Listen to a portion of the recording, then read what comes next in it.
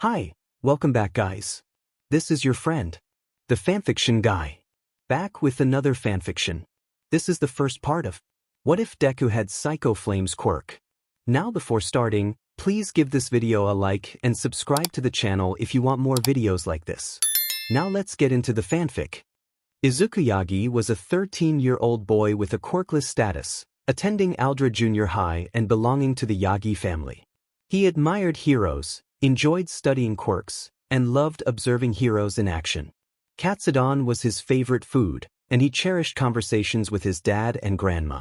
However, he had a strong dislike for bullies, particularly Izumi and Kaken, and felt neglected at times. Izuku was timid, heroic, and selfless, often battling feelings of depression that made him tearful. Despite this, he was kind to everyone, even those who didn't deserve it. His dream was to become a hero and gain his parents' attention. He was known by the alias Deku, but his status was uncertain. As he grew older, Izuku transformed into the Green Devil, a 14 to 15-year-old with the quirk known as Psycho Flames. He had no formal affiliation but would eventually find himself in Tartarus. He had a strong desire to eliminate criminals and villains, particularly hunting down All for One. The kind, timid Izuku had faded away, replaced by someone who had been pushed beyond their limits. The experiences that once shaped him felt meaningless, and his dream became to die alongside All for One to atone for his past actions. At 16, Izuku's current status and quirk remained unknown, and his personality was a mystery. He had several former aliases, including Deku, Green Devil, Zu, Toya, and the One Who Should Have Died. His latent quirk, Psycho Flames, was powerful and versatile, manifesting as cold green flames that attacked others' mental states, invoking fear and dread. When enraged, the flames became searing hot. The cold flames remained lit until extinguished or when the user was far away, while the hot flames were resilient but could be extinguished. Izuku possessed various abilities, including pyrokinesis, heat sensing, thermal vision, and flight. He could create flames and had a razor-sharp mind, excelling in multitasking and retaining knowledge. His cooking skills were unmatched, and he was well-versed in first aid, especially for himself. As battles progressed, he grew stronger, with his flames expanding and intensifying. He had several ultimate moves, such as Flash Fire Fist, Pyrovoyance, and Cinder Storm, among others. Each technique showcased his mastery over fire and his strategic thinking in combat. However, producing heat raised his body temperature, and controlling large amounts of fire strained his mind, causing headaches. In terms of equipment, he wore inhibitor gauntlets designed to weaken powerful quirks and used cremation cartridges to store thermal energy for projectiles. 10 years prior, the Midoriya family seemed perfect, with a pro-hero mother, a caring father, and 2 adorable twins.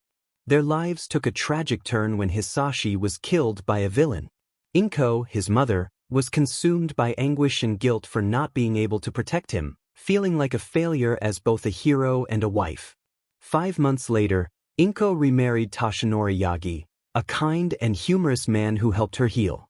He reassured her that sometimes, not everyone could be saved, which was part of being a hero. Over time, the Yagi family found happiness again. 1 year later, 4-year-old Izuku stood in the living room, gazing at framed photos of his deceased father and his stepdad's mentor, Nana Shimura.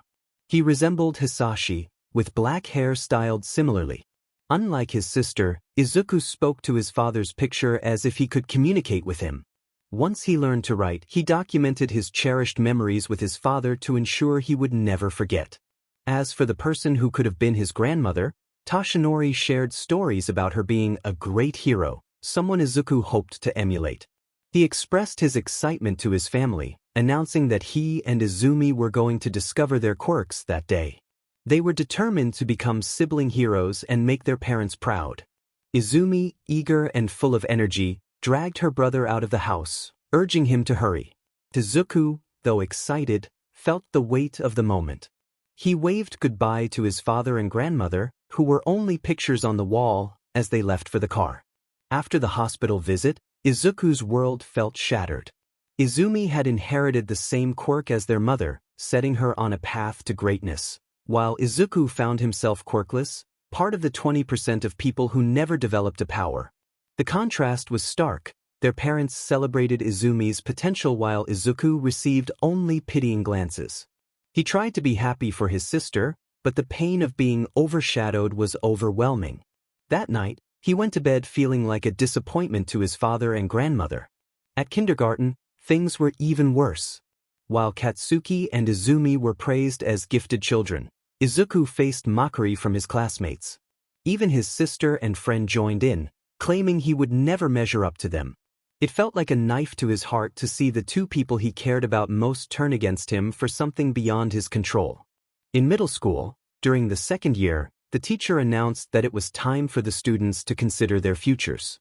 Most of the class was only half listening, except for one student who diligently took notes on heroes he had seen. The teacher, with a stack of papers, tossed them aside, declaring that he knew they all wanted to become heroes. Katsuki, with a smug demeanor, interrupted, suggesting that the other students shouldn't get their hopes up. He and Izumi, the most talented in their grade, dared anyone to challenge them, their arrogance palpable. Izuku felt a familiar sense of despair wash over him as he buried his head in his notebook.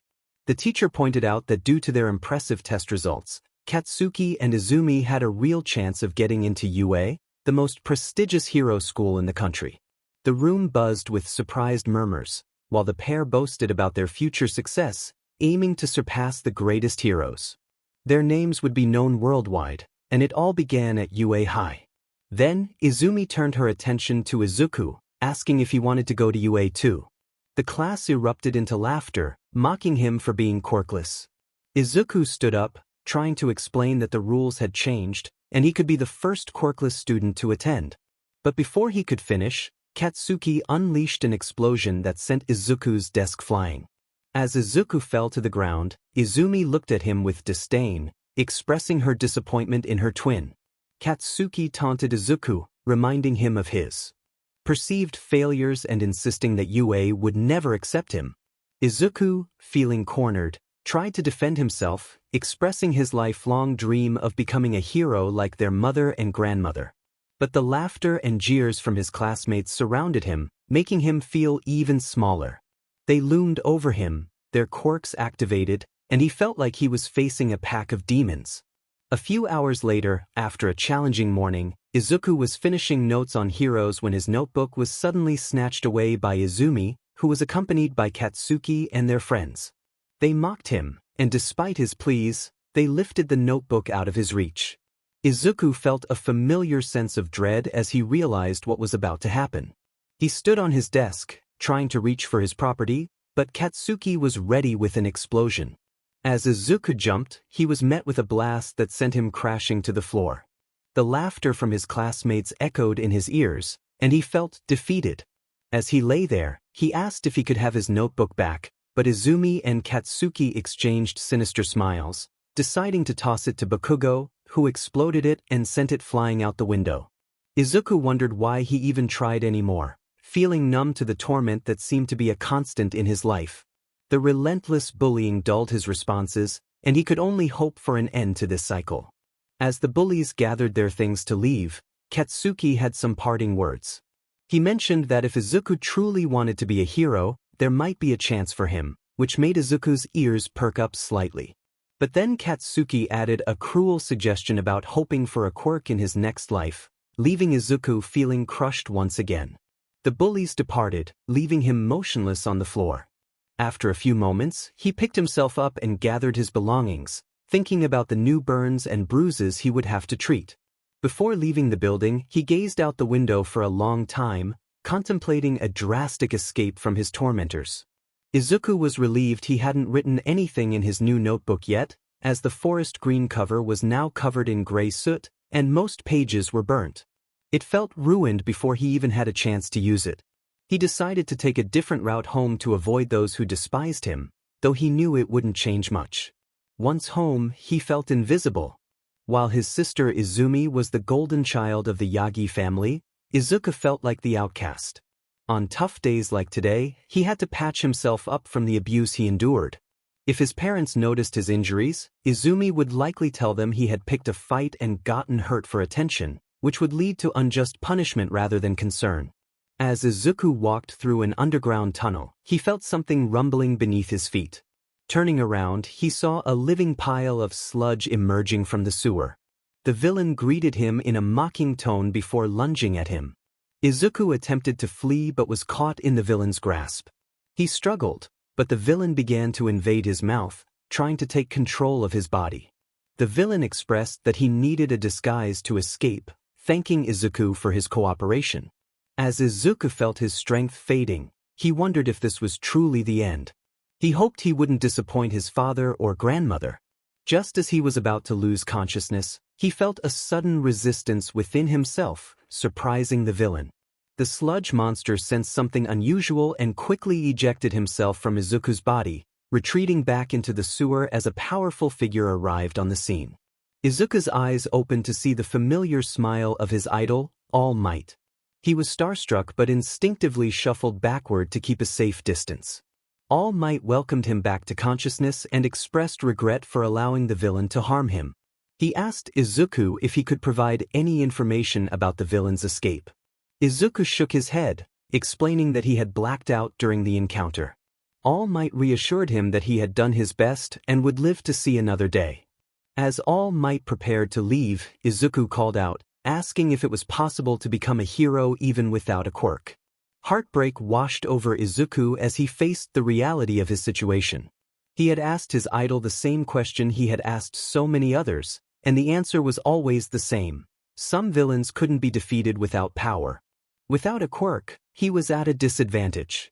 Tears streamed down his face as he made his way home, feeling nothing but anguish and despair. If he encountered any more villains, he wouldn't even try to fight back. Upon arriving at his family's large house, he sought out the family members who didn't make him feel like a burden. He greeted his father and grandmother, silently expressing his struggles and hoping they would continue to watch over him. A final tear fell as he finished his unspoken prayer. As he headed to his room, he passed Inko in the kitchen, preparing dinner. She had the day off, and for some reason, he felt compelled to talk to her about his day for the first time in years. With little hope, he approached her. He greeted her softly, but Inko was too focused on her task to notice. When he mentioned his day had been terrible, she abruptly turned to him, alarmed by his words. She scolded him for making light of such a serious topic, not realizing the depth of his pain. Izuku muttered to himself, regretting his attempt to reach out. Inko misinterpreted his words, assuming he was in trouble again, and ordered him to go upstairs. With heavy feet he complied, wishing he hadn't tried to connect with her. He reached his room, if it could be called that, in the poorly insulated attic. The summers were unbearably hot, and the winters were freezing cold. It was mostly bare wood that he tried to keep clean, but dust always piled up. He threw his bag down and plopped onto the mattress on the floor. He wondered why he had to endure this, questioning what he had done to deserve such treatment. Just being born seemed like a heavy burden.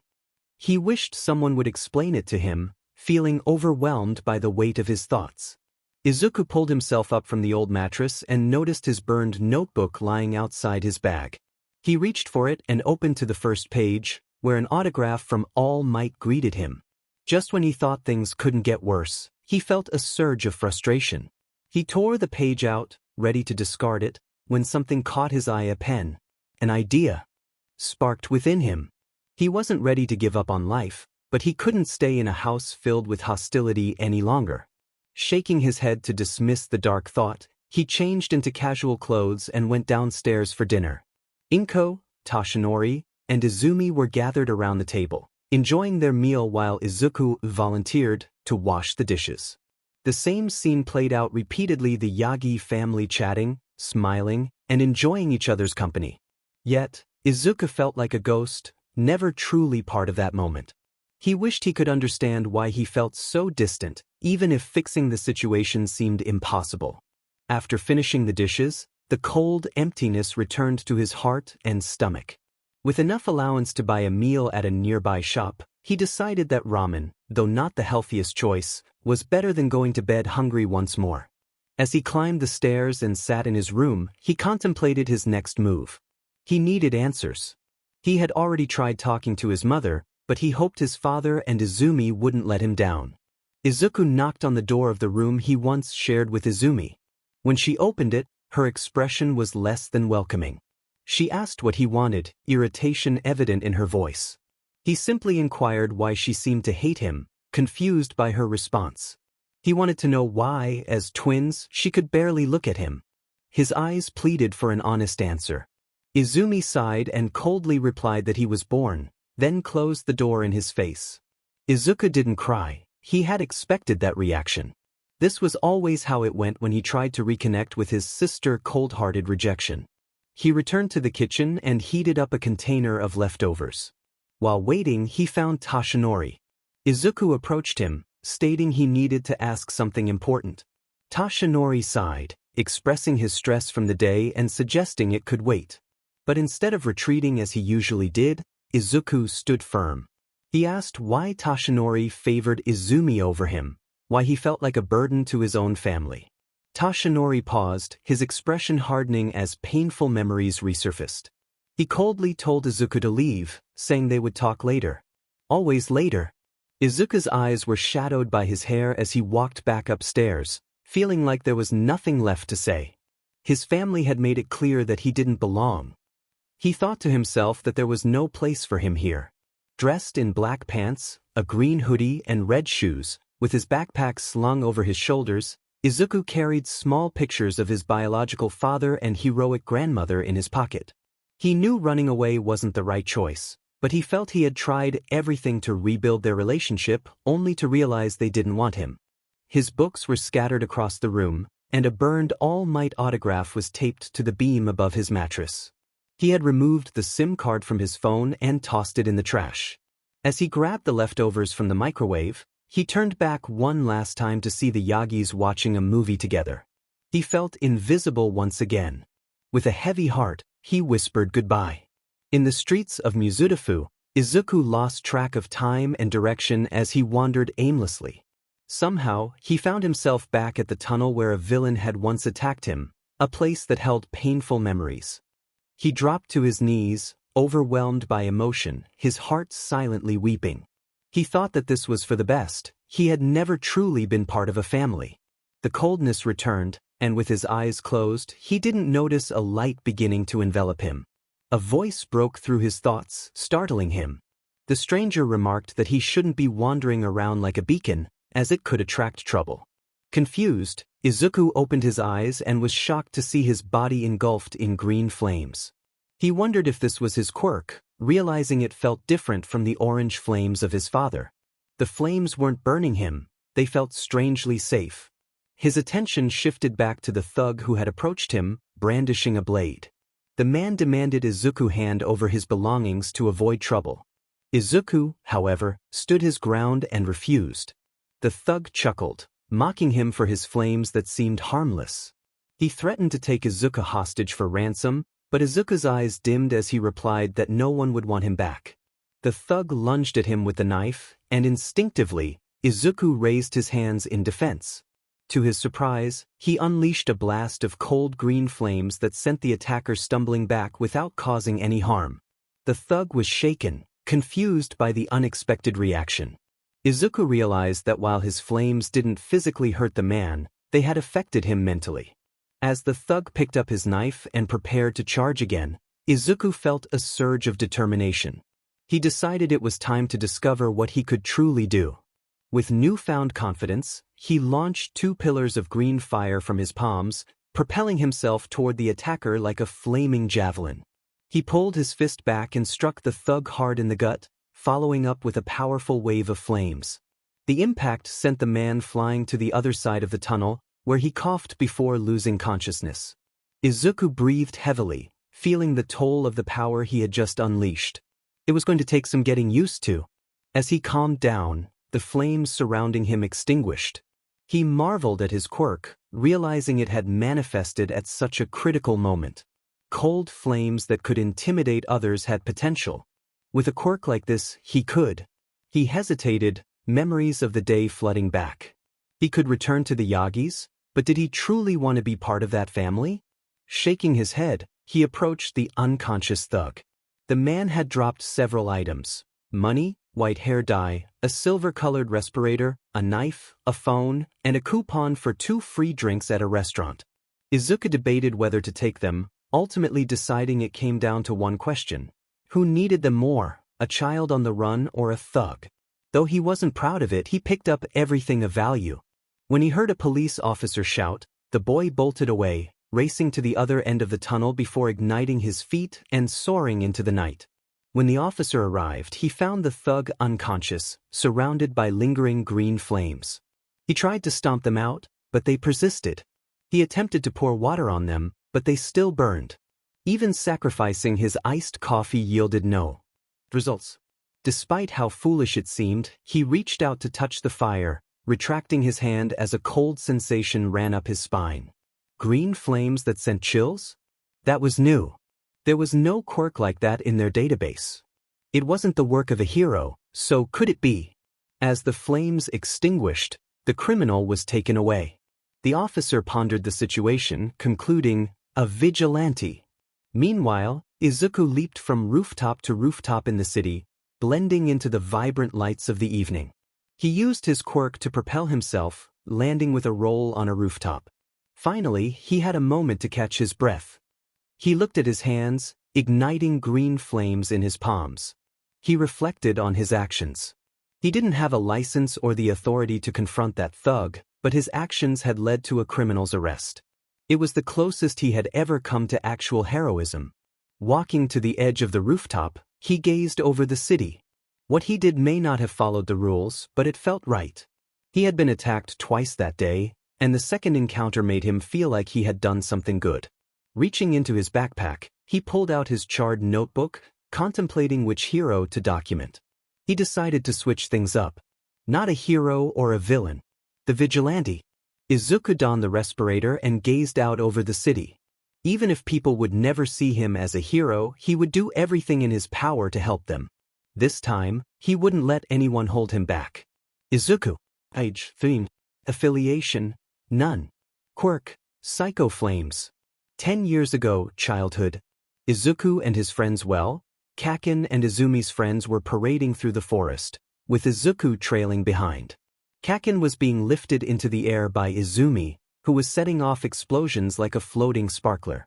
As they crossed a log over the creek, Izumi lost her footing and fell into the water, taking Kaken with her. Their friends expressed concern, but the two shrugged it off. Kaken playfully jabbed at Izumi, blaming her for the mishap, and she shot back that his loud explosions had distracted her. Their playful banter was interrupted when the weakest member of their group reached out to help them. He expressed worry for their safety, showing kindness they didn't think they deserved. That was the first time Izuku Yagi learned how to block a hit. Present. Izuku returned to the forest where he and his childhood friends had once played. Initially, it was a place filled with good memories, but now it felt hollow and empty, as if he had never belonged there. Anger bubbled within him as he recalled the abuse he had endured for no reason. Walking past the creek, he ventured deeper into the forest, seeking a secluded spot to practice his quirk. He picked up a stick and set it on fire. There was no smoke, no heat. He tossed the stick into a puddle, and it continued to burn. Flames that didn't burn but affected a person's mental state like a mix of his parents' quirks. Could he control the flames? He set down his notebook and raised his hand toward the stick. The green flame rose, and he directed it with ease, clenching his fist to extinguish it. Pyrokinesis.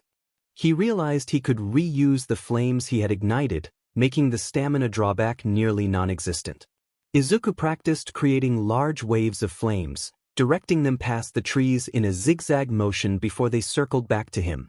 He discovered he could absorb the flames into his body to replenish his stamina. After a while, a headache set in from overusing his powers, but a cup of water quickly alleviated it. He then ignited his feet and took off into the air.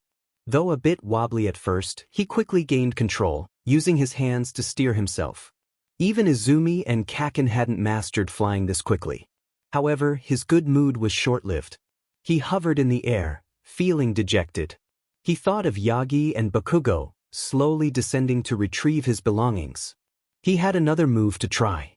Covering his fist in green flames, he punched a tree. The impact was strong, but his fist felt barely phased.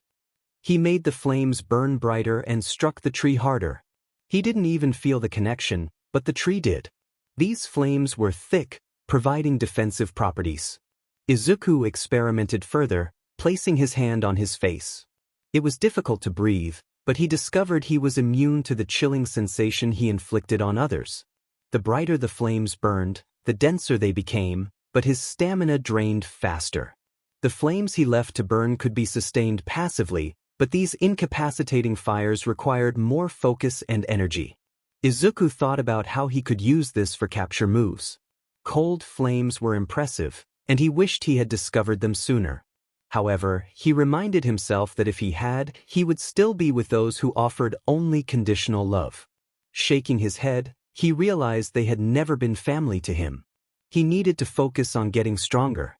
He had a trial run, but if he got cocky, it could lead to disaster. Setting aside distracting thoughts, Izuku dedicated the day to mastering his flames. Before he knew it, sunset had arrived. He donned his metal respirator to conceal his lower face and a hoodie to hide his hair before taking flight into the city. He felt inexperienced and decided to keep his actions low-key, perhaps targeting some petty criminals in the alleys. In Mizudafu, Izuku patrolled the city from rooftops and streets, doing his best to blend in while minimizing the use of his flashy quirk. Around 10 p.m., he contemplated calling it a night when he heard the sound of glass shattering. Investigating, he discovered two punks in an alleyway holding stolen purses. One of the thieves, wearing a red beanie, boasted about their haul, while the other, clad in a dark green overcoat, added crude comments about their plans for the evening. That was all Izuku needed to hear. He approached them, a short hooded figure, and questioned whether the purses belonged to them. The crooks smirked and dismissed him, telling him to go play hero elsewhere. One of them raised his hand and unleashed a wave of orange flames, thinking he had won. However, Izuku emerged from the flames, surrounded by a pillar of bright green fire. The criminals were taken aback as he declared that he was not a hero. Igniting flames on his back, he shot toward them, striking with surprising speed. He uppercut one thug and kicked the other against the wall. They were shaken but still standing. As one of the thugs shouted in anger and attempted to shoot flames at him, they tried to escape but were hindered by Izuku's control over the fire. He soared into the sky, determined to cut them off before they could flee. A wall of hot flames blocked their path as he hovered above them, instilling fear in their hearts. He descended, delivering two powerful punches that knocked them out cold. When he landed, he breathed heavily, surprised by his own strength. He realized he could control other flames, even those from people. The emotions he sensed from the thug's flames, greed, apathy, and a thrill-seeking nature made him uneasy. He tied them up and prepared to call the authorities using one of their phones, but something caught his eye beneath a nearby dumpster. He discovered a hatch leading to a staircase that descended into a small room filled with stolen goods. After a moment of hesitation, he remembered he needed supplies for his vigilante work. He took food, water, some cash, and a first aid kit. Once he finished gathering what he needed, he called the authorities, leaving the criminals' hideout exposed. Before departing, he took the dark green overcoat from one of the thugs and flew off into the night, leaving behind a trail of green flames on the pavement as a signature of his work. The police arrived at the location where they tracked the cell phone. They found two unconscious thugs and an underground hideout. One officer expressed disbelief at the capture of the notorious super-criminal brothers, while his partner recognized the distinctive green flames left behind, indicating their vigilante friend had been there. Meanwhile, Izuku hopped over rooftops before landing on the ledge of a skyscraper, hidden from view. He felt conflicted about stealing from criminals, knowing that two wrongs don't make a right. Yet, his survival instincts told him it was necessary. Alone in the world, he sighed and took out some takoyaki to eat, reflecting on how heroes were rewarded for protecting people. He considered this his payment as a vigilante. After finishing his meal, Izuku examined the green overcoat he had taken. It would serve as his blanket, while his yellow backpack would be his pillow. He felt a sense of anticipation for the next morning, knowing there would be no one to bully him. Before drifting off to sleep, he pulled out 2 small pictures of his family and whispered goodnight to them. The next day, Izumi and Bakugo walked home after a dull day of school. Izumi wondered if something was missing, and Bakugo expressed his frustration about not asserting his dominance enough. They both realized they hadn't seen Izuku in a while, and Bakugo dismissed the thought, telling Izumi to inform him that he was worthless. After parting ways, Izumi headed home and went up to the attic. With a swift motion, she used her telekinesis to send the hatch flying off its hinges, ready to explore what lay beyond. When was the last time this place was looked after? She flew up and saw the attic covered in dust, with school books scattered on the floor. She wondered when Deku had last cleaned up there, but no one was around to answer her. Growing frustrated by the silence, she noticed a note with All Might's signature. Her eyes widened as she read what was on the other side. Inko and Toshinori returned home, and Toshinori turned on the news for updates on a troubling topic. They found their daughter slouched on the couch, looking shattered. Izumi didn't respond immediately. After a moment, she asked when her parents had last seen Izuku. It was a strange question, and it took them a concerning amount of time to think about it. Before they could answer, Izumi raised a slightly burnt piece of paper with All Might's signature. The note read that Izuku felt like a burden and questioned why he was hated so much. He expressed a desire to not be missed and stated that he would no longer be a problem. The family was devastated by what they read. Izumi confirmed it wasn't a suicide note since he had left with his bag, but the truth was undeniable. Izuku had run away. They had pushed him away. Breaking news flashed on the screen. The report detailed how a green fire vigilante had struck again, capturing 2 criminals who had been on the wanted list for a year. The criminals had awoken in fright and refused to speak about their attacker. All the police could learn was that he was a dangerous outlaw, suspected to be armed and wielding cold, green flames. The first sighting of his strange quirk was near Aldra Middle School. Their hearts sank. Izuku was out there, alone and defenseless, and the vigilante was in the same area. Inko had flashbacks of her late husband and broke down in tears. Izumi looked like a broken soul. Toshinori felt a chill at the thought of his quirkless son having to fend for himself on the streets as he once had. Little did they know, their assumptions were far from the truth. Elsewhere, a shadowed figure sat in a chair surrounded by medical machinery, having just finished watching the news. He found the vigilante's quirk interesting, igniting fear in others, and was impressed by how quickly he had made the news. It had been some time since Izuku left the Yagis, awakened his quirk, and became a vigilante. He was learning about himself every day and doing what he could to help others. Although he felt guilty for breaking the hero's rules, he believed his actions were making a difference. Izuku put his notebook in his bag, hiding it behind an air conditioning unit. Dressed in a black shirt and green shorts, he planned to spend the day walking around town like an average kid. To avoid being recognized, he wore a face mask and a cap that let his black and green tufts of hair hang over his eyebrows. He blended in well with the sparse crowd. Stopping by a playground, he watched the children playing together, feeling a pang of nostalgia for a better memory of this place. As he walked away, he noticed a missing person poster with his face on it. Mixed feelings washed over him. He wondered if they were worried about him after all this time. He reached for the paper and tore off the Agi kanji next to his name.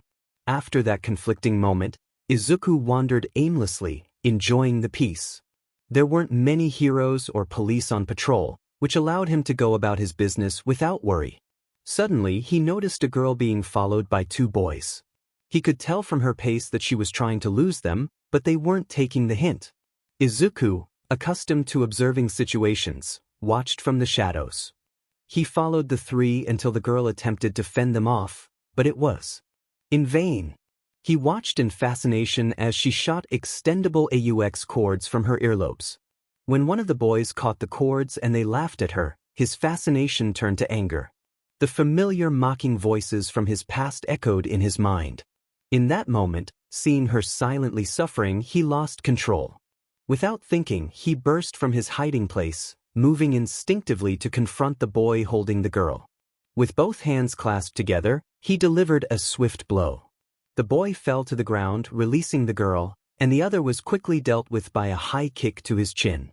He fell hard, and Izuku stood over him, pinning him down. His green eyes burned with intensity, and he uttered one chilling word, "Leave." The remaining bully squirmed out from under Izuku's foot and fled, leaving his friend behind. Turning around, Izuku saw the girl looking stunned and slightly afraid. He muttered an apology before walking away. The girl called out to him, holding out his cap that had fallen during the scuffle. For a moment, Izuku panicked but then remembered he had used a bit of white hair dye on his green highlights. He wouldn't dare alter the black hair reminiscent of his late father and grandmother. He took back his hat and put it back on. The purple-haired girl expressed her gratitude for his actions, though she avoided meeting his gaze.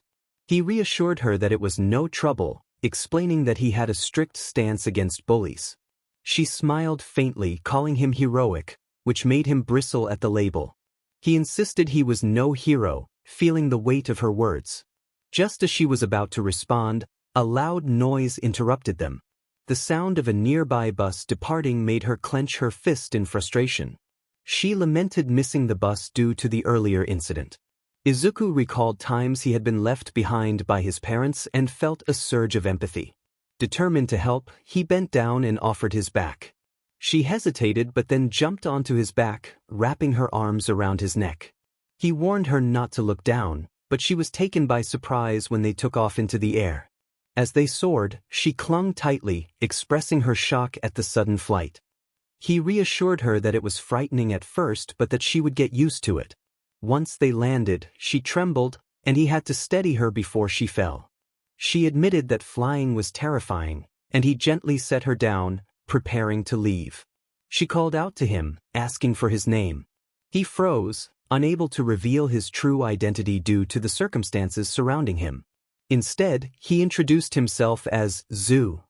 She sensed his unease but chose not to press further, sharing her name, Kyoka. Izuku continued jumping across rooftops, feeling a bit lighter after their encounter. He wondered why someone like her would be a target for bullies and hoped he had made an impact. Suddenly, something in the distance caught his attention: smoke. He quickly moved to investigate. Earlier, Katsuki had expressed his worry about Izuku's absence, fearing he might encounter a dangerous vigilante. His frustration boiled over as he crushed a soda can, blaming Izuku for causing concern among his friends. Unbeknownst to them, a mass of sludge was gathering nearby. Back in the present, Izuku found himself in a shopping district, hiding behind an air conditioning unit on the roof.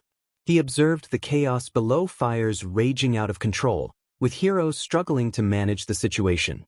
Backdraft was working to extinguish the flames, while Kamui Woods attempted to rescue civilians. Any lady was present but unable to assist due to the narrow passage. Death Arms was futilely confronting the villain. Izuku's attention was drawn to the villain, who had taken a child hostage.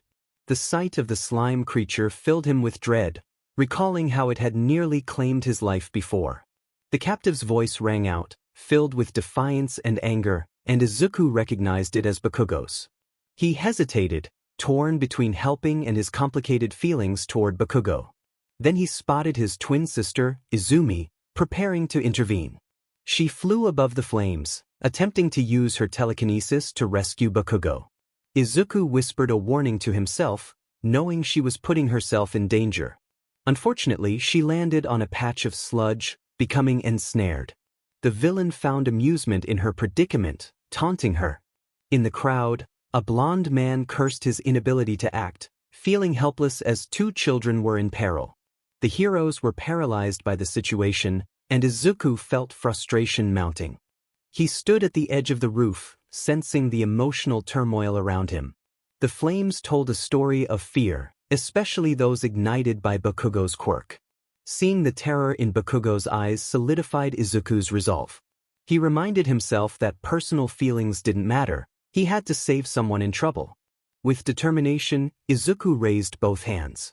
The orange flames blocking the heroes suddenly roared up before transforming into a cold, green hue. Confused, the flames then surged toward the villain, entering his mouth. Katsuki felt himself starting to lose consciousness, bewildered by the situation unfolding around him.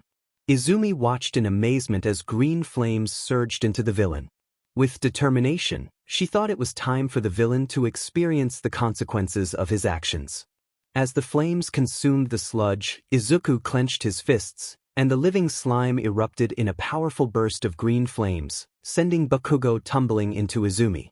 They both found themselves safe amidst the chaos. The crowd watched in awe, murmuring about the extraordinary event. Questions filled the air. What had just happened? Whose quirk was responsible for the green flames? Why did it suddenly feel so cold? As the police and paramedics arrived, the blonde man reflected on the scene. The green flames that didn't burn belonged to the vigilante who had just saved his daughter. He wondered where the vigilante had gone, already leaping away into the sunset. Despite having saved 2 lives, he felt a sense of unease, hoping he wouldn't regret his actions. Later, Katsuki and Izumi sat quietly in Toshinori's car as he drove them home. Toshinori praised Katsuki for his impressive fighting spirit, noting how even the professionals had been impressed.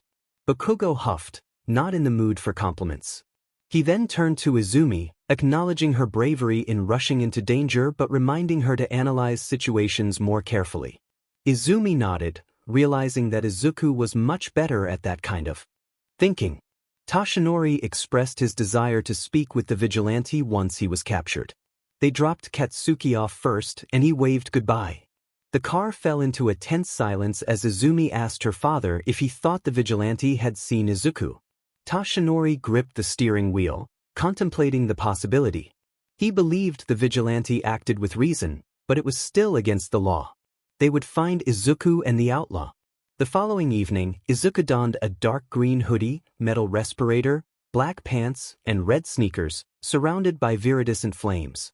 Perched on the edge of a tall building, he spotted a car speeding recklessly through traffic. It looked like it would be another late night. He secured his face armor and hoodie, then took off after the car.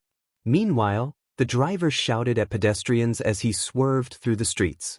He asked his partner if they had gathered everything from the hardware store, and his partner assured him that the big man would be thrilled with their haul. Suddenly, a green light landed on the hood of their car, and panic set in. They tried to shake off the figure, but he remained steadfast. With a flaming fist, he punched through the windshield and seized the steering wheel. The car veered sharply, flipping onto its side and crashing into a brick wall. The vigilante leaped away just before the impact, watching the criminals struggle to escape. They were injured but still clutched a bag of stolen goods. He taunted them, questioning their driving skills. The thugs, seeing a figure of living fire before them, yelled in anger and fired their weapons. The bullets passed through the flames, striking the car instead. In their confusion, they failed to realize they were not shooting at a person, but rather a mirage. It was too late when a bullet struck the engine. The car erupted in flames, sending the criminals tumbling onto the street, unable to rise. As the world around them faded, a voice echoed, thanking them for inadvertently helping to create the explosion. The vigilante looked down at them with cold eyes. As they lost consciousness, he inspected their bag, discovering metal plating and steel pipes, materials likely intended for an armored accessory, suggesting a connection to someone in poor health. If criminals were transporting this, it was probably meant for a crime boss. Not tonight, he decided. He picked up one of the criminals' phones and made an emergency call, remaining silent to avoid detection. Before leaving, he noticed some malleable black metal plates and thought about his bright red shoes. He believed he had earned himself a gear upgrade. With that, he took off into the night, leaving behind a trail of green flames. Soon after, the police arrived, accompanied by the number 32 hero, Teleki. She was taken aback by the scene, noting the cold green flames lingering near the unconscious thugs. As one of the criminals began to regain consciousness, he weakly demanded to know where the vigilante was, expressing his desire for revenge. Teleki used her telekinetic powers to pull him closer, demanding answers about their activities and the vigilante's whereabouts.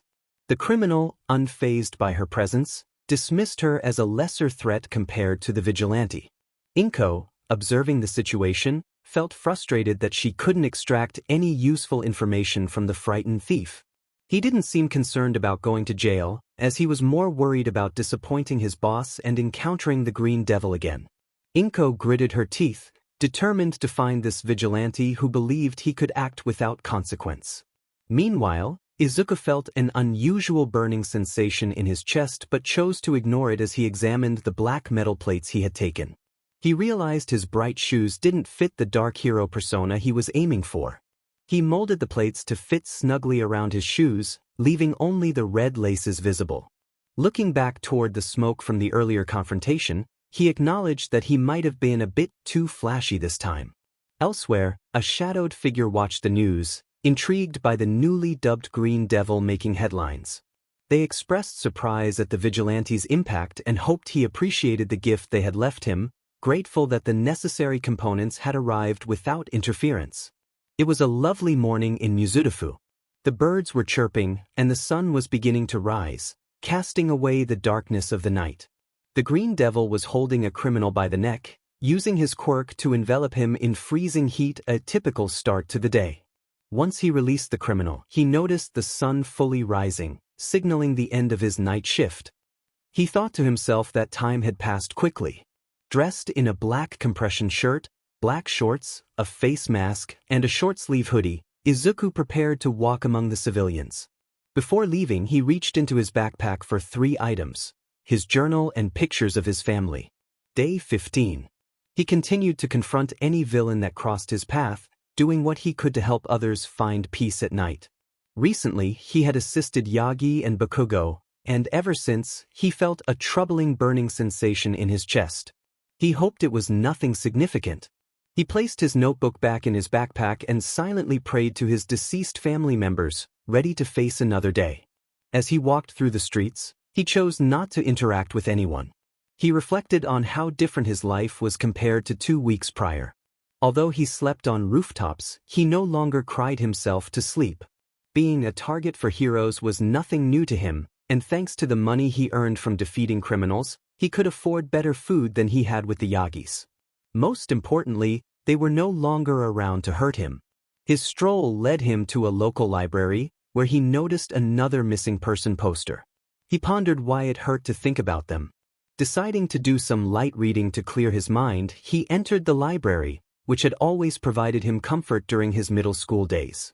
It was a refuge from bullies, and the librarian was the only person he had managed to build a somewhat positive relationship with. He often helped her return heavy books to the shelves, an exercise that had helped him gain some strength, though not nearly as much as Katsuki. As he browsed the shelves, he heard a voice exclaim loudly, "Too loud for a library." A girl with pink skin was lamenting about her situation, surrounded by a pile of textbooks. Izuku approached her, curious about her predicament. She had bushy hair similar to his and striking golden pupils. When he asked what she was doing, she initially responded with a dramatic remark about writing her will, but then clarified that she was studying. He tilted his head in confusion, wondering why she would study during summer break. She explained that she had faked being sick during finals to avoid her worst subjects, but when her parents found out, they left her to study during the break. Izuku couldn't help but smile slightly at her plight. She was covering math, history, and English, and when he mentioned he excelled in those subjects, she eagerly asked him to tutor her. Taken aback by her request, he hesitated, recalling how others had turned away from him in the past. Yet here was someone genuinely asking for his help. She dropped to her knees, pleading with him to assist her, which made him uncomfortable. He quickly agreed, telling her to get up as people were watching. She jumped to her feet, thanking him profusely. As they walked to find a chair, she introduced herself as Mina Ishido. He smiled and responded with his name, feeling a pang of guilt for not revealing his true identity. He couldn't risk being discovered and returning to a life of neglect and abuse. They decided to tackle one subject each day, starting with her worst subject, math. They spent hours studying and taking notes, breaking for lunch at a nearby mall. Mina expressed disbelief that exams could be scheduled during vacation, and Izuku reminded her that her choice to fake being sick had led to this situation. As they enjoyed their meal, he felt a sense of normalcy he hadn't experienced in a long time. Mina thanked him for tutoring her, and he felt a warmth in his chest, a feeling he had almost forgotten. It was a light-hearted moment as Mina playfully teased the boy about having a charming companion. He shyly admitted that he was actually enjoying a normal school experience, something he had never had before. Mina's curiosity piqued as she listened to him. He shared that studying with others was a refreshing change, and though he wore a small smile, it carried a hint of sadness. Mina, ever the supportive friend, encouraged him, saying that anyone would be lucky to study with him because he made learning enjoyable. Izuku, feeling the weight of her words, looked down at his food, revealing his insecurities about popularity. The atmosphere around them grew heavy, but Mina quickly broke the tension, insisting that those who didn't appreciate him were missing out. She expressed her delight in having him as a study partner, which touched Izuku deeply. However, he reminded himself that she was referring to Zu, not Izuku, and he felt a pang of doubt about how she would react if she knew his true self. He closed his eyes and forced a smile, expressing his appreciation for her friendship. After finishing their meal and settling the bill, they returned to the library to continue their studies. As dusk approached, they bid each other farewell, and Izuku went to bed that night feeling lighter than he had in a long time. The next day, they focused on history. Their study sessions turned into enjoyable bonding experiences, although Zu remained guarded about his own past. He maintained a friendly demeanor while keeping a safe emotional distance. On their final day, they tackled English. Mina complimented Zu on his teaching skills, and he felt grateful that his mask concealed his blush. Mina playfully pouted, expressing her disappointment that their time together was coming to an end. She credited her improved grades to their collaboration and thanked him enthusiastically, which warmed Izuku's heart. He sincerely acknowledged that it had been a pleasure working with her. To save time, they decided to finish their studies at the food court and enjoy some window shopping at the mall. For Izuku, these moments were a glimpse into the normal childhood experiences he had missed. Even before becoming a vigilante, he had never participated in such activities. He contemplated the possibility of leaving that life behind and spending more time with Mina, envisioning a future where he could have a true friend. Suddenly, Mina spotted something on a screen and exclaimed about Teleki. Izuku's heart raced as he turned to see his mother on the television, looking distraught. The headline revealed that she was pleading for her missing son to return home.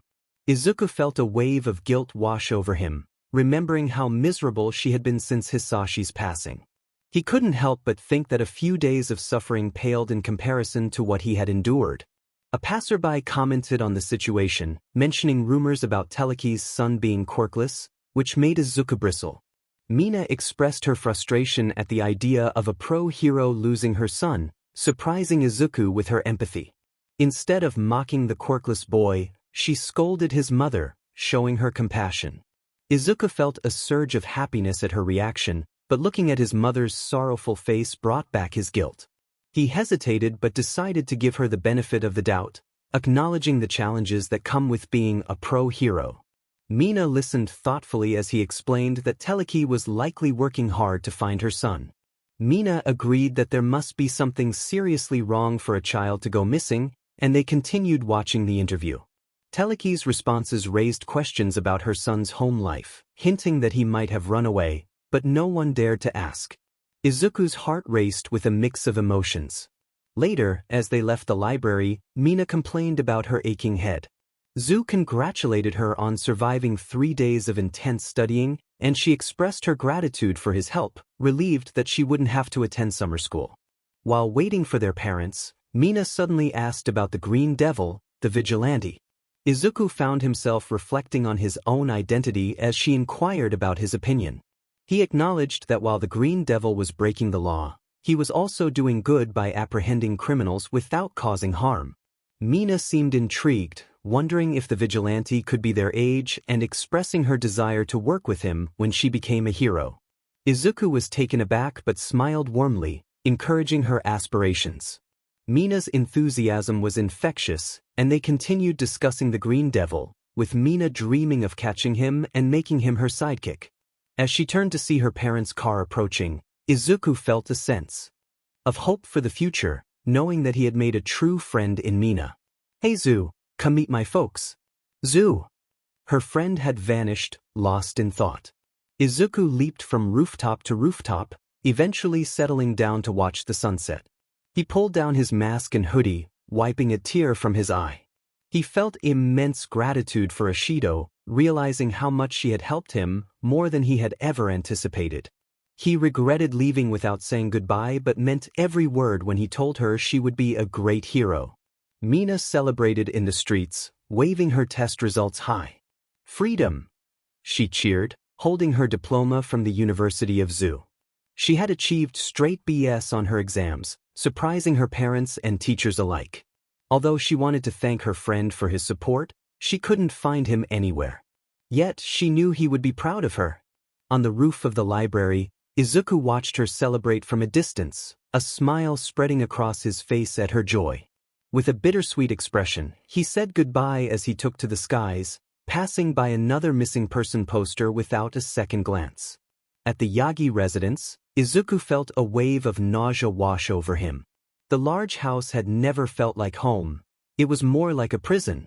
After being missing for 18 days, he knew his family must have been affected. He approached the front door, staring at the doorknob, just an inch away from returning to his life as Izuku Yagi. Doubts flooded his mind. If he went back, would they be angry? Would things be worse than before?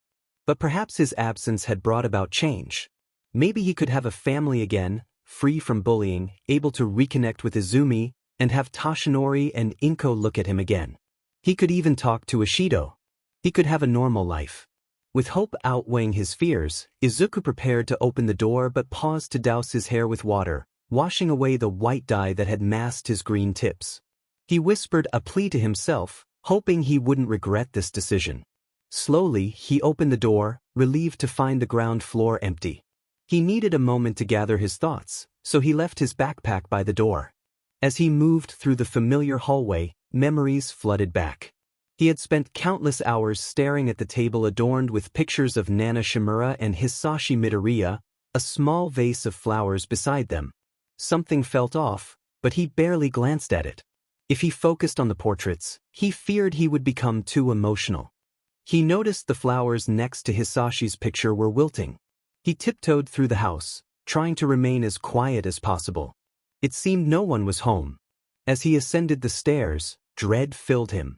His parents' and sister's rooms were on that floor. He heard voices coming from Izumi's room, voices that were both delighted and unsettlingly familiar. "He's been showing up in this area the most. We can do a stakeout and catch him in the act." The gruff voice was unmistakable. "But Kugo," he thought, feeling a pang of frustration. Izumi's voice followed. "He wins by catching people off guard and intimidating them, but we'll get the jump on him. That'll give us a shot at taking him down." Izuku's heart raced as he realized they were discussing someone dangerous. "We'll take down that arrogant individual who thinks he can do whatever he wants," Katsuki declared with enthusiasm. "We'll make him talk. He'll tell us where Izuku is. Best of all, taking down the Green Devil will make for an impressive debut for the next top heroes." Every word they spoke made Izuku feel nauseous, a mix of anger and despair rising within him. He felt a strong urge to confront them, but he was grateful they hadn't noticed him. He retreated downstairs, hoping for a better reaction from his parents. Sitting in the living room, he simmered with frustration. They were still so self-absorbed, prioritizing their own glory even while he was missing. He scolded himself for the thought, reminding himself he was there to reconnect with his family, but only if it meant a better life. Noticing the door was still open, he went to close it. That's when he saw it. On the table with his late family members' portraits, Hisashi's picture was missing. Nana's portrait remained well kept, but his father's was gone, and the flowers were wilted. Izuku's heart raced with dread. A terrible realization struck him. He rushed back upstairs to his parents' room, searching Inko's nightstand. It was empty. Panic surged within him. He rifled through the dresser and found nothing. Returning to the nightstand, he opened the drawer with trembling hands. What he discovered filled him with dread and sorrow. He found framed pictures of his father that had once decorated their home and Inko's old wedding ring. It dawned on him that Inko was trying to forget Hisashi, to erase him from her life. Worse still, he found the singed letter he had left behind when he ran away. Memories flooded back, his desperate cries for affection ignored. But they hadn't been ignored. Inko had responded. The answer he had longed for, the reason his mother wouldn't look at him, was painfully clear. He resembled Hisashi too closely, a constant reminder of her perceived failure to save her husband. So that's it? I'm not her son to her. Just her failure incarnate? He stumbled upon a picture of himself and Hisashi playing in the yard, and he fell to his knees, tears streaming down his face. Is this why you won't look at me? Because I remind you of how you failed to protect your husband? I've been neglected because you failed as a hero? Well, Teleki, I guess we can add parenting to your list of failures. With a dark glare and tears still on his cheeks, Izuku stood up, wiping them away before they could betray him. He took the picture of himself and his father from the drawer, placing everything back as he had found it. He walked out the door, feeling more desperate than ever to leave the household that had abandoned him. They had tried to forget him and Hisashi. If they didn't care, why should he? All he had ever known from them was pain. Well, no more. He wished them ill as he flew away, his heart aching. As he flew, he spotted yet another missing person poster. He placed his palm on it and ignited his viridescent flames. Unbeknownst to him, a dark gray scorch mark appeared in the shape of his hand. 1 year ago, the Yagi household was celebrating the 13th birthday of their daughter, Izumi. Inko exclaimed how much she had grown, while Toshinori added his own praises. The backyard was filled with decorations, gifts, and laughter. However, one person was noticeably absent from the festivities, despite it being his birthday too.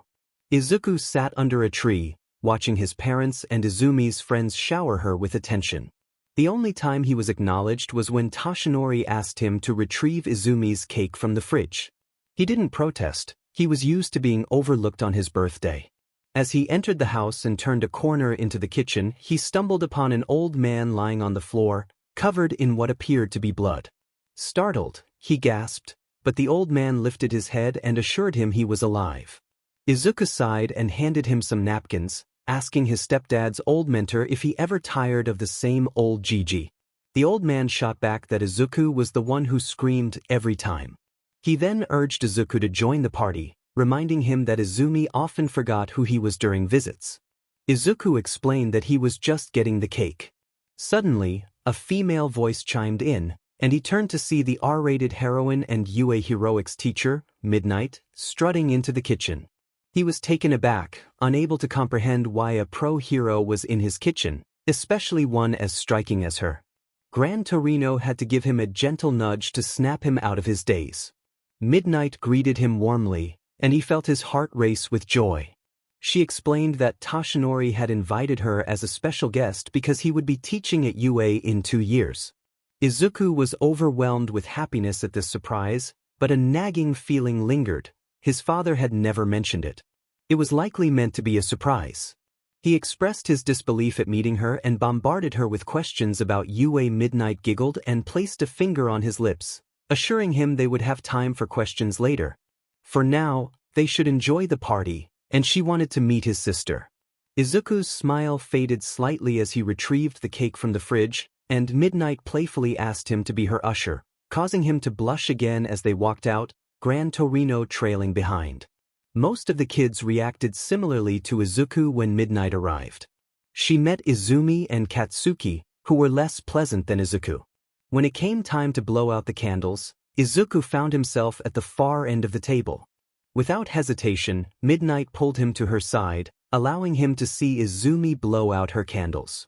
After the cake was cut and everyone had a piece, Izumi approached Midnight with their parents. She excitedly declared her intention to attend UA one day, hoping Midnight would be her teacher. Midnight smiled at her enthusiasm but warned that hard work lay ahead.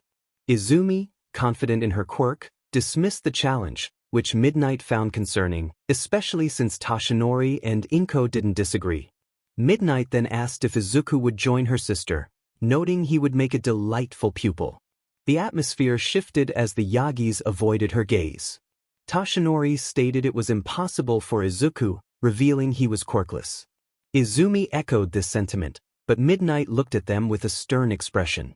She reminded them that there was no rule stating one needed a quirk to be a hero and that Izuku was welcome to try his best.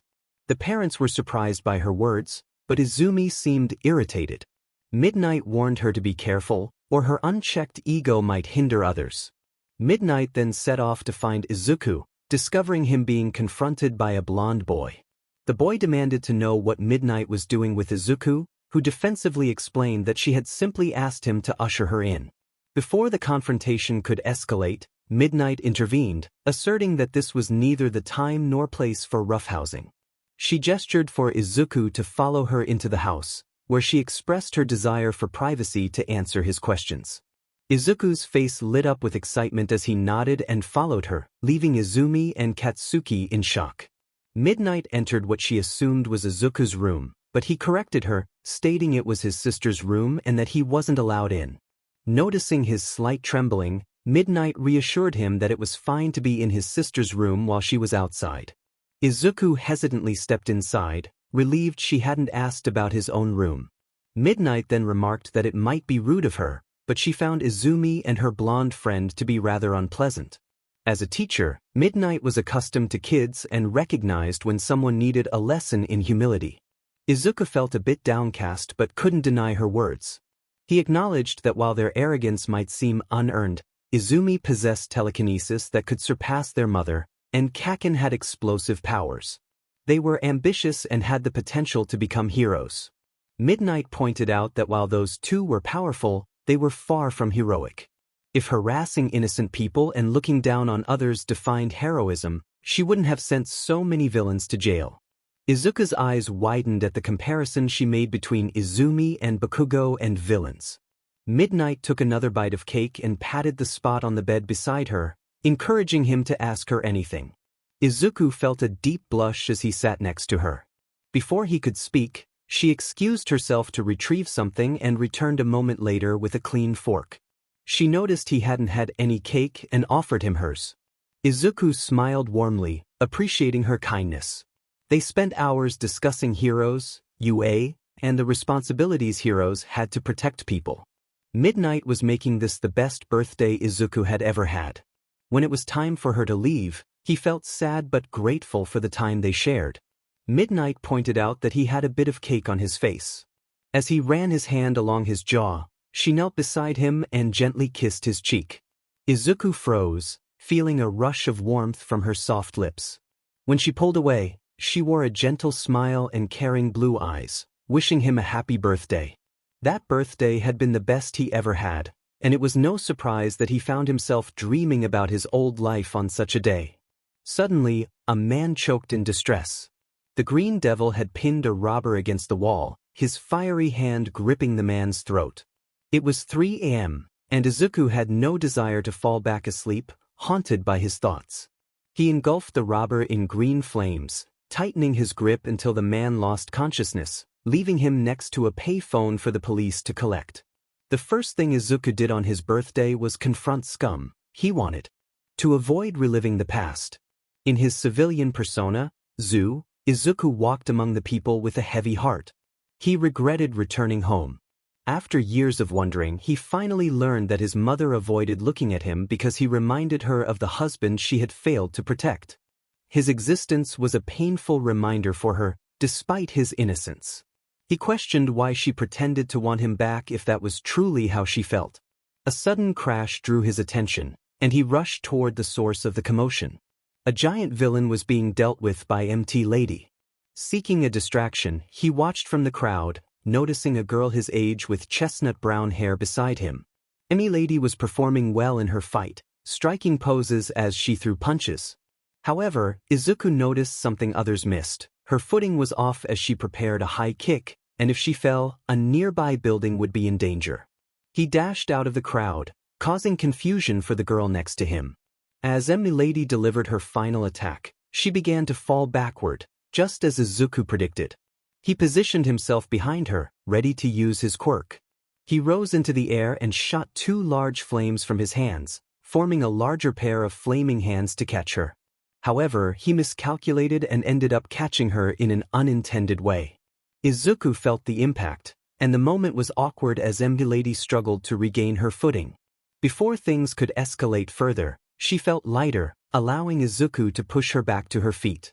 Once she was stable, he immediately retracted his hands, covering his face with his arms and breathing heavily. He had wanted a distraction, but not like this. His 14th birthday was turning out to be quite eventful, and he was so flustered that he didn't notice the pro-hero dragging him away for questioning. The pro confronted him, expressing her frustration. Izuku was still processing what had just happened, feeling the sensation linger in his hands. Before she could speak again, she noticed his expression. It wasn't one of fear or excitement but rather one of self-reproach. She asked if he was okay, and he finally met her gaze, revealing the exhaustion in his eyes.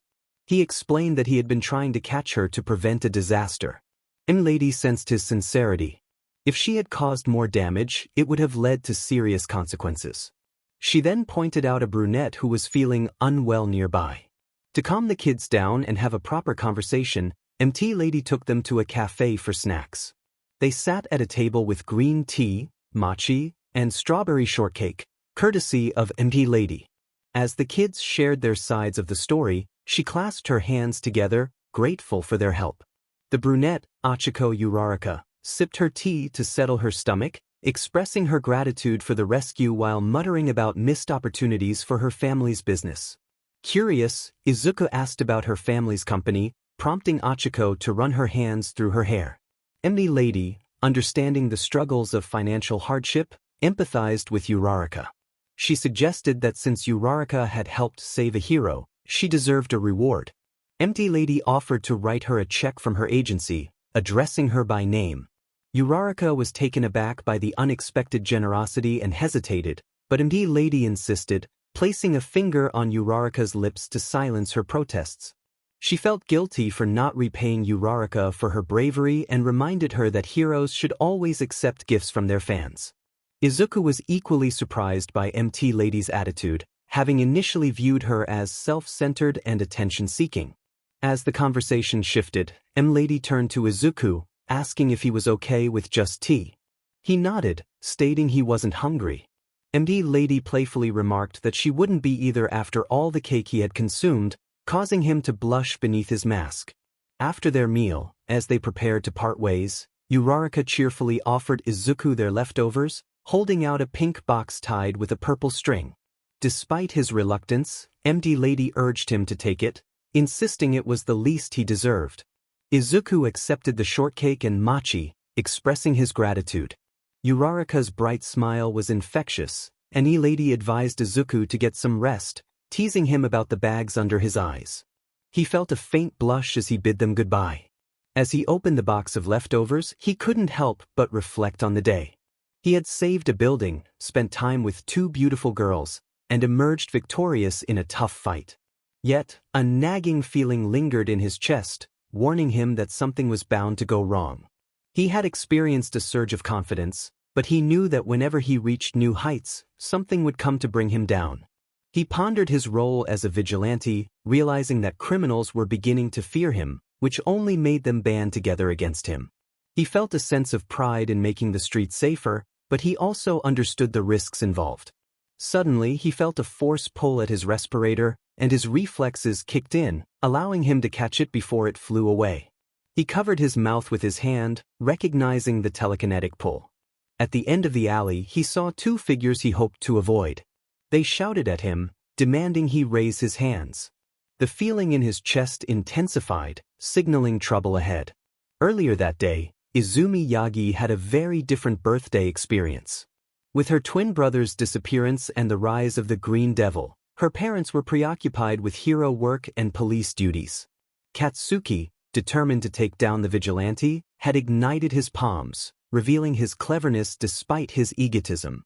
He deduced that the Green Devil had been moving toward their area and proposed they confront him themselves instead of going to the police.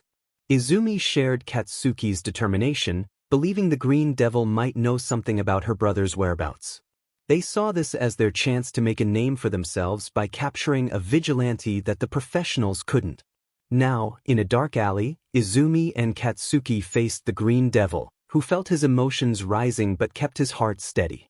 He covered his mouth to avoid being recognized.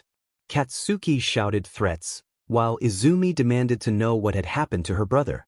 Izuku felt a mix of anger and empathy. Izumi seemed to blame the vigilante for her brother's fate, while Katsuki appeared more concerned with personal glory than justice.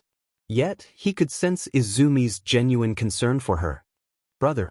With a deep breath, Izuku lowered his hand from his mouth, and green flames erupted, forming a scarf around his face.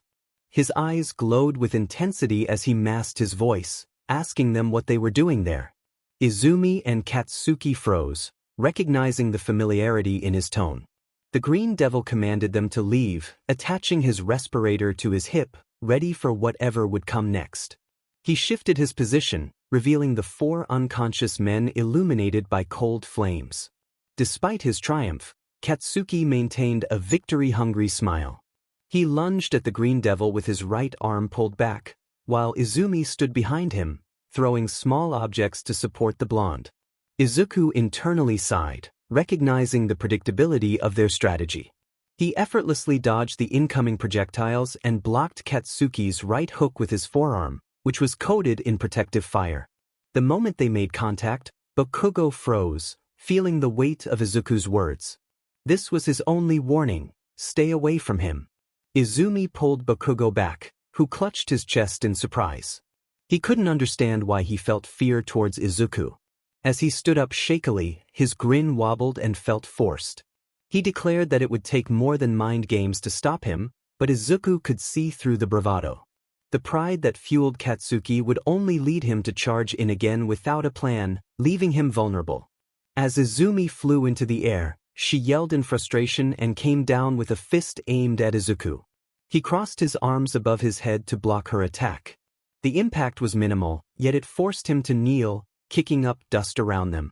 He noted that she had used her telekinesis to enhance her punch, but it only increased the knockback rather than the damage. He mocked her need for more training. Katsuki, infuriated, charged at Izuku with a sparking hand. Izuku grabbed Izumi's arm and threw her into Katsuki, causing them to crash into a wall with a loud thud. He asked if they were done, his tone condescending. The two looked at him with anger in their eyes. He told them to leave before their families began to worry. Izumi's eyes widened at the mention of her twin brother, and anger surged within her. She jumped off Bakugo and swung another fist at Izuku, but he sidestepped and pushed her to the ground. Katsuki yelled from behind that they were not finished. Izuku merely tilted his head, avoiding a point-blank explosion. He found Katsuki's predictability amusing as he grabbed Bakugo's arm and threw him over his shoulder. The explosive teen was left in shock at how easily Izuku read his attacks. Both he and Izumi were on the ground, shaken and unable to see a path to victory. The Green Devil was fast, had strong defenses, and could instill fear effortlessly. Bakugo whispered to Izumi to set him up. She nodded and, moving quickly, lifted the vigilante off the ground. Izuku could have used his flames to escape the invisible hold, but he felt paralyzed by the memories it brought back. He was so distracted that he didn't notice Bakugo jumping at him. Katsuki declared that Izuku was his, unleashing a powerful blast aimed squarely at his chest. The alley lit up with an orange burst of light as Izuku was sent flying backward. As he fell, a burning pain coursed through him, and his heart raced with memories of past abuse. He landed in a crouching position, one hand on his smoking chest and the other on the ground, breathing heavily. Izumi and Katsuki looked down at him, feeling proud of their momentary victory. Katsuki taunted him, asking how he liked that, while Izumi urged him to show them what he could do. The smoke rising from Izuku's chest thickened and began to hiss. Growing impatient, Katsuki charged at him again with another powerful blast, but that was a mistake. Just as the explosion erupted, Izuku caught Katsuki's hand, intertwining their fingers. The explosion was mostly blocked, and Izuku barely felt the heat. Katsuki was taken aback, then cried out in pain as his hand was crushed and burned. Izuku pulled back his hand, igniting it in green flames. He unleashed a powerful punch into Katsuki's stomach, the flames enhancing the force of his blow. A wave of green fire followed, sending Katsuki rolling back, gasping for air. The damage left him practically paralyzed, and a hole burned through his shirt, singeing his gut. Izuku's cold response to Izumi's question about what he had done was that it was nothing Katsuki didn't deserve. As Izumi tried to grab him again, Izuku reacted quickly, unleashing a wave of condensed fire that acted as cover, causing her telekinesis to grab the flames instead of him. The heat rose on the already warm night, and Izumi attempted to fly up to locate him. He hovered above her, flames on his feet, before pulling back his flaming hand. This time, a large hand of green fire grabbed Izumi, engulfing her in scorching heat that left burns on her body. He used the fiery construct to punch down on Katsuki again, creating a bright burst of heat. Both Katsuki and Izumi lay on the ground, smoky and battered. Izuku descended and looked at their defeated forms, beginning to cool down as the flames mostly extinguished. Katsuki and Izumi shakily sat up, and Izuku sighed, asking again why they were there. Despite the difference in strength, they still had the will to fight. Katsuki groaned that he was a moron who thought he could do whatever he wanted, while Izumi declared they would stop him because that was what heroes did. Izuku felt a burning sensation in his heart at the mention of the word heroes. He told them they were too weak to fight him and that they couldn't live up to their own hype. He accused them of hypocrisy, stating they were doing the same thing he was. He questioned what their excuse would be when they returned home bruised and burned. Izumi and Katsuki remained silent, feeling uncertain of themselves. What they were doing made them like him, and it frustrated them that he was right. Suddenly, the Green Devil screamed in pain as a sharp piece of discarded glass cut a diagonal line across his cheek. He covered the wound with his hands as blood seeped through his fingers. He had just learned that while his flames protected him from blunt force, sharp objects could easily cut through. At the entrance of the alley, a woman in a tight supersuit appeared. Katsuki and Izumi looked surprised but not exactly relieved. Izuku wore a scowl beneath his flaming mouth cover. Teleki, unaware of the tension, asked if they were okay, unintentionally stoking the Green Devil's anger. As usual, he was ignored in favor of the child prodigies. When Inko saw the burns and bruises on the kids, she glared at the wounded vigilante in anger. She demanded to know what he had done to them. The Green Devil retorted that they had brought it upon themselves. Teleki was taken aback, confused by the accusation. Izuku seized the moment to provoke them, knowing it would strike at their egos.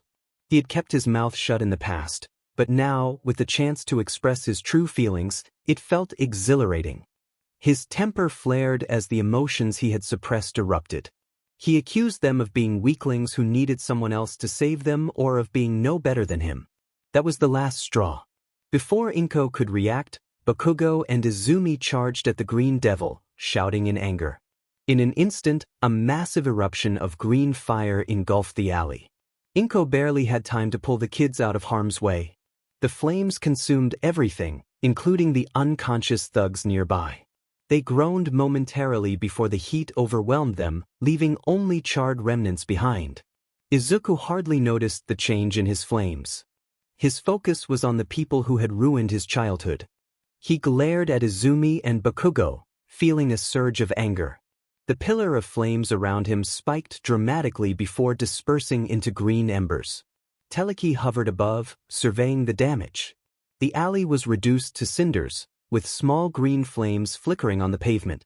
The worst of it was the 4 thugs he had knocked out. They were unrecognizable, and the alley reeked of burnt flesh. Katsuki growled in disgust, realizing the Green Devil had been hiding his true abilities. Izumi questioned the events, unsure if they had really attacked him first. For the first time, Inko began to doubt her trust in the prodigal children. Meanwhile, Izuku flew above the city at high speeds, landing behind an apartment complex. He noticed a smoke trail where he had landed. He wondered what had happened back there as his fire mask came undone. Igniting his quirk in his left hand, he touched a discarded newspaper, watching it burn to ash. He realized his flames had changed. They burned on any surface, and when he doused the fire with his water bottle, it hissed but didn't completely go out. He recalled how his flames had been cold until Bakugo had attacked him. Anger surged within him as he remembered the confrontation. Then, the realization hit him hard. He had taken the lives of those criminals. Guilt washed over him, despite knowing it wouldn't have happened if Bakugo, Yagi, and Teleki hadn't intervened. He looked at his hands, noticing blood from the cut Teleki had inflicted. In a moment of self-punishment, he lit his thumb with a hot flame and cauterized the wound. He panted heavily afterward, but he couldn't allow himself to rest. Finding a piece of broken glass nearby, he cut his right hand 4 times, feeling the pain but knowing it was nothing compared to what he felt for taking those lives.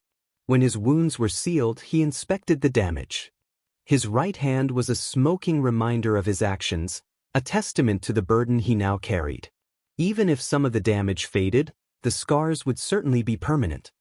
He saw his reflection in the water, noting the dark bags under his eyes, a grimace on his face, and a newly cauterized scar on his right cheek. He placed his hand in the puddle, causing steam to rise. Gathering himself, he prepared to fly away before anyone could see him. Just then, he noticed another missing person poster for Izuku Yagi. Without a second thought, he placed his good hand on the poster and reduced it to ash. Meanwhile, a man enveloped in darkness chuckled to himself, expressing his delight at the unfolding events. He lamented that he couldn't use his clairvoyance quirk when his pawns were no longer alive. The Green Devil had surprised him once again, and he hoped that the next family reunion would be just as entertaining. Bitter, spiteful, furious, and hateful, these emotions coursed through Zu as he stared at the news on his phone. The headline read, "Green Devil Attacks Children." The article detailed how the vigilante known as the Green Devil had severely injured 2 middle school kids in a dark alley. The victims were covered in severe burns and bruises before the number 30 hero, Telekinesis, arrived on the scene. The article described how the vigilante's green flames burned with intensity, incinerating 4 disarmed men on the ground. The victims were identified as Katsuki Bakugo and Izumi Yagi. Izuku was not surprised to be painted as the villain while the others received sympathy and praise for their bravery. It was the same infuriating story on repeat. The only thing keeping Izuku from exploding with rage was the knowledge that the victims were not pleased about being pitted. Most people felt bad for them, saying they were just kids, but he knew that would cut them down. As he walked through the streets under the hot sun, his cold eyes scanned the surroundings. A familiar truck passed by, and he locked eyes with the driver Toshinori Yagi. For a brief moment, time seemed to freeze. Both men's hearts stopped as they connected. Zu noticed the direction Toshinori was heading, the same hospital where Bakugo and Izumi were kept. The realization struck him hard. Toshinori was going to see them, worried about them, being a parent to them. Izuku clenched his fists, ignoring the pain from a wound that hadn't fully healed. The burning in his chest intensified, tempting him to set Toshinori's truck ablaze. Yet he held himself back, walking away with hellish green eyes and an aura that kept everyone at a distance. What was meant to be a simple trip to the mall for new shoes turned complicated. If he was going to run into people from his past, he needed to eliminate a recognizable feature: his red sneakers. They could work for his civilian alter ego, but not for the Green Devil. The last battle had left them burned from his explosion of rage. As he entered a clothing store, he browsed around and spotted a section for hero-themed items. Unsurprisingly, he saw All Might's face, the face of someone who had brushed him aside like he was nothing. He released a small growl as he reached for a pair of black combat boots. A voice interrupted his thoughts, asking if he was okay. He turned to see a black-haired girl with concerned raven eyes. She took a step back, intimidated by his gaze. Izuku's eyes softened slightly as he looked at her features. She resembled someone from his past. The girl looked away, frightened by his intense stare, and spoke again, her voice shaky yet dignified. She seemed to be at least a year older than him, judging by the height difference. Izuku turned away from her and walked past. He muttered that he was fine, but the girl wasn't convinced. Outside the store, he was lost in thought, reflecting on her concern for him despite her initial fear.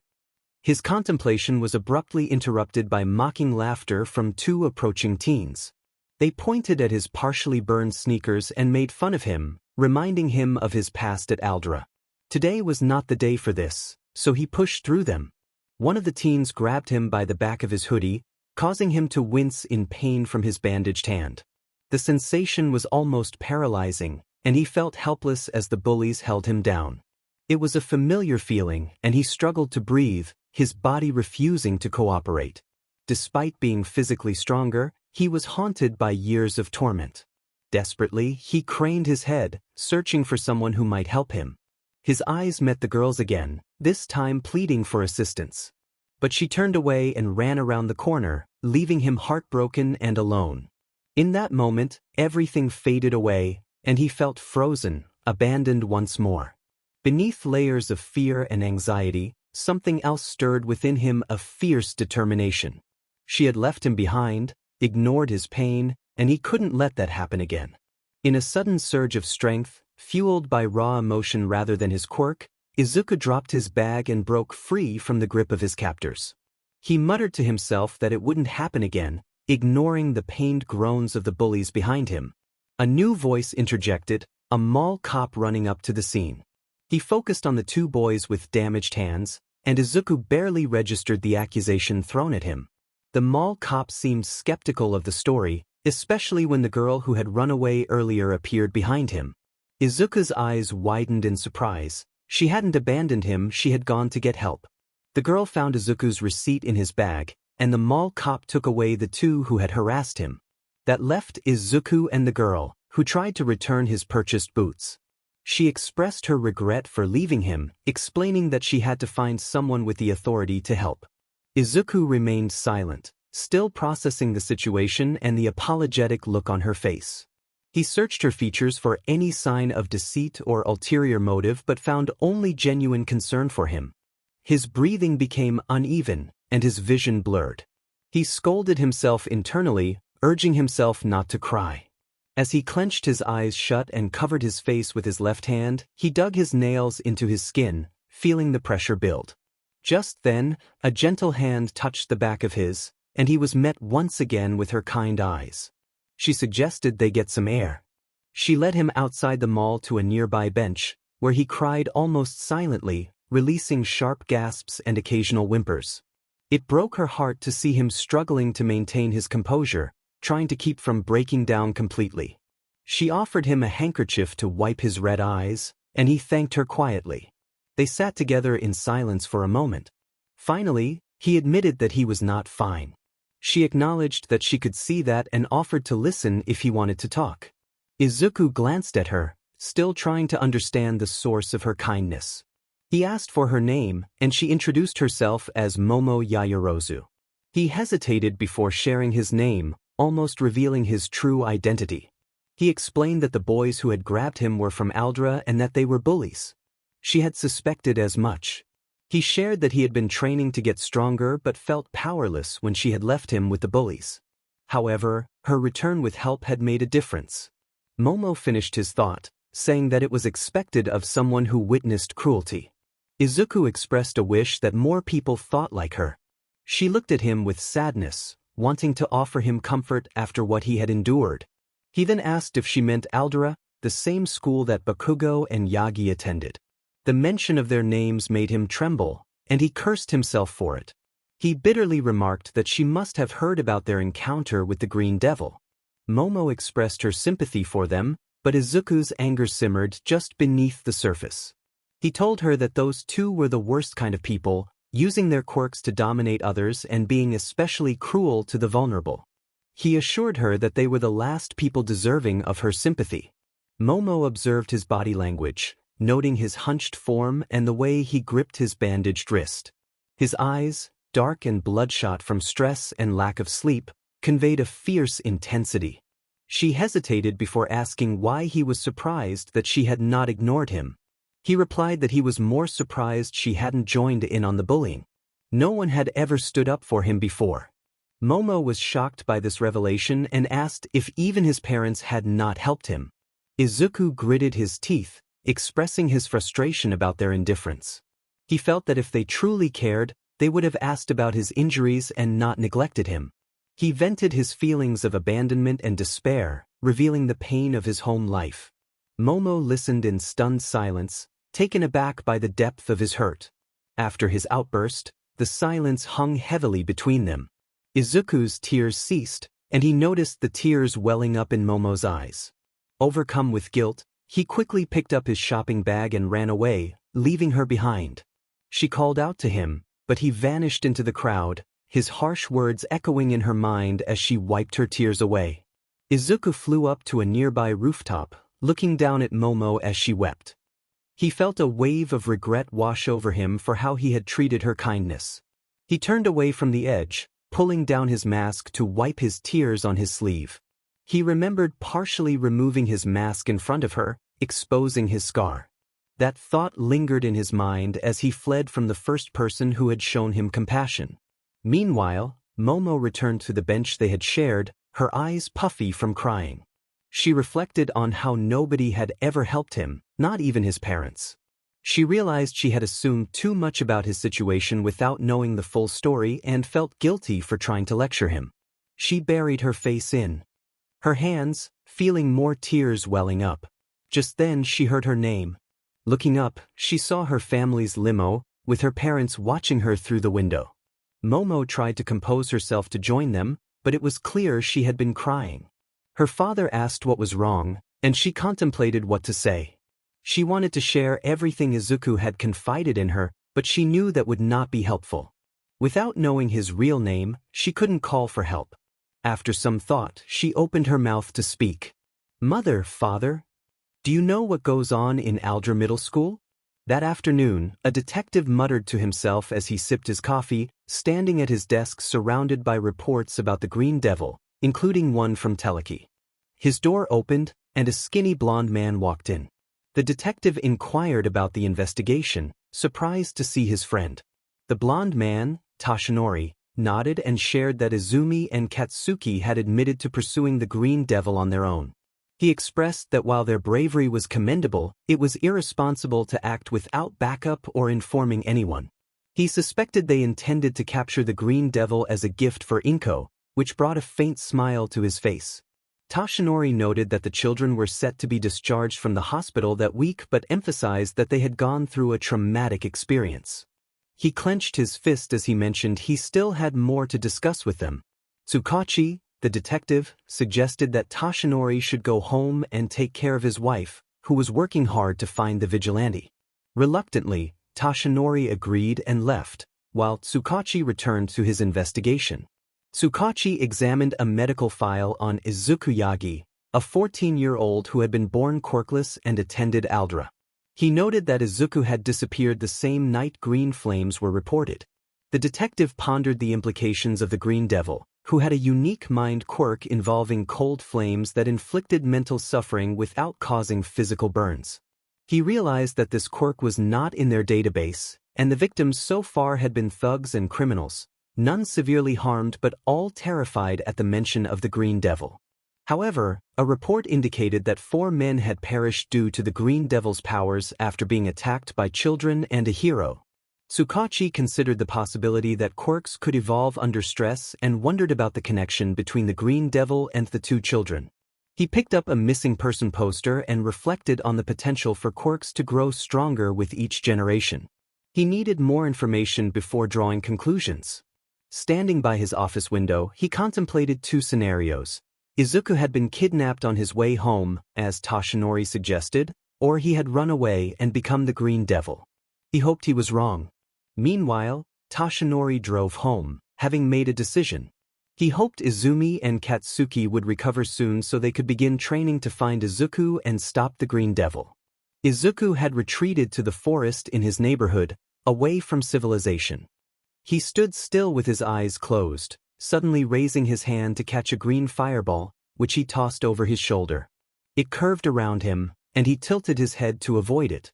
Behind his closed eyelids, he could sense his power circling him, acting as an additional set of eyes. He opened his eyes and began jotting down notes, spending the day in solitude to learn and refine the technical aspects of his quirk. He tried to distract himself from his encounter with Yaoyorozu, but her distraught face lingered in his mind. He sighed and set down his pen, humorously contemplating whether he had the ability to erase his own memories. Flipping through his notebook, he reviewed his entries until he found a sketch that stood out. Izuku enjoyed drawing, and it added a personal touch to his notes. He had sketched Yaoyorozu, perhaps to alleviate his guilt from their earlier encounter, but he also felt compelled to compare her to his grandmother, Nana Shimura, whom he had admired for years. After closing his eyes again, He opened them to find his scara glowing green as he examined his hand, which appeared orange to him. He appreciated the utility of his thermal vision. Suddenly, a twig snapped, causing him to turn quickly. He leaped to a sturdy tree branch where his backpack rested and scanned the area. Not detecting any warm signatures, he switched to his regular vision and spotted two dark green-haired children, a boy and a girl, walking through the forest. Realizing they were likely cold-blooded, he donned his mask and cap before descending from the tree to approach them. The children jumped slightly at his arrival, with the girl hiding behind her brother, who instinctively protected her. Despite his emotional turmoil, Izuku felt touched by their sibling bond. He knelt down to ease their fear and softly asked if they were lost. They nodded in response. Activating his thermal vision again, he noticed an orange blur through the trees, indicating a larger group nearby. He assured the children he could guide them back. As he began to walk, the boy grabbed the hem of his shirt while holding his sister's hand, expressing their gratitude. Izuku's heart softened, and he cleared his throat before speaking again, confirming their sibling relationship. They both nodded in agreement. Izuku looked ahead and began leading the group out of the forest. At the entrance, a woman with snow-white hair and red highlights, wearing glasses, paced nervously around a group of children. She was anxious about the arrival of the Azui siblings' big sister. Just then, a girl with long dark green hair approached her, announcing her presence. Ms. Todoroki turned to her and acknowledged her arrival. The masked boy beside her revealed two frog-like children. The older sister recognized them immediately and welcomed them with open arms. The siblings excitedly shared their adventure, explaining how they had followed an intriguing bug and ended up lost, but were fortunate to be found. Sue and the teacher expressed their gratitude to the boy who had brought the siblings back. Izuku, with a hint of indifference, acknowledged the situation. As the other children were picked up by their parents, the remaining 5 were left together. Izuku suggested they visit a nearby playground to end the day on a positive note. The Azui siblings were now under the watchful gaze of 6 vigilant eyes, allowing them to enjoy their time. Tsuyu complimented Izuku on his idea, while Fuyumi thanked him for stepping in to watch over the kids. Izuku, feeling a bit bitter, pointed out her responsibility in the situation, reminding her that it was fortunate he had been there. Fuyumi admitted her fault and promised to be more vigilant in the future. Izuku noticed her sincerity and softened his demeanor. Tsuyu empathized with Izuku, acknowledging the challenges of teaching curious children. Fuyumi then inquired about Izuku's presence in the forest, which made him tense. He admitted he appreciated the quiet, and when asked if he was from the area, he gave a vague response. An uncomfortable silence fell over them as Tsuyu and Fuyumi grew curious about Izuku's background. Tsuyu, being straightforward, asked if his issues stemmed from home. Fuyumi was surprised by the personal nature of the question, but Izuku remained composed. After a moment of silence, he opened up about his feelings of being overlooked and neglected by those who should have cared for him. Fuyumi related to his experience, sharing her own struggles with family dynamics. Izuku expressed his deep-seated frustrations about his family, revealing the neglect and abuse he had endured due to being quirkless. He felt overshadowed by his talented sibling and friend, leading him to contemplate a life without them. Tsuyu and Fuyumi listened intently, recognizing the pain in his voice. Fuyumi encouraged Izuku to consider reconnecting with his family, suggesting that it was important for both sides to want to mend their relationship. She advised him to take time to reflect on what he truly wanted and to seek healthy distractions in the meantime. Izuku absorbed her words, feeling a glimmer of hope that returning home might not be a mistake after all. Tsuyu gently asked about Izuku's family, and he shared that his mother was a pro-hero, while his sister aspired to be one as well. He described the challenges he faced after being diagnosed as quirkless, including the bullying and isolation he experienced. This led to his decision to leave home, realizing he could take care of himself better than they had. Fuyumi and Tsuyu felt their hearts ache for him, understanding that every family member deserves love and support. As Izuku stood up from the bench, he expressed his gratitude for the conversation, apologizing for his earlier harshness. The exchange had brought a sense of relief, and he felt a little lighter as he prepared to move forward. Izuku could only imagine how taxing it must be to manage a group of kids. As he walked away, he felt a gentle hand grasp his right one. Turning back, he saw Tsu holding onto him. She expressed her desire for him to stay with them, surprising both Izuku and Fuyumi. Tsu insisted that he didn't have to return to those who had mistreated him, emphasizing that he deserved a better living situation. Izuku's eyes widened at the Azui sisters' offer, which felt more like a request. He hesitated, feeling grateful but unsure, voicing his concern about being a burden. Fuyumi stood up, mentioning that she still lived with her father, who was a hero and likely wouldn't mind accommodating him. Izuku felt warmth in his heart at the kindness these girls showed him. They were offering him new homes, a chance for a fresh start, allowing him to leave his painful past behind. However, he realized that they were offering Zu a place to stay, not him. The warmth in his heart turned cold, and he gently pulled away from Tsu, expressing his appreciation but declining the offer. He reassured them that he could take care of himself and urged them to focus on their own families, sensing their importance to them. With a heavy heart, Zu walked away from the playground, sadness evident in his eyes. He reflected on his situation, feeling remorseful for his friends. He knew that eventually, the truth about him being the Green Devil would come to light, and he didn't want them to suffer for harboring an outlaw. As he passed a missing person poster, he glared at the name Yagi, vowing that he would only return to that house on his own terms. Seeking a distraction, Izuku strolled through the calm suburb, scrolling through news articles on his phone. One headline caught his attention: Ingenium thwarts shipment of illegal Quirk drags. Another headline made him stop in his tracks: Aldra Junior High shut down. The article revealed the discrimination and malpractice at the school, which had been deemed unsuitable for children. Several staff members faced court for neglect and for encouraging the bullying of a quirkless student who deserved a fair education. Izuku's heart felt lighter. At last, one of the sources of his suffering was facing consequences. The teachers who had caused him pain were finally being held accountable. He scrolled through the comments and recognized a name: Momo Yaoyorozu. She shared her experience of encountering students from Aldera at a mall, where she intervened when one was being harassed. This led her to learn about the unacceptable behavior at the school. Izuku held his phone tightly, tears filling his eyes. He admired Yaoyorozu for her strength and influence. As he continued reading, he came across the names he despised most: Bakugo and Yagi. The comments debated their potential as heroes, with some sympathizing with them after their encounter with the Green Devil, while others criticized them as future villains who prioritized themselves and belittled the weak. His good mood quickly soured when he heard a familiar voice nearby. Izuku jumped into a tree to observe. Whether accidental or intentional, he had returned to his old house, where Toshinori had parked his truck. Izumi and Katsuki stepped out, and he listened as Katsuki vented his frustration about someone he referred to as an uptight individual, blaming her for their school's tarnished reputation. Izuku felt anger boiling within him as they disparaged Yaoyorozu for exposing the school's wrongdoings, the very place that had made his education a nightmare. They dismissed her justified actions as excessive, showing their ignorance of the damage they had caused, especially to him. Izuku's anger intensified, and he contemplated how he would respond to them if given the chance.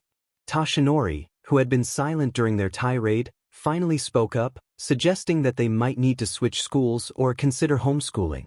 He framed it as an opportunity for them to train for UA. Izuku could see that his stepfather's words were lost on them, as Katsuki arrogantly questioned Toshinori's ability to train them. Toshinori, maintaining his calm demeanor, pointed out that they had faced the Green Devil, an outlaw known for his dangerous abilities. He warned that the Green Devil was evolving, which could pose a threat in the future. Izumi and Katsuki agreed, their anger fueling their determination.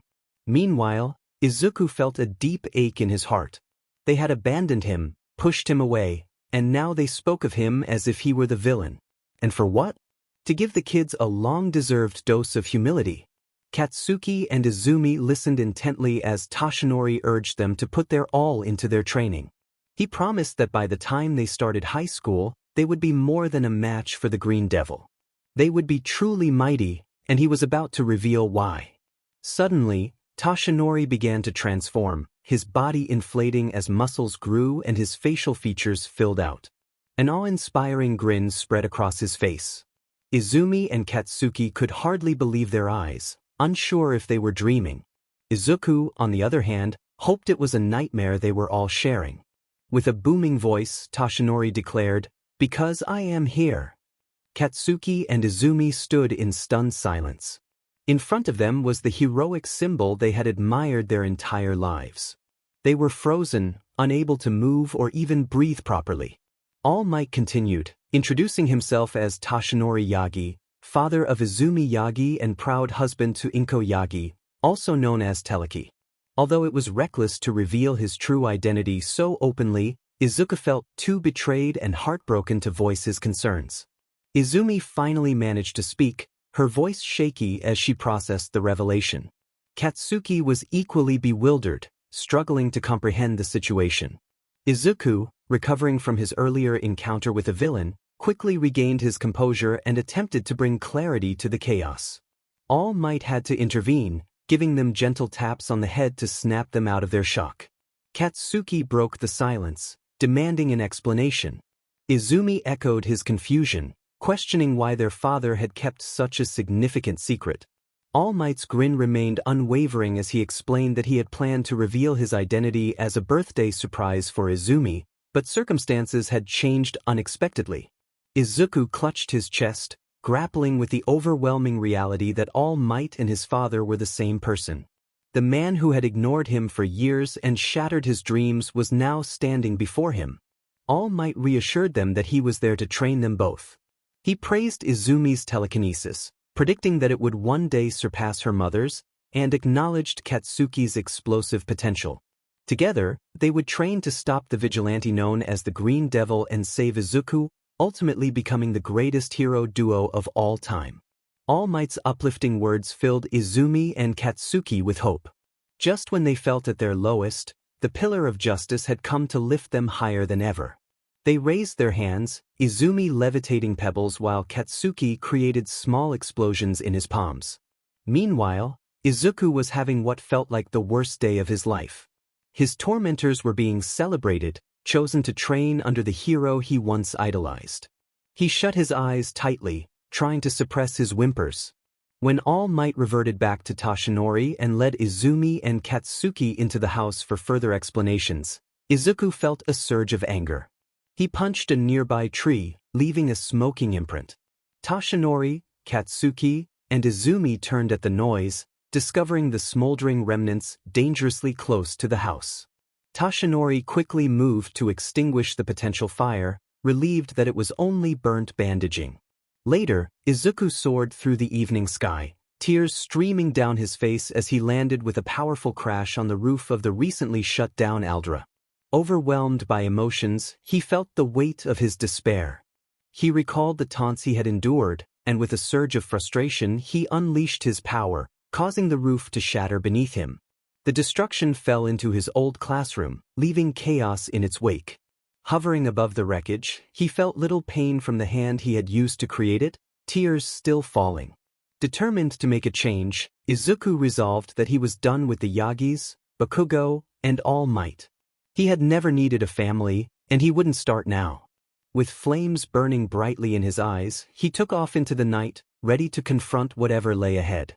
In the Yagi household, Izumi emerged from her bedroom and headed to the bathroom, splashing water on her face to shake off the surreal events of the day. She reassured herself that it wasn't real, that her father had left but would return when he came to his senses. She would be ready to confront him for making everyone worry. The previous day had felt like a dream. She and Katsuki had discovered that her dad was All Might and were set to train under the world's greatest hero. But the next day brought news of the destruction at Aldra, stirring up painful memories.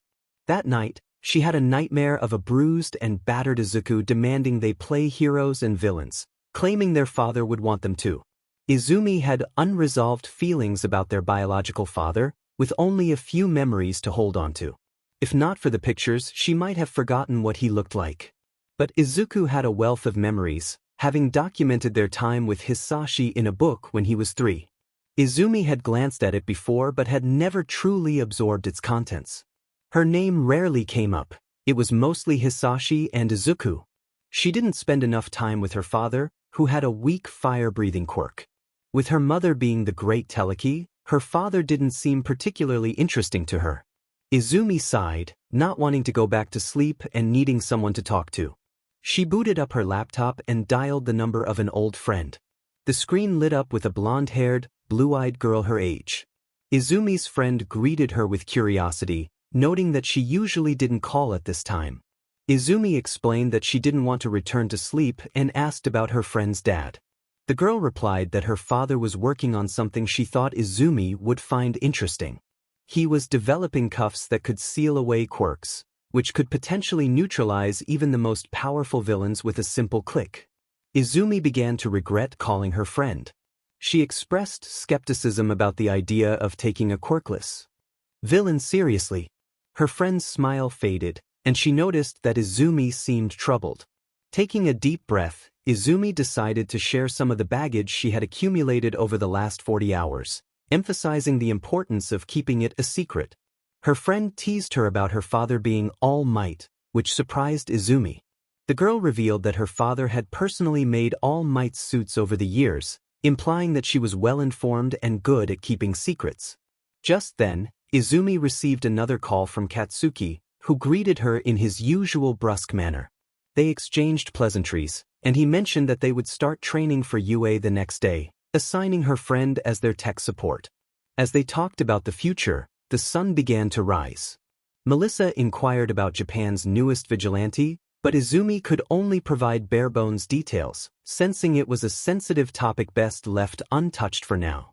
Meanwhile, in the police department, Tsukachi was overwhelmed with work trying to catch a vigilante known as the Green Devil, whose acts of cruelty seemed endless. Reports indicated that over 20 low-ranked criminals had been found in alleys, suffering from severe injuries. Tsukachi sighed as he turned off the news, frustrated by the brutality of the situation. One of the junior officers entered, mentioning that they had one victim who was conscious but unable to speak. Tsukachi was intrigued and pressed for details, only to learn that the victim's injuries were severe, leaving him unable to communicate. Tsukachi was horrified, wondering how someone could be so ruthless. The officer noted that the vigilante had become more active and violent, which was a concerning development. Tsukachi was determined to bring the Green Devil in before the situation escalated further. He couldn't help but notice that the vigilante's violent behavior had intensified right after All Might announced he would begin training Izumi and Bakugo. The Green Devil soared above the city, clad in a black hoodie with green accents. His pants and combat boots were black, illuminated by the flames that kept him airborne. His face was partially obscured by a mask of green fire, and his eyes glowed ominously. He was searching for criminals to confront, holding back his desire to target those who had caused him pain in the past. All Might and Teleki were still protecting the individuals who had ruined his childhood, and he felt nothing had changed. His attention was drawn to rising black smoke, prompting him to investigate. In an alley, he found a chubby bald man on the ground, bleeding, with a criminal looming over him. The man pleaded for mercy, but the muscular criminal, adorned with pink hair and red facial markings, only smirked, revealing his intent to harm. Suddenly, the atmosphere shifted as the flames around the bystanders turned green, signaling the Green Devil's arrival. A massive fireball crashed into the criminal, knocking him down and allowing the man to escape. The criminal, still defiant, attempted to negotiate, but the Green Devil, igniting his palm with searing fire, was intrigued by the offer. He momentarily lowered his flames, curious about the criminal's proposal to join forces. The Green Devil was known for his impressive quirk and skillful use of it. Many would be surprised at how rare that combination was.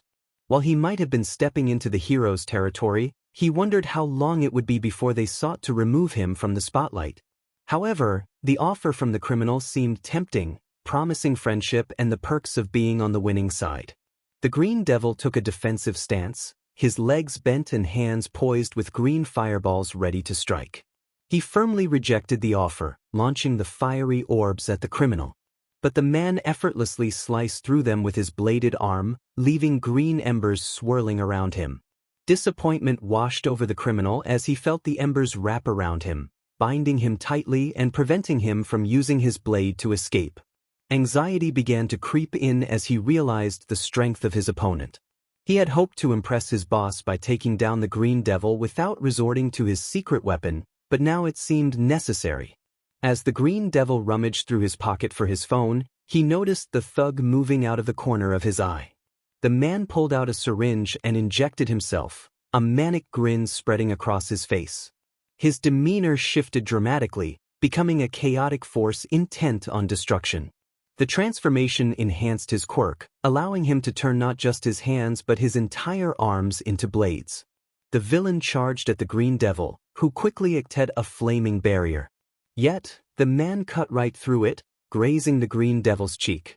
In response, he delivered a swift kick that sent the villain sprawling. Taking a moment to assess the situation, the Green Devil realized the thug had used a drag to boost his powers. The cold flames he relied on would no longer intimidate this enhanced foe, and his shields were vulnerable to sharp objects. This was not a favorable matchup. The villain, undeterred, challenged the Green Devil to give his all. Igniting his fists in hot flames, the Green Devil recalled how the thug had endangered innocent lives just to recruit him. This man was a true villain. As the villain lunged again, the Green Devil rolled aside and took to the air, planning to attack from above. He unleashed a torrent of scorching flames upon the villain, who was engulfed in the heat. The Green Devil was careful to control the temperature, determined not to repeat past mistakes. Just as he focused on his strategy, a heavy blow struck him from the side, sending him crashing into a wall. The impact knocked the wind out of him, and he felt the pain radiate through his body. Before him stood the villain, now clad in full-body metal armor, glinting ominously in the moonlight. The villain thanked the Green Devil for the warm-up and declared his intent to finish him off. Raising a fist transformed into a spiked weapon, he prepared to strike. The Green Devil ignited flames to propel himself out of harm's way just in time. Realizing the villain had become significantly stronger, the Green Devil understood he needed to rely on his speed and agility. He darted around the hulking figure, using his smaller size to evade attacks. Seizing an opportunity, he charged at the villain, colliding with his armored midsection. With all his strength, he launched the villain into the air, leaving a trail of flames behind.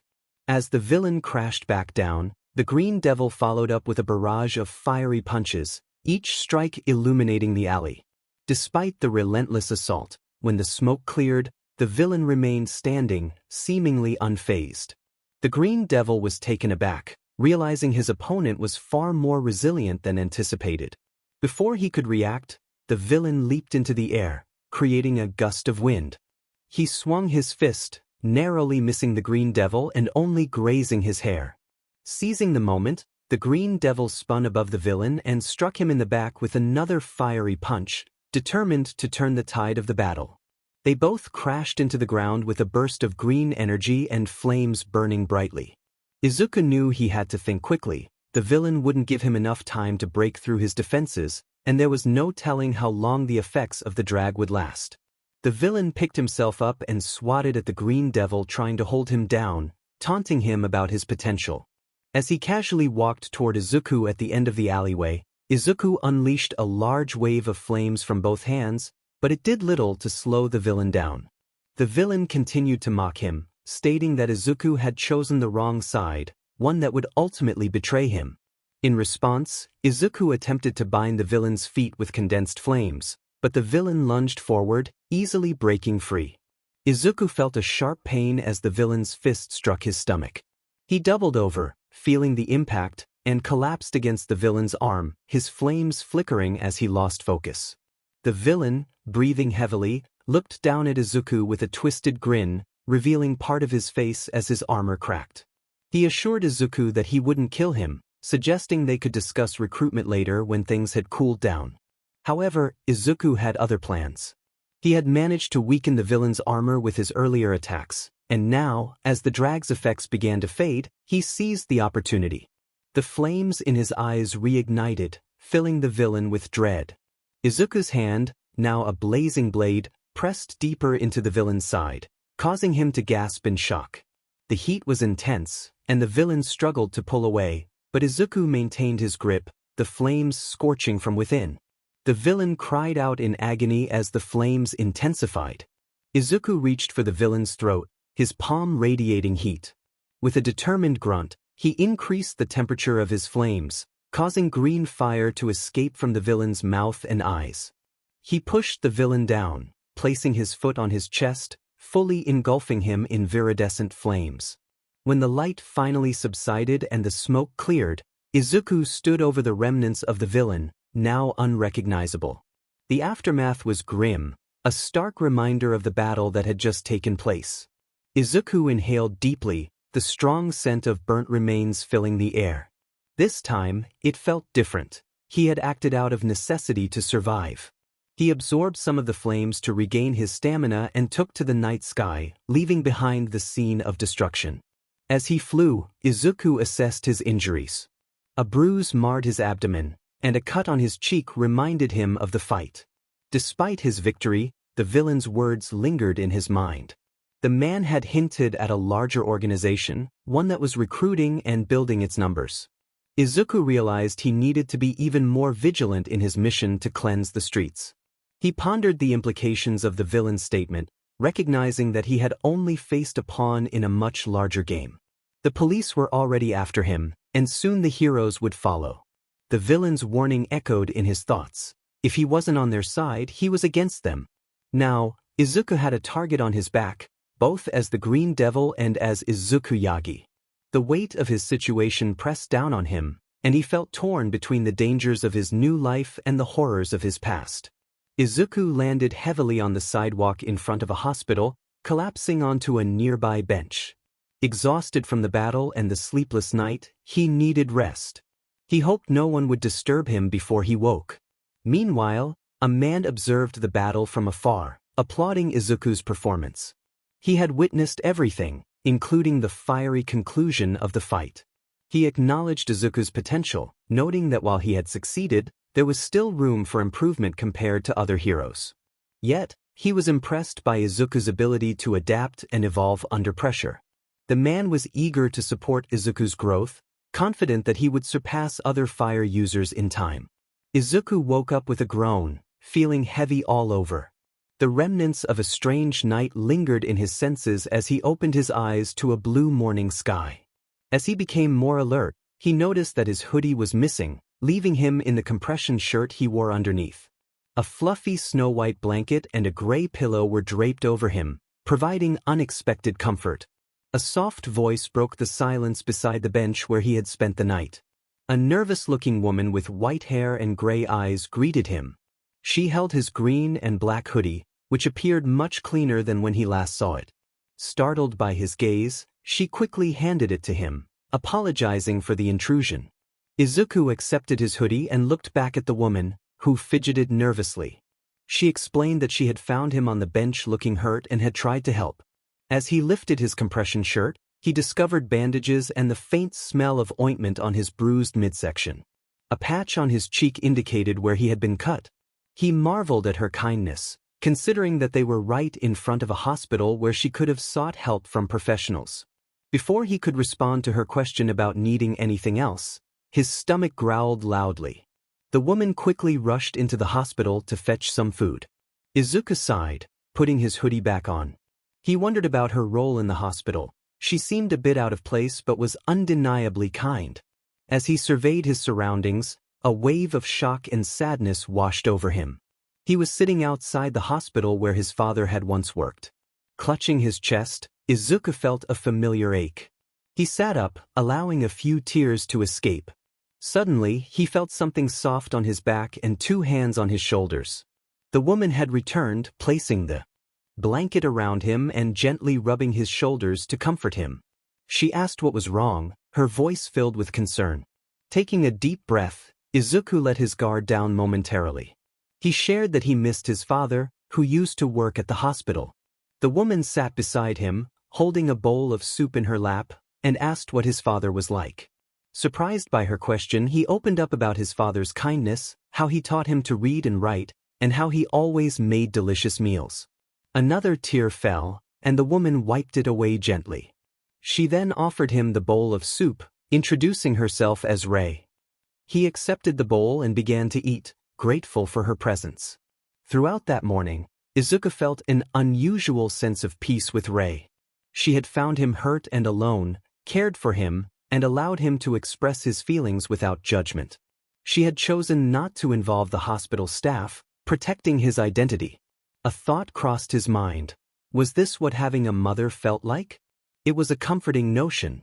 However, a realization struck him. Rei had seen his face, and without any disguise, he resembled the missing person posters. Yet, she didn't seem to recognize him. It dawned on him that she might be a psychiatric patient, which explained her presence in the hospital without any visible injuries or ailments. After finishing his soup, he handed the bowl back to Rei, thanking her for her kindness. She asked how he had gotten hurt, and he placed a hand on his stomach, admitting that he hadn't had anyone looking out for him. Rei frowned and stood up, offering to get him some water. She returned shortly with a tall glass, but to his dismay, he was no longer on the bench. Izuku hopped over rooftops, feeling a mix of invigoration and deflation. Leaving behind the first person to show him motherly affection weighed heavily on him, compounded by the burden of having taken another life. He landed on the ground and walked out of an alley, pulling on his hoodie to conceal his hair and grabbing his bright yellow backpack.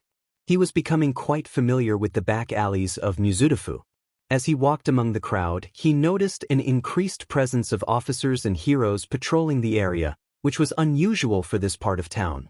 Trying to remain inconspicuous, he continued until he spotted a large TV on a building broadcasting shocking news. The report detailed the Green Devil's ruthless actions, claiming that even other criminals sought him out for his power, only to meet agonizing ends. The footage displayed a confrontation where the Green Devil defeated a powered-up villain in a brutal manner. Many passers-by gasped or turned away in horror as the news transitioned to interviews with witnesses.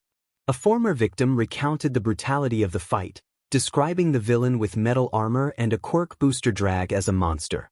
The Green Devil had been beaten but managed to turn the tide, and the sounds of the flames and screams haunted her memories. A teenage blogger chimed in, calling it the sickest fight he had ever seen. The Green Devil was facing a tough battle, and it seemed like he might not make it.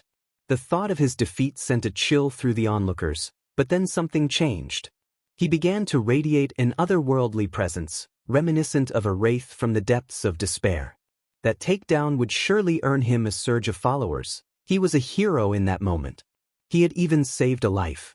It made one wonder why heroes didn't take down villains with such flair. Perhaps the streets would be cleaner if they did. A middle-aged man reflected on the young vigilante's actions. He admitted he didn't fully agree with the methods employed, but he owed his life to the Green Devil. Unlike professional heroes, this young man acted selflessly, risking everything for a stranger. If he could see the boy now, he would express his deep gratitude. He hoped that if the heroes apprehended him, or if he chose to surrender, he would find a way to use his abilities for good. Izuku felt a weight lift from his heart. It was comforting to know that his efforts were appreciated, even if he recognized that some of his actions were questionable. The news reporter concluded by stating that even a dangerous child was still a child in need of guidance before he crossed a line. Izuku scoffed at the sentiment and turned away from the billboard television, thinking to himself that if he ever crossed that line, it would be due to the circumstances pushing him to do so. The following day, the streets remained unusually quiet after the report of the Green Devil's intense confrontation. There were more police and heroes patrolling, but the criminal activity had seemingly diminished.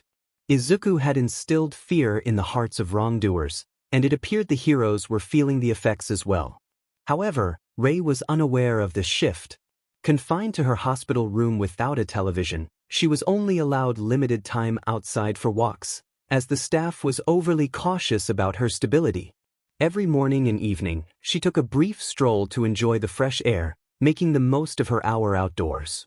During one of her evening walks, she noticed a familiar head of green hair resting against the wall and instinctively approached it. Izuku took a deep breath, pulling out a small picture of his father, Hisashi. He missed him dearly. He tucked the photo back into his pocket when he heard footsteps. The familiar chill in the air reassured him.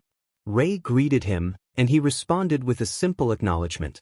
She asked what brought him back to that spot, and he sighed, admitting he wanted to visit the place where his father had worked, as it was the only place he felt connected to him. Rei sat beside him, inquiring about his home. Izuku expressed that they didn't need him, resting his head on his knees. As his emotions swelled, he unintentionally began to radiate heat. He didn't try to suppress it, accepting that if it drove her away, so be it. Instead, he felt a cooling sensation on his back, and when he looked up, he saw Rei using her quirk to help him manage his temperature. Surprised by her kindness, Izuku watched as she withdrew her hand, which emitted a frosty mist. She shared that her family wasn't perfect either, but not everyone was bad. She encouraged him to think of someone in his life he could turn to for support. Izuku was momentarily speechless, but two figures came to mind: his father and grandmother. A tear slipped down his cheek, and Rei was there to wipe it away. He admitted that, while there was someone, he had ended up with the worst of them until he could no longer bear it. Without hesitation, Rei wrapped her arm around him, pulling him closer, her nurturing instincts kicking in. Sitting in silence, Izuku found comfort in her presence. He could have stayed there all night, and he sensed that Rei wouldn't mind. However, a staff member soon appeared, searching for her. Izuku managed to slip away just in time, while Rei was gently escorted back to her room. Despite the nurse's gentle reprimand, she felt no regret, only a hope that he would continue to visit. At the police department, an officer rushed into Tsukachi's office, alarming the detective. After a week of intense efforts to apprehend the Green Devil, the officer shared that he had encountered him but had failed to arrest him. Instead, the vigilante had used cold flames to create a barrier and vanished from sight. The officer had expected the worst but was relieved to be unharmed. Tsukachi was concerned for his colleague, realizing the danger of being alone with the vigilante. However, the officer noted that the Green Devil had not harmed him. Tsukachi was surprised to learn that the vigilante had shown a gentler side, leading him to wonder if perhaps the young man was on a path to redemption. He hoped that a good hero might be able to persuade him to turn himself in, offering him a chance for a better life. Over the next 2 weeks, Izuku continued to visit the hospital where his father had once worked. Initially, these visits were a way to feel connected to his father, but he soon realized that he was looking forward to seeing Rei. They spent evenings together, sharing meals and enjoying each other's company under the colorful evening sky. Rei quickly became the mother figure Izuku had been missing, allowing him to express his frustrations about life. While he kept some details to himself, such as his vigilantism and the identity of All Might, he shared much of his story with her. It felt good to have someone to help lighten his burdens. In return, he listened to Rei whenever she felt like sharing her thoughts. Izuku learned about her family, how she had been essentially sold to endeavor and forced to bear children for him to achieve his dream of surpassing All Might. The overwhelming stress of her previous life had shattered her mind and landed her in a mental hospital. Now, she had to live with the guilt of emotionally scarring her youngest child. That night, Izuku allowed her to cry on his shoulder. As Rei wept, Izuku felt a growing resentment toward the number 2 hero. The idea of breeding children solely for personal glory and discarding them for not meeting unrealistic standards was infuriating. How could someone like him be called a hero? To make matters worse, he realized that he and All Might were not so different in their roles as fathers. The top 2 heroes had become the top 2 disappointments in Izuku's eyes, aside from Izumi and Bakugo. His body began to feel like it was on fire as he held Rei. Rei did not use her quirk to cool him down. When she realized that Izuku had a heat quirk, it reminded her of Enji, which frightened her. However, she saw a sad boy filled with pain. The heat emanating from him was a sign of open, untreated wounds. So, she decided to help him, and surprisingly, she did not get burned. For the first time in years, she allowed herself to be held by someone with a fire quirk, and it felt entirely different from Endeavor. This heat was protective, comforting, and just the right temperature. They both found solace in each other. Izuku stood up from his knees after finishing his prayer. A few tears fell down his face, but he wiped them away. He was on the roof of the hospital, a place he thought would be good for praying to Hisashi without interruptions. With that done, he could jump down and begin his evening talks with Rei, the highlight of his day. As he walked to the edge of the building, feeling a little clearer, a voice interrupted him. An infuriatingly familiar voice called out to him, questioning what he was doing. Teleki was flying over the streets on patrol. Her job was to stop any criminal activity she encountered, but her focus was on her personal goal of finding the Green Devil. When she approached the hospital where her late husband had worked, she felt an urge to look away. However, before she could ignore her past, she noticed a young boy in a black and green hoodie walking toward the edge of the roof. She flew after him just as he was about to jump. She called out to him, urging him to stop, insisting that it wasn't the answer. Ignored, the boy continued walking toward the edge. With no other options, Inko used her telekinesis to hold him in midair and slowly bring him toward her. That was a mistake. The boy suddenly rocketed toward her at great speed. She didn't have time to react and felt the impact of his elbow strike her nose. The force of the blow made her release her hold on him, and she winced in pain, blood trickling from her nose. She looked at the boy, who was now hovering in the air surrounded by green flames. He growled that he would not go anywhere with her, a hero. Ignoring her pain, Teleki glared at the vigilante before her, recognizing him as the Green Devil. Nearby, people looked up in shock at the sight of the Green Devil in a standoff against the pro-hero Teleki. They took steps back, fearing the confrontation that was about to unfold. Teleki raised her fists while the Green Devil kept his arms at his sides. She demanded to know what he was doing there, calling him a monster.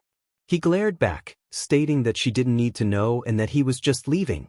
As he turned his back to her and began to fly away, she reached out and grabbed him, pulling him back. Izuku emitted flames from his chest that neutralized Inko's telekinetic grasp, allowing him to hover on his own once more. Inko attempted to grab him again, but her efforts were in vain. Flames erupted from his leg as well, negating her hold. He remarked on her impressive quirk, suggesting that she never imagined someone could counter her power. The flames from his chest took the shape of a cross that extended to his back. He felt a mix of disgust and satisfaction, knowing that this aspect of his power was inherited from her. He relished the fact that she could not touch him now.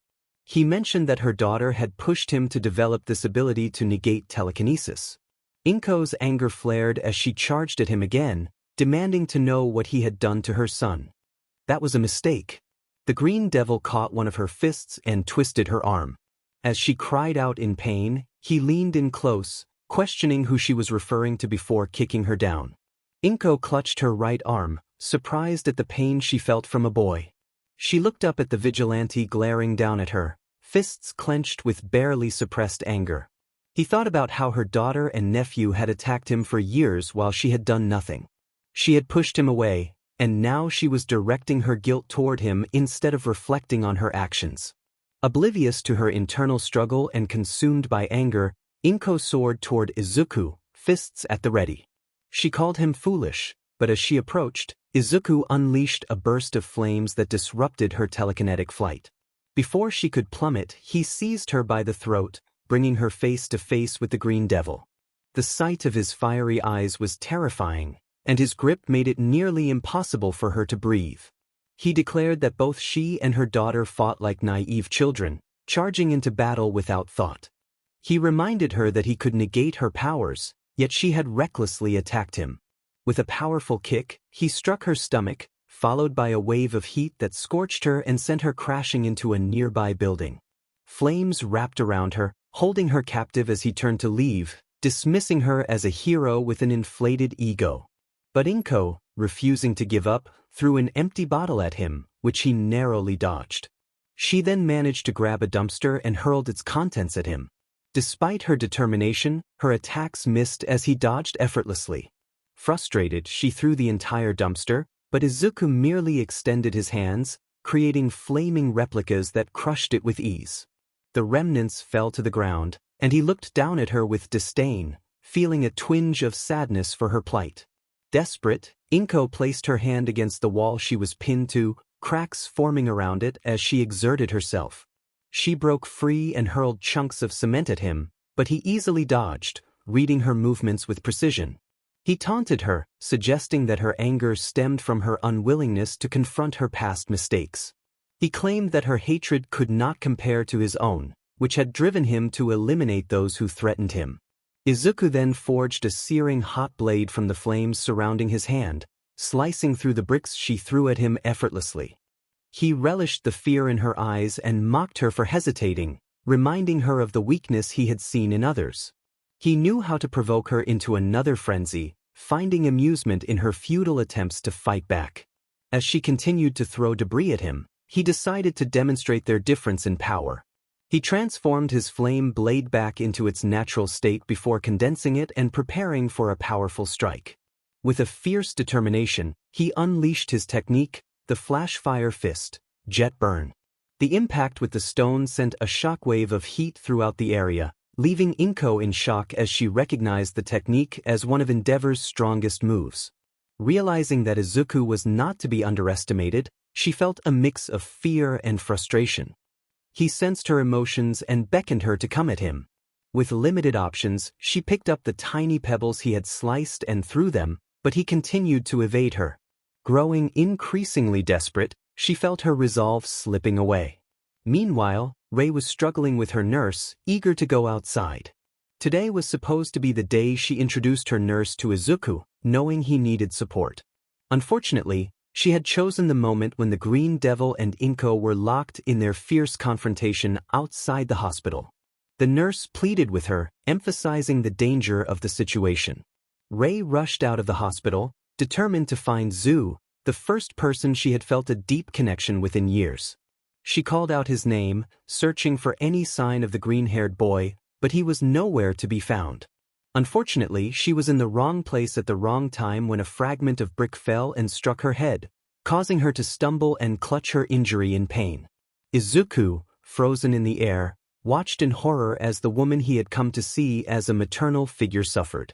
Teleki, however, was fixated on the Green Devil, intent on stopping him. She flew back to him and threw a powerful punch, but he remained unfazed, his focus shifting to the injured ice woman on the ground. Blood trickled down Rei's head, and Izuku's heart sank. She was hurt, the one who had cared for him so much in the past weeks. Inko, realizing her punch had no effect, tried again, only to have her hand caught. She felt the heat of her own anger burning her skin. The Green Devil's grip tightened, causing her bones to ache under the pressure. He addressed her in a low, menacing tone, and Teleki felt a chill run down her spine, questioning who he was. Suddenly, she screamed in agony as his grip ignited her hand in searing flames, and she felt the crushing force of his power. Izuku's fury erupted as he unleashed a massive fire fist, striking Teleki with a force that sent her reeling. He berated her for her failures as a mother and a hero, his rage fueled by the pain she had caused.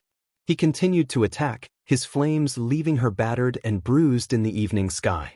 As he paused, he prepared for a final, devastating blow. With a fierce determination, he unleashed his ultimate attack, a beam of fire that engulfed Inko and sent her plummeting to the ground. He followed her descent, landing on the rooftop where she was headed, ready to deliver a crushing blow. Inko collided with his knee, the impact bending her spine painfully. The sound of cracking bones filled the air, and Izuku callously kicked her off, leaving her on the ground of an alley marked by familiar black stains. Just when she thought she could catch her breath, another heavy blow struck her back, and she gasped in pain. Izuku's foot pressed down on her, and he unleashed his flames, burning her further.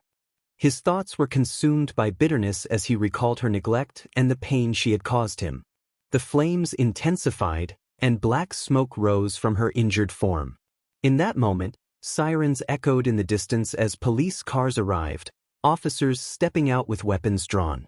Izuku, unfazed, unleashed a wave of flames that engulfed the vehicles and officers, leaving destruction in his wake. As he stood in the alley, memories flooded back of past confrontations. He looked down at Inko, who lay still, her last word a faint whisper of his name. A strange feeling washed over him, a mix of emotions he couldn't quite understand. Despite his anger, something urged him to stop. He lifted his foot off her and extinguished his flames. Teleki's back bore the marks of the brutal encounter, her injuries a testament to the beating she had endured. Izuku gazed down at her, feeling an unsettling emptiness. He questioned the nature of their relationship, reflecting on the twisted dynamics that had brought them to this moment. Izuku stood over Inko, expressing his feelings of betrayal and disappointment. He had once looked up to her, but now he felt nothing but contempt. He approached her, making it clear that her actions had consequences. He reminded her of the pain she had caused, stating that her failures as a mother and a hero had led to tragic outcomes. As he leaned closer, he made it known that the bloodshed was on her hands, leaving her to grapple with the weight of his words. After expressing his thoughts, Izuku walked away from the alley, feeling a sense of relief. He noticed a police officer on the ground, injured and struggling to reach his weapon. Izuku concealed his face in flames as he approached the officer, placing his foot on the man's hand just as he reached for his gun. The officer winced in pain, desperately trying to reason with him. Izuku coldly acknowledged the officer's pleas, suggesting he call for help for Inko, who was in dire straits. He pressed down harder, causing the officer to bleed, and dismissed his attempts to remind him of his past heroics. As the tension escalated, Izuku's anger flared, and he expressed his regrets about his past. He revealed that the children the officer had saved were now being trained by All Might, and he intended to use that to his advantage. The officer, terrified, questioned whether Izuku was a child or a monster. Izuku's response was chilling, indicating that he had become what the world had shaped him into. The heat intensified, and the officer's fear grew until a loud bang echoed in the air. Izuku surveyed the aftermath, noting the destruction left behind. He took off into the night, reflecting on the gravity of his actions. He had crossed a line, and now both heroes and villains would be after him. Yet, instead of feeling fear, he found a strange sense of satisfaction in being an outcast. Meanwhile, a shadowy figure observed Izuku's actions with delight, praising him for exceeding expectations. The figure relished the chaos Izuku had caused and anticipated All Might's desperate search for him. They believed that Izuku would rise to the challenge, confident that knowledge could be a powerful weapon. The figure watched closely, ready to test Izuku further. The next day, Rei, confined to a hospital room with a bandage on her forehead, felt frustrated and alone. She longed to see Izuku but knew it was unlikely. As she simmered in her thoughts, she was unaware of Izuku watching her from a distance, feeling a pang of sadness. He resolved that staying away was for her own good, bidding her a silent farewell. Inko, now in a dreamlike state, found herself in a ruined park, a place filled with memories of happier times with her children. The devastation around her was overwhelming. Suddenly, she heard Izuku's voice calling to her. When she spotted him, he appeared hurt and frightened, tears streaming down his face. Inko rushed toward him, determined to protect him, but as she got closer, he recoiled in fear. In a moment of horror, she witnessed a hand emerge from his back, holding his heart, a haunting image that left her frozen in shock. Hers and Izuku's eyes widened in horror as he struggled, blood spilling from his mouth. Inko looked behind him to see a figure the same height as Izuku, surrounded by green flames. The figure spoke in a distorted voice, crackling with fire. "Hello again, Teleki." Inko's heart raced as the playground was consumed by flames. The hand gripping Izuku's heart ignited, and he gasped, smoke escaping from his wounds. Desperately, Teleki reached out, but nothing happened. The green devil shook his head in disappointment. "How dense are you? Did you forget I can neutralize telekinetic waves? You're powerless." Inko clenched her fists, trying to fight against the green chains that bound her. "You monster! You won't get away with this. For all the lives you've taken, I will." Her words were cut short by Izuku's agonized groan, which emerged as green flames. "Spare me your heroic nonsense. Without power, you're not even worth looking at. Don't you agree?" Inko froze, her gaze shifting behind the emerald demon to a horrifying sight. Katsuki and Izumi lay lifeless on the ground, and Izuku would soon join them. Her stomach twisted, and her heart sank as she stared at the bloody bodies of her loved ones, even Katsuki, who was like family to her. Inko turned her attention back to Izuku, who was barely recognizable. His uniform was burned away, skin charred and peeling, eyes melted, and his heart held in intense heat. The worst was yet to come. "Why didn't you save us?" Teleki looked confused as the scene shifted to a burning graveyard. They stood next to a familiar tombstone, Hisashi Midoriya, loving husband and father. The green devil held her son above it. Tears streamed down Teleki's face, but they did nothing against the raging flames. "You weren't there when we needed you. How disappointing." Those were Izuku's final words before the green devil crushed his heart, reducing his body to ash on the grave. Teleki felt a wave of despair wash over her, but the monster turned away and walked off. "That you're a monster," she whispered. "For turning your back on the weak? Ruining futures? Who are you to judge? Hero." In reality, Inko wandered the hall between life and death. Her severely injured body was under the watchful eyes of the top doctors at the Central Hospital and All Might himself. The muscular hero held his unconscious wife's hand, praying for her recovery and cursing the monster responsible for this tragedy. The doctors assured him that, despite being on the brink of death, she would recover, though not as she once was. Teleki's injuries were severe, and her agility would be greatly hindered moving forward. It was a miracle she still had feeling below the waist. Meanwhile, in a reserved meeting room, Endeavor slammed his palm on the table, chastising Tsukachi for his naive words. "A road to healing, you said? Come quietly, you said? A better life for him, you said?" The detective groaned, overwhelmed by Endeavor's tirade. The meeting room was filled with police and heroes, all focused on capturing the Green Devil of Mizudafu. They enlisted the help of local heroes like Backdraft, Kamui Woods, Death Arms, and MT Lady, along with more experienced higher-ups. Among them were Ingenium, Mirko, Hawks, Endeavor, Best Jeanist, and All Might, who was late due to his visit to his wife's room. Their orders were simple: patrol the streets where the devil was often sighted and arrest him on sight. One of us tries to bring in that menace calmly, and what does he do? Hospitalizes Teleki. Endeavor shouted. "With all due respect, Endeavor, that's why we're here to discuss strategy for dealing with this guy," Tsukachi replied. Endeavor scoffed and stormed toward the exit. "Strategy for what? Some brat on a power trip? I'll leave you with some of my sidekicks, they should do." Tsukachi pinched the bridge of his nose as Endeavor left. "Now that's what I call a team player," MT Lady remarked. "He lasted longer than I expected," Hawks added.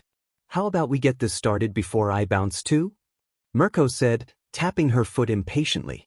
Tsukachi sighed, thinking that Endeavor and All Might were capable enough. "All right, here's our target. Muri." A man with green skin and two short antennae stepped forward. His quirk, memory, allowed him to look into a person's memories and convert them into viewable media. The projection showed a short figure obscured by green flames. "This rug rat," Death Arms growled, harboring a personal vendetta against the vigilante for rescuing two kids when he had been waiting for an opening. "The Green Devil, as the public calls him. From what we've gathered, he's killed 5 villains and 3 officers, severely injured Teleki, and leaves behind a trail of half-dead criminals. He's a child, likely 12 or 13, with a green fire quirk not in our database." Many at the table were taken aback. "He's seriously that young?" one asked. "Isn't this a little extreme?" another wondered. "Maybe it's just a delinquency phase," someone suggested. Tsukachi shook his head. "You think he's someone to take lightly? Tell that to Teleki in the emergency room." The projector displayed a list of the Green Devil's known abilities. His flames burn chillingly cold, invoking fear and unease in his opponents. He can also raise the temperature to cremate people in an instant. He has shown flight capabilities, pyrokinesis, and advanced combat skills. He learns from each battle and uses that experience to improve himself. In an alley, he faced off against 2 kids, one of whom possessed a telekinetic quirk. A few weeks later, he developed a technique that rendered him invincible to telekinetic waves, which ultimately led to his victory over Teleki. He had a close encounter with a villain wielding a blade quirk, and shortly after that, he crafted a more formidable blade of his own, sharp and hot enough to cut through anything. The heroes were beginning to take this situation seriously. They recognized that his ability to learn and adapt might be his most dangerous weapon. They needed to bring him in as soon as possible, as his continued existence out there meant he would keep learning and growing. The more time that passed, the more aggressive he seemed to become. The worst-case scenario they were trying to avoid was if he harmed anyone in his path and gained the strength to confront even their strongest champions. Best Jeanist spoke up, inquiring if a plan had been devised for their encounter with this powerful child. Tsukachi nodded, explaining that they would patrol in teams of 2, creating conditions that would give the child minimal chances of victory or escape. Death Arms expressed concern, suggesting that their numbers, along with the police and other heroes patrolling the streets, were already sufficient. Tsukachi gestured to Muri, who switched the projection to a video format. It showcased footage from the alley where the Green Devil had confronted a villain, along with clips from Teleki herself. The video was brief but effective in dispelling any doubts the heroes had about this pint-sized threat. When cornered, the Emerald Demon displayed a fierce determination to survive. Provoked by Teleki, he unleashed a fiery intensity that overwhelmed several professional heroes. Most astonishingly, he was able to perfectly replicate Endeavor's Flash Fire Fist, accomplishing what a grown man had dedicated years to mastering. It was fortunate that Endeavor was present, otherwise his anger might have turned the room to ash.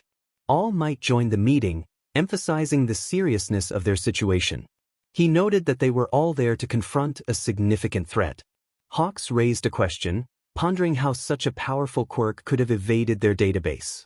Tsukachi responded that the child might simply be a late bloomer or that someone had kept his abilities hidden. The discussion shifted back to their mission, with Tsukachi reiterating the need to create conditions that would disadvantage the child.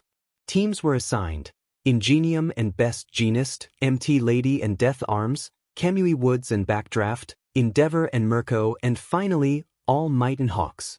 Hawks' carefree demeanor brought a smile back to All Might's face, albeit a smaller one than usual. Tsukachi reminded everyone to be quick and decisive if they encountered the child, as he had a talent for adapting. After the meeting, most heroes set out to patrol their designated areas, while Tsukachi and All Might remained behind to discuss the situation. Tsukachi asked how the kids were handling the news. Toshinori admitted that Katsuki's determination had only intensified, while Izumi was feeling scared due to the similarities in their quirks. He noted that Melissa was eager to come to Japan with her support expertise, ready to equip Katsuki and Izumi with her inventions. Tsukachi acknowledged the connection to David Shield, recalling how All Might had debuted in America with him as his equipment specialist. It seemed Toshinori had made a decision about his successor, though Tsukachi was troubled by the absence of Toshinori's missing son in the conversation. Their discussion was interrupted by Hawks re-entering the room with his usual smile, asking if they were ready to proceed. All Might's smile returned as he assured Hawks not to start without him.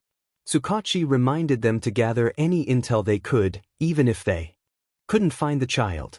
Hawks waved over his shoulder as he left, but moments later, he returned with a more serious demeanor, indicating they had a problem. Tsukachi was startled, expressing frustration at Hawks' timing. Hawks looked out the window, suggesting they both knew what he meant: the big guy. Tsukachi sighed, acknowledging that while he respected All Might, his current mindset could pose more trouble than assistance. He noted that All Might hadn't been smiling when he entered, a stark contrast to what the public was used to.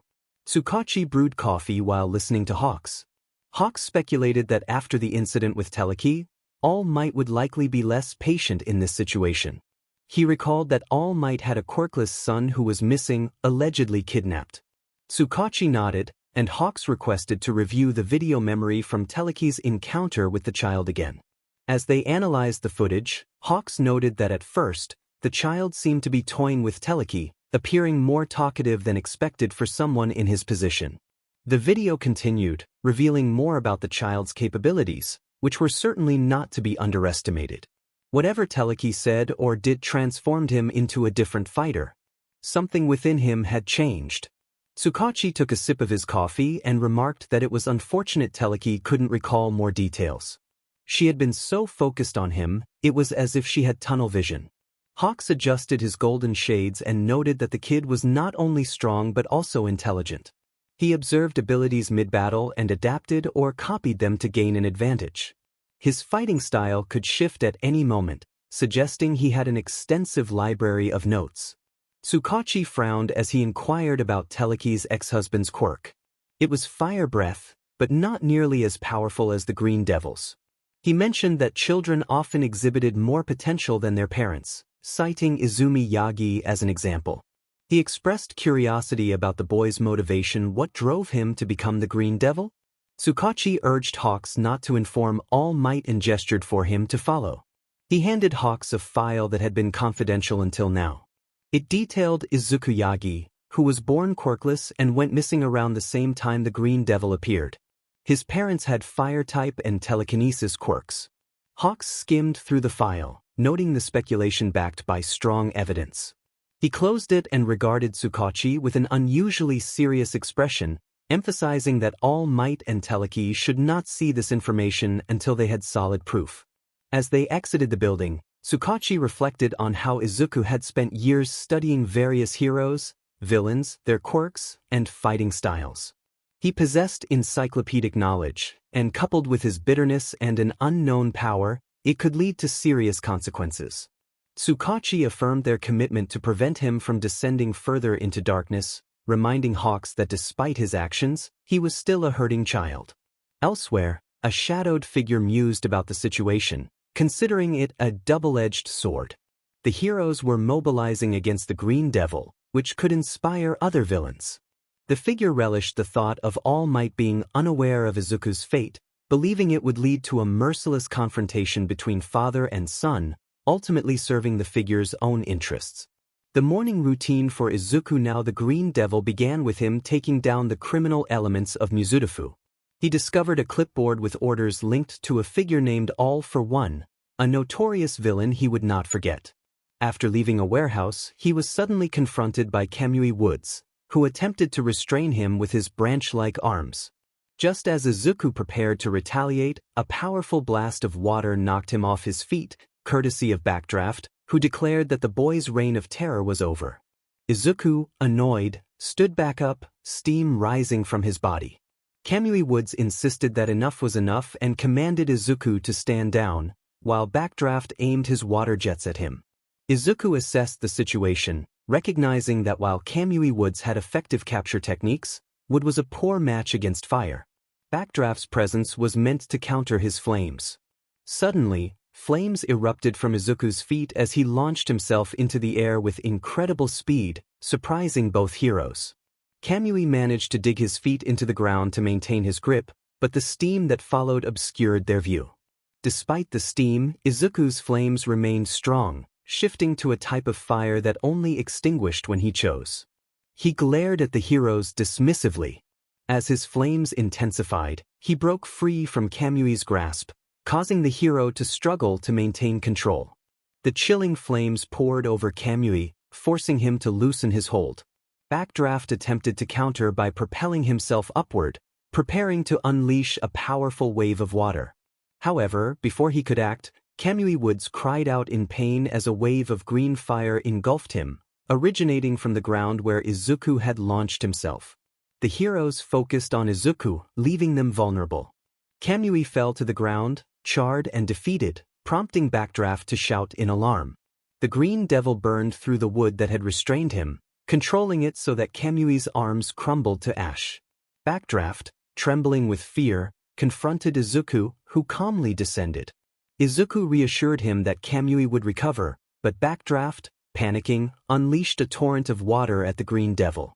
Izuku crossed his arms and enveloped himself in flames, generating a massive wave of steam that surrounded them.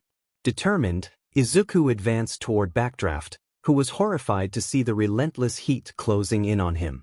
Despite his efforts to quell the flames, the Green Devil continued his approach, leaving Backdraft desperate and overwhelmed. This can't be. Through the hissing of evaporating water, Izuku was close enough for his opponent to hear him. He noted that the water could extinguish Endeavor's flames, but his own fire was much more resilient. Next time, he thought, the opponent should try using ice. That was the last thought Backdraft had before a flaming fist struck him in the stomach, sending him flying back a few meters. The Green Devil hovered in the dim alleys of Mizutofu near a station. It was midday and he hadn't encountered much. Normally, he would be in his civilian alter ego, Zu, but he wasn't ready to wear that mask just yet. He needed to clear his mind before donning the identity that reminded him of the kind girls he had met, including Rei, who had gotten hurt while searching for him. Izuku's head jerked to the side as he noticed the pro-hero, Death Arms, standing on the balcony of an apartment. With a cocky smirk and fists pulled back, Death Arms called out to him. In an instant, Izuku put some distance between them, heading straight for the alley's exit. It was odd for heroes to patrol in such places. As he approached the light at the end of the tunnel, it was obstructed by a creamy and purple suit hugging a formidable figure. Of course, Similady was there. The Green Devil didn't bother to change direction as the towering heroine pushed him to the ground, holding him down with her giant palm. She declared that his joyride was over. The impact didn't hurt Izuku at all. He wrapped himself in dense cold fire that cushioned the blow and stood up to push Milady off him. He slipped through her fingers, only to be met with a fist to his gut. He thought about how quickly she had arrived as he went flying, feeling no pain or danger. Death Arms pinned the Green Devil to the ground and began striking him into the pavement. Izuku crossed his arms to block the attacks, while nearby citizens watched and cheered as the pro-hero delivered blows to the vigilante. Lady, however, was concerned and urged Death Arms to take it easy. The pro continued swinging until the pavement beneath them cracked, insisting that the Green Devil was tough enough to handle it. He relentlessly struck Izuku's stomach and chest for several minutes until he finally broke a sweat. He boasted about how the Green Devil must be feeling the impact. To Death Arms' shock, the Green Devil stood up from the rubble without a stumble, casually brushing off the dirt. The muscular hero took a step back, astonished by the lack of injury. The Green Devil remarked that it wasn't bad and that he might have even bruised. Now angered, Death Arms clenched his fists. He was taken aback when the Green Devil suddenly appeared right in front of him, closing the gap in an instant with a hot fist ped back. Before Death Arms could react, a searing punch struck his chin, sending him soaring into the air. He groaned as he felt the sting and was caught by Milady. On the ground, the crowd looked on in horror. The Green Devil had shrugged off punches strong enough to break concrete and sent Death Arms flying with just one hit. But Izuku was unfazed by their reactions. His focus remained on the muscle-bound hero. He thought about how only a bully would try to solve problems with brute force.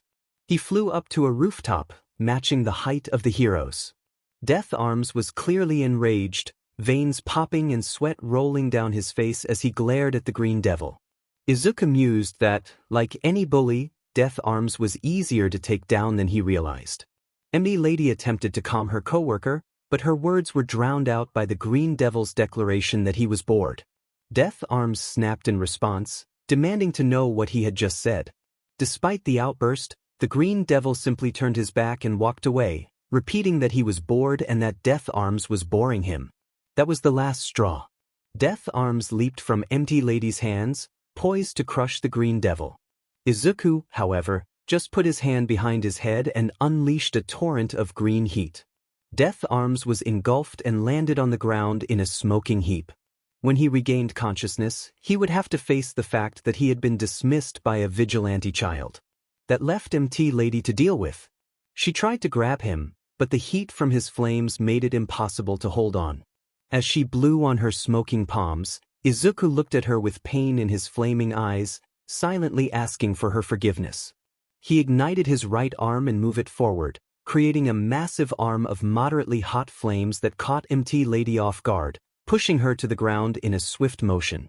The ground shook slightly, and when she gathered her bearings, the boy was nowhere to be seen.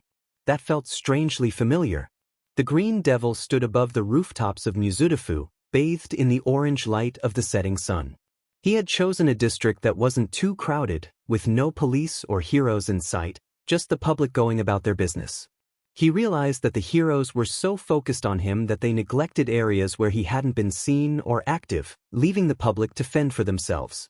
Just as he finished his thought, he noticed a young teenage girl trying to fend off a punk her age. He was flexing, showing off his quirk, while she seemed uninterested. Izuku's eyes narrowed as he recognized one of his ex-classmates from Aldra. That girl with purple hair and EUX-cord earlobes was Kyoka.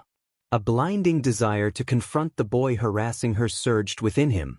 He moved in close enough to hear them while staying hidden, forming a fire blade from his right arm.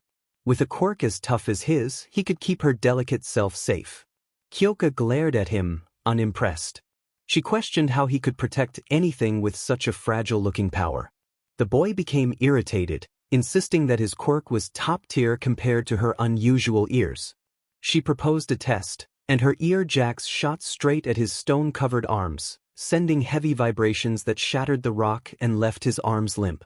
Flipping him off, she walked away, declaring him fragile. As he lay on the floor, the green-haired spectator above wore a wide grin, watching the once-bullied girl he had saved walk away confidently. He felt relieved, knowing she could handle herself. Just as he prepared to leave, he noticed suspicious movement in the corner of his eye. A grown man was checking his surroundings before disappearing into the darkness of an alley. He followed and observed the man making a call. Extending his hand, Izuku discharged small green embers to hover around the man, allowing him to hear both ends of the conversation from a distance. The man asked how the heroes were doing, to which the agent responded that they were so focused on the Green Devil that they could get away with almost anything. Izuku thought the title, Demon Lord, sounded like a self-absorbed villain. The agent confirmed that preparations were going according to plan and that in just 1 month, it would be ready for its first test drive. The Demon Lord grinned wickedly, expressing his gratitude to the agent for being a good martyr. As the villain leader finished speaking and hung up, the agent felt a chill run down his spine. He dropped his phone and looked around, noticing the green embers. Panic set in as a ball of green fire approached at alarming speed. Desperate, the man raised his hands, emitting sparks of electricity, but they were ineffective against the boy's protective flames. The force of the attack knocked him unconscious. The Green Devil picked up the man's phone and scrolled through the contacts, finding no incriminating IDs. He checked the call history and dialed the number, only to discover it was no longer in use. The villain had covered his tracks well, but he had left one thing behind: his agent, whom the police could interrogate. Izuku ignited the alley in green flames, knowing someone would surely notice and call the police. As he fled the scene, a nagging thought lingered in his mind. That was definitely all for one, the Demon Lord. If he could command a gang of criminals, he was not to be taken lightly. Izuku wondered if he had secured the drags that the Blade villain used and what he was plotting for the upcoming month. The more he thought about it, the more questions arose. This villain operated in the shadows, covering his tracks expertly. He knew Izuku was listening and wanted him to hear. What was going to happen in a month's time? All for one, what were you plotting? A week had passed since the incident with the agent and the revelation of All for One's plot, but Izuku remained in the dark about much. He had at least 3 weeks before the villain's plan took shape. Where was the Demon Lord hiding? What did he want with the Green Devil? How long had he been watching? How much did he know? These questions kept the young vigilante on edge, making him less willing to show mercy to villains and criminals. His thoughts were interrupted when his clothing suddenly became unbearably tight, immobilizing him. He struggled to move without tearing his clothes.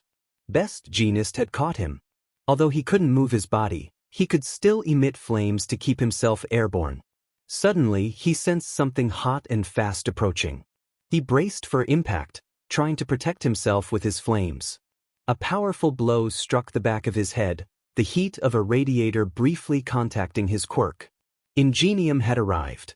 The impact sent him crashing to the ground. He glared at the Fiber Hero and Turbo Hero, who apologized for their rough methods, stating that even though he was a child, they couldn't allow him to continue causing chaos.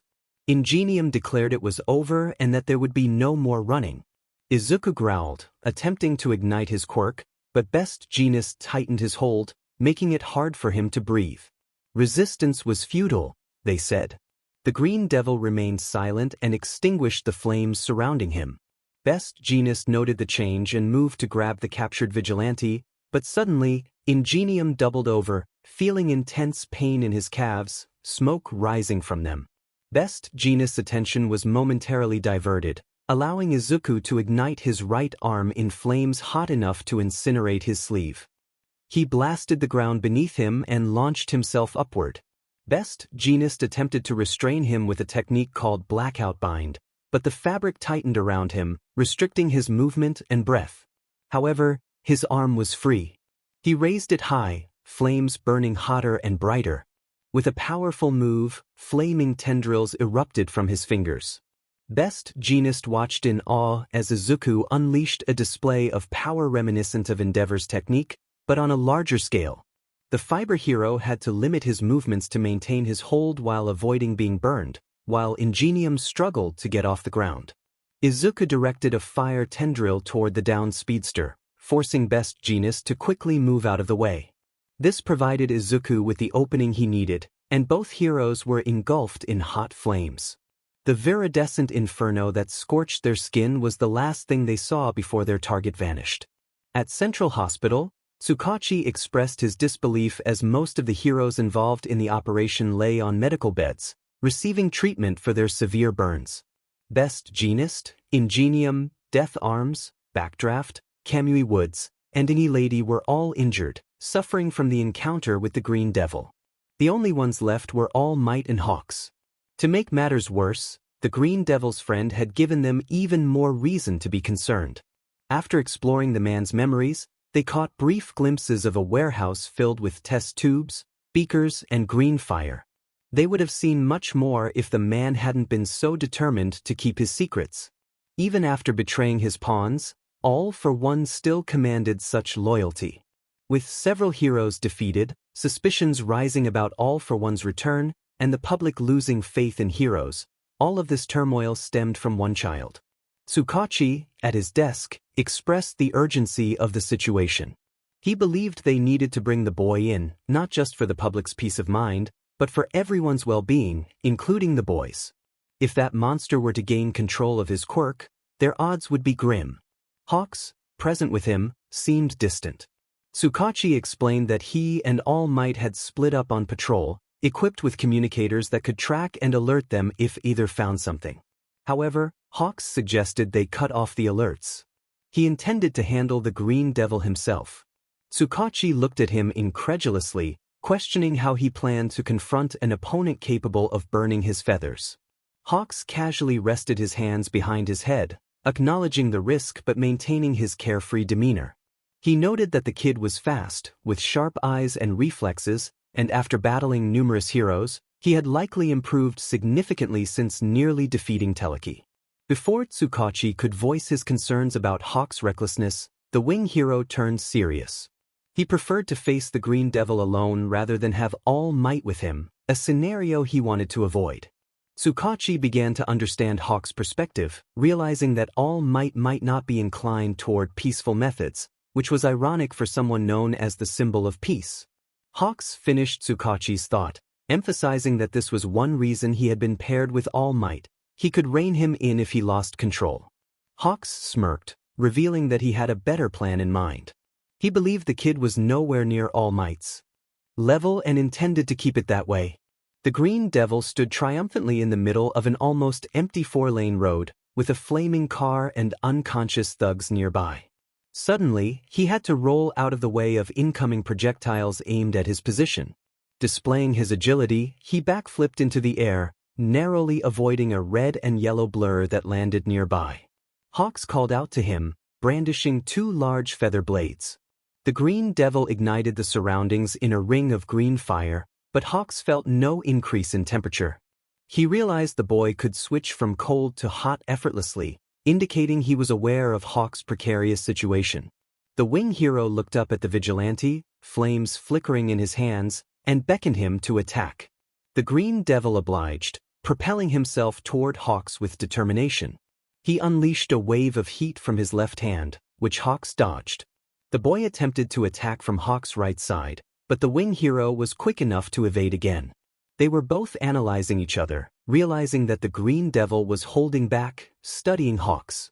However, Hawks suspected that the boy had heard about his reputation and was unsure why he wasn't simply trying to take him down. Meanwhile, Hawks stood beside a roaring blaze, ready to execute his plan. As the Green Devil charged at him, blade at the ready, Hawks threw his feather blades into the fire, reducing his wings to just under half their size. The Green Devil paused, confused by Hawks' actions. Hawks, appearing relaxed, explained that he had no death wish but preferred to avoid a fight in such a dangerous environment. He noted that fire and confined spaces didn't suit him, and the flaming cage created by the Green Devil would make combat difficult. He acknowledged the boy's intelligence in understanding his quirk. Despite his better judgment, the Green Devil allowed his hand blade to diminish. He began to explain his own quirk, detailing how Hawk's feathers were tough yet supple, capable of picking up vibrations from a distance. He acknowledged Hawk's speed and movement but pointed out his weaknesses against fire and power types, categories he fell into. Hawks, impressed, encouraged the boy to share more about his quirk. The Green Devil hesitated, but Hawks reassured him that he was not expecting any backup and was merely interested in a friendly chat. Sensing sincerity from the wing hero, the Green Devil felt inclined to engage. The flames surrounding them began to weaken slightly as they continued their conversation. The Green Devil revealed that he called his flames psycho flames, explaining that they reacted to his emotional state. When he was angry, they burned intensely, but when calm, they became cold, inducing anxiety and fear in his enemies. With focus, he could control the temperature regardless of his feelings. Hawks, intrigued, listened intently, recognizing the significance of their exchange. It was cold, but Izuku didn't feel afraid. He felt cautious, but not trembling like those criminals he had fought. This made him wonder if Hawks didn't see him as an enemy. Hawks noted the situation and remarked that there was more to Izuku's abilities than he realized. He was curious about how Izuku could negate telekinesis. Izuku clenched his fist, and Hawks felt a slight increase in temperature. Izuku explained that his quirk had many facets, one of which was pyrokinesis. He demonstrated by throwing a ball of fire into the air and spinning it around. He could control fire, whether it was his own or someone else's, with his mind, which explained the psycho in his power's name. Hawks realized that Izuku's telekinetic properties in his fire must have clashed with teleki, causing the waves to cancel each other out. Izuku continued, breaking Hawks out of his thoughts. He shared that he had sensory enhancements, allowing him to sense heat, give himself thermal vision, and detect a person's emotional state by sensing their body temperature. This was the only reason he had been able to talk to Hawks for so long. He could also see and hear through the fires he lit, which made him feel a connection with Hawks. Izuku was surprised to find himself growing closer to the winged hero. Hawks noticed the shift in Izuku's demeanor as he looked down, and his flames weakened slightly. Izuku admitted that he couldn't go back to who he was. Hawks felt the weight of vulnerability in Izuku's words. He acknowledged that Izuku had done some terrible things and might not be able to return to his old life. However, he encouraged Izuku to consider that he could create something better for himself. Hawks stepped closer to Izuku, who remained still. He sensed the fragility in Izuku's voice when he asked why Hawks was going this far. Hawks brushed a strand of hair from his forehead and explained that while it would be easier to arrest him, easy and beneficial were not the same. He reminded Izuku that heroes did more than just hand out punishments. Izuku's flames extinguished, and his messy, dark green curls fell over his forehead. He expressed that his experiences had not aligned with Hawks's words. Hawks took another step closer, ready to extend his hand. He understood that despite everything, Izuku was just a scared kid feeling alone. Hawks acknowledged the reality of Izuku's actions, stating that he had taken lives, both good and bad, and needed to atone for his sins. He paused, extending a helping hand, offering to help Izuku build a better life once he faced his past. Izuku was speechless, staring at the hand before him. He had been set on the path of a ruthless vigilante, believing no one would help him. But now, he questioned whether he was truly ready to live a life of bloodshed. A single tear fell down his cheek, landing on the flames covering his mouth, which began to fade.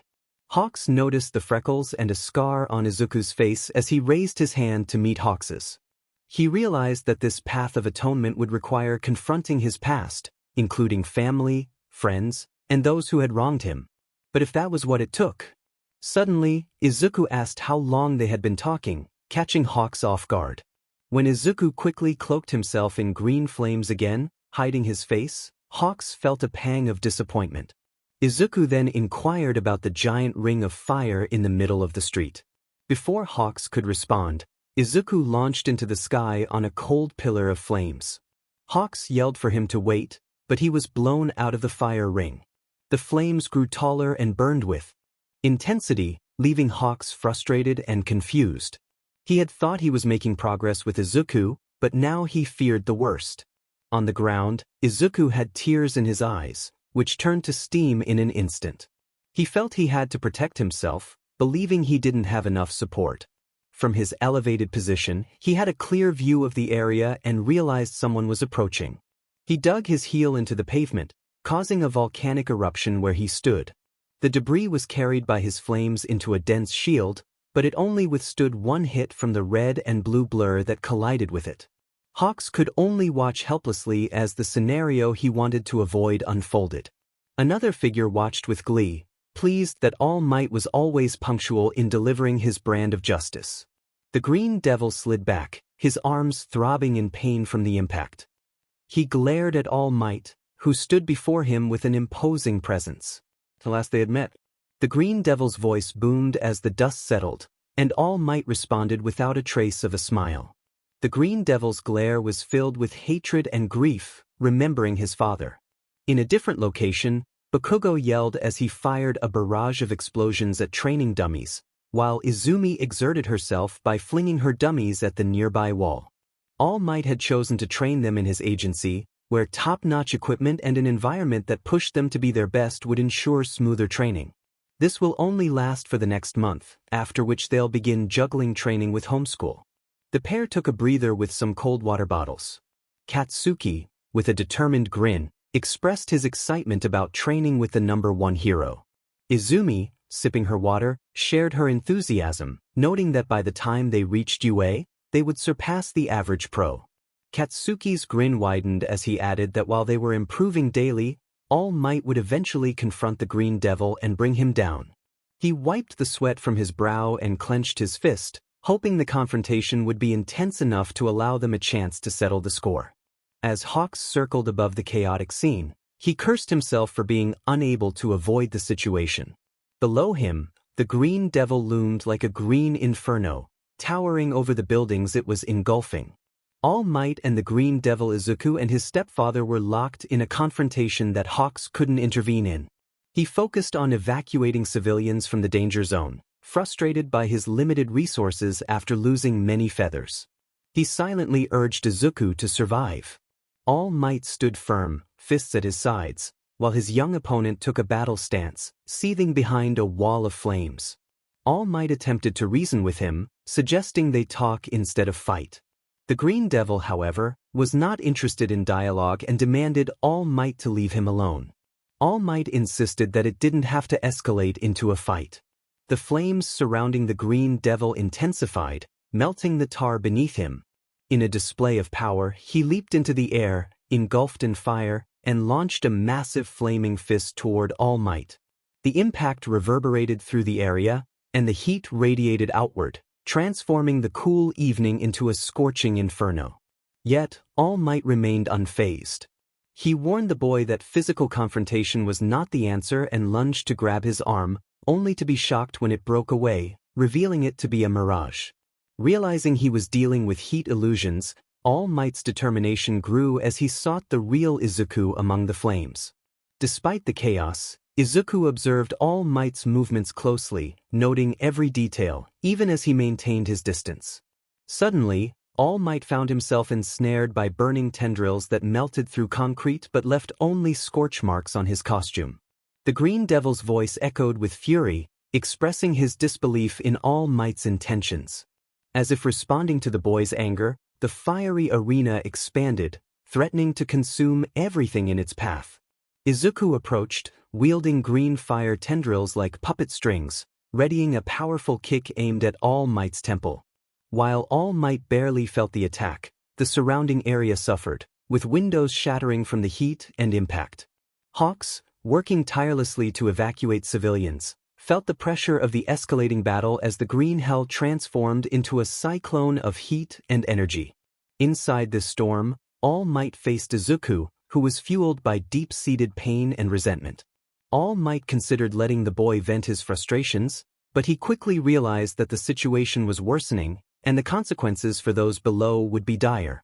Breaking free from his bindings, All Might prepared to counterattack. As he readied his fist, Izuku seized the opportunity to latch onto him with one last thread of his Hellspider technique, igniting flames beneath his feet. In a swift maneuver, he flipped their positions, aiming to strike All Might from behind. The two unleashed their respective attacks simultaneously, creating a shockwave that rippled through the area. The ground shook violently as All Might's fist connected with the pavement, sending flames and debris flying. Hawks, having evacuated the last civilians, found himself in a precarious position as the shockwave caused the building he was perched on to collapse. Emerging from the rubble with a twisted ankle, he expressed his frustration at All Might's reckless actions, realizing the potential damage to Izuku's psyche. All Might picked himself off the ground, shaking his head, aware that the stakes had never been higher. The top pro rubbed his smoking back, surprised by the intensity of Endeavor's strongest move. Meanwhile, Izuku soared high above the city, propelled by the prominence burn. He dove straight down toward his target, catching the attention of the blonde hero below. The blonde grinned, feeling a mix of irritation and admiration for the bold frontal assault. He swallowed his pride, recognizing the usefulness of the situation despite his frustration. With a determined expression, he spread his hands, unleashing powerful green explosions from his palms. All Might's expression shifted as memories of the destruction caused by this young hero flooded back. Izuku spun through the air, surrounded by a cyclone of heat and smoke. All Might braced himself, tightening his muscles to absorb the impending blow, but he miscalculated. The Green Devil was now a terrifying projectile, intent on taking him down. Despite his reservations about using another's quirk, Izuku was determined to push forward, condensing his energy for a more devastating blast. On the ground, Hawks, nursing an injured ankle, understood the gravity of the situation. He turned to face the inferno, realizing he had no chance of escaping the impending explosion. Yet, he wore a laid-back smile, accepting his fate. Just as he prepared for the worst, he felt a rush of wind beneath him. He opened his eyes to find himself lifted above the ground, astonished to see green flaming wings on his back. In the midst of the chaos, Izuku had found a way to save him, showcasing his selflessness even in dire circumstances. The thunderous impact of Izuku's explosion reverberated throughout the city, reducing buildings to ash. Hawks watched in awe as the sheer force of the blast unfolded. Izuku had harnessed the heat and oxygen around him, creating a cyclone that fueled his attack. The resulting devastation was beyond comprehension, leaving the area in ruins. As the smoke began to clear, two figures emerged at ground zero. A child with a smoking arm was held up by a muscular man, both of them bearing the marks of battle. All Might's expression hardened as he realized the extent of Izuku's power. The boy dangled limply, his hoodie incinerated, revealing scars across his body. It pained All Might to see a child so scarred, but he knew he had to neutralize the threat before letting his guard down. He acknowledged Izuku's strength, noting that the attack had exceeded his expectations. However, as All Might prepared to subdue him, he noticed the boy gasping for air, which made him hesitate. He uttered words that would prove to be a mistake. Suddenly, green flames erupted around Izuku, reigniting with a fierce intensity. The boy was seemingly revived, and with a surge of power he engulfed All Might's arm in flames, forcing him to drop him. Izuku unleashed a blast of heat at point-blank range, fueled by a fury that seemed to consume him. All Might staggered back, smoke rising from his chest. The child he once knew had transformed into a formidable entity. With ragged pants and a scarred upper body, Izuku's appearance was now dominated by flames and a pair of blazing wings. The fire in his eyes burned fiercely, obscuring his true gaze. "I'm sorry, but this ends here before you can ruin any more lives," All Might declared, preparing to subdue the Green Devil. But Izuku charged at him, filled with a primal rage. All Might swung his fist, but each attempt to strike missed as Izuku dodged with remarkable agility. Unbeknownst to All Might, Izuku was studying his movements, predicting his patterns. He was determined to close the gap, knowing he had one final shot left. All Might realized that even if Izuku poured everything he had into this last attack, it might not be enough. However, 10 years ago, Izuku and Izumi both shrieked at their new stepdad's hideous scar, expressing their disgust. Toshinori laughed heartily, rolling down his shirt and lifting the toddlers into his arms. Young Izuku, curious, asked how Toshinori got that scary mark. Toshinori's gaze turned distant for a moment before he responded, knowing the 4-year-olds wouldn't understand the weight of his memories. He then asked if they had ever heard of All Might, and the twins' faces lit up with excitement as they exclaimed that he was the best hero ever. Toshinori chuckled, recalling a past event. He explained how All Might and a team of police had fought a formidable villain the previous year. Even All Might, the hero known for never losing, had struggled. Toshinori had done everything he could to assist, and while All Might emerged victorious, the cost was significant. He held both kids close, and they hugged him tightly. Izumi reassured him that he and All Might had won, while Izuku echoed that the bad guy was no longer a threat. Toshinori's heart swelled as he looked down at little Izuku, who gently patted his scar with a tender expression. A single tear rolled down Toshinori's cheek as he embraced the boy. Present. Now, that once compassionate boy had transformed into a fierce and relentless force. His father attempted to subdue him, but just before he could reach out, Izuku unleashed an explosion from his left hand, halting right beside All Might. All Might retaliated, landing a punch that grazed Izuku's cheek, leaving a mark as blood trickled down. The mention of Toshinori Yagi froze the muscular hero. It was a name known only to the greatest heroes and a select few. Seizing the moment of hesitation, Izuku channeled every ounce of strength into his right arm, which glowed with a fierce intensity, ready to unleash destruction on All Might's one vulnerable spot. With a powerful shout, Izuku launched his attack, creating a massive explosion that echoed throughout the city. Hawks, witnessing the spectacle, marveled at the boy's resilience and wondered how much strength he had left. As the blast subsided, Hawks noticed something being propelled away by the shockwave and took flight to check on All Might. Despite his injuries, Hawks made his way to the crater where All Might lay. He expressed concern for the hero, who was on his knees, coughing and visibly injured. Fear and amazement filled Hawks as he observed the damage to All Might's costume, which was singed and stained with blood. The realization struck him that Izuku had exploited All Might's injury, bringing the #1 hero to his knees. Hawks feared the repercussions of this event on society's perception of their greatest hero. Meanwhile, Izuku soared through the air, utilizing a mimicry of Hawks's quirk. The explosive impact from his earlier attack had propelled him a significant distance. However, as the adrenaline wore off, he felt the toll on his body. He landed ungracefully in a dark alley, smoke rising from his injuries. The worst damage was to his right hand, which was smoking and bleeding. His body felt heavy and he could only crawl. As he struggled, a raspy voice approached, revealing a tall, slim man in a dark navy hoodie, sunglasses, and a mask. The man commented on the fight, expressing delight at Izuku's performance against the heroes. Izuku, sensing danger, tried to rise but was too exhausted. The man revealed his spiky black hair and removed his sunglasses, exposing dark circles beneath his eyes. He introduced himself, claiming it was a pleasure to meet the Green Devil. Izuku's instincts flared as he fought to move, but his body refused to cooperate. The man turned his attention to the alley entrance, noticing something moving. As Izuku felt an intense heat wash over him, he succumbed to unconsciousness. The world struggled to comprehend the events of the past 3 weeks. The vigilante known as the Green Devil had proven to be a formidable challenge for several top heroes, all of whom had failed to subdue him. Yet, the public remained hopeful, believing that All Might would ultimately prevail.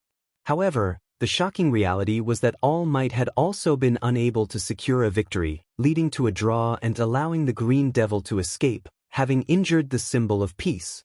People clung to the belief that All Might had not fought seriously and would triumph next time. They were unaware of All Might's recent injury, which had severely weakened him.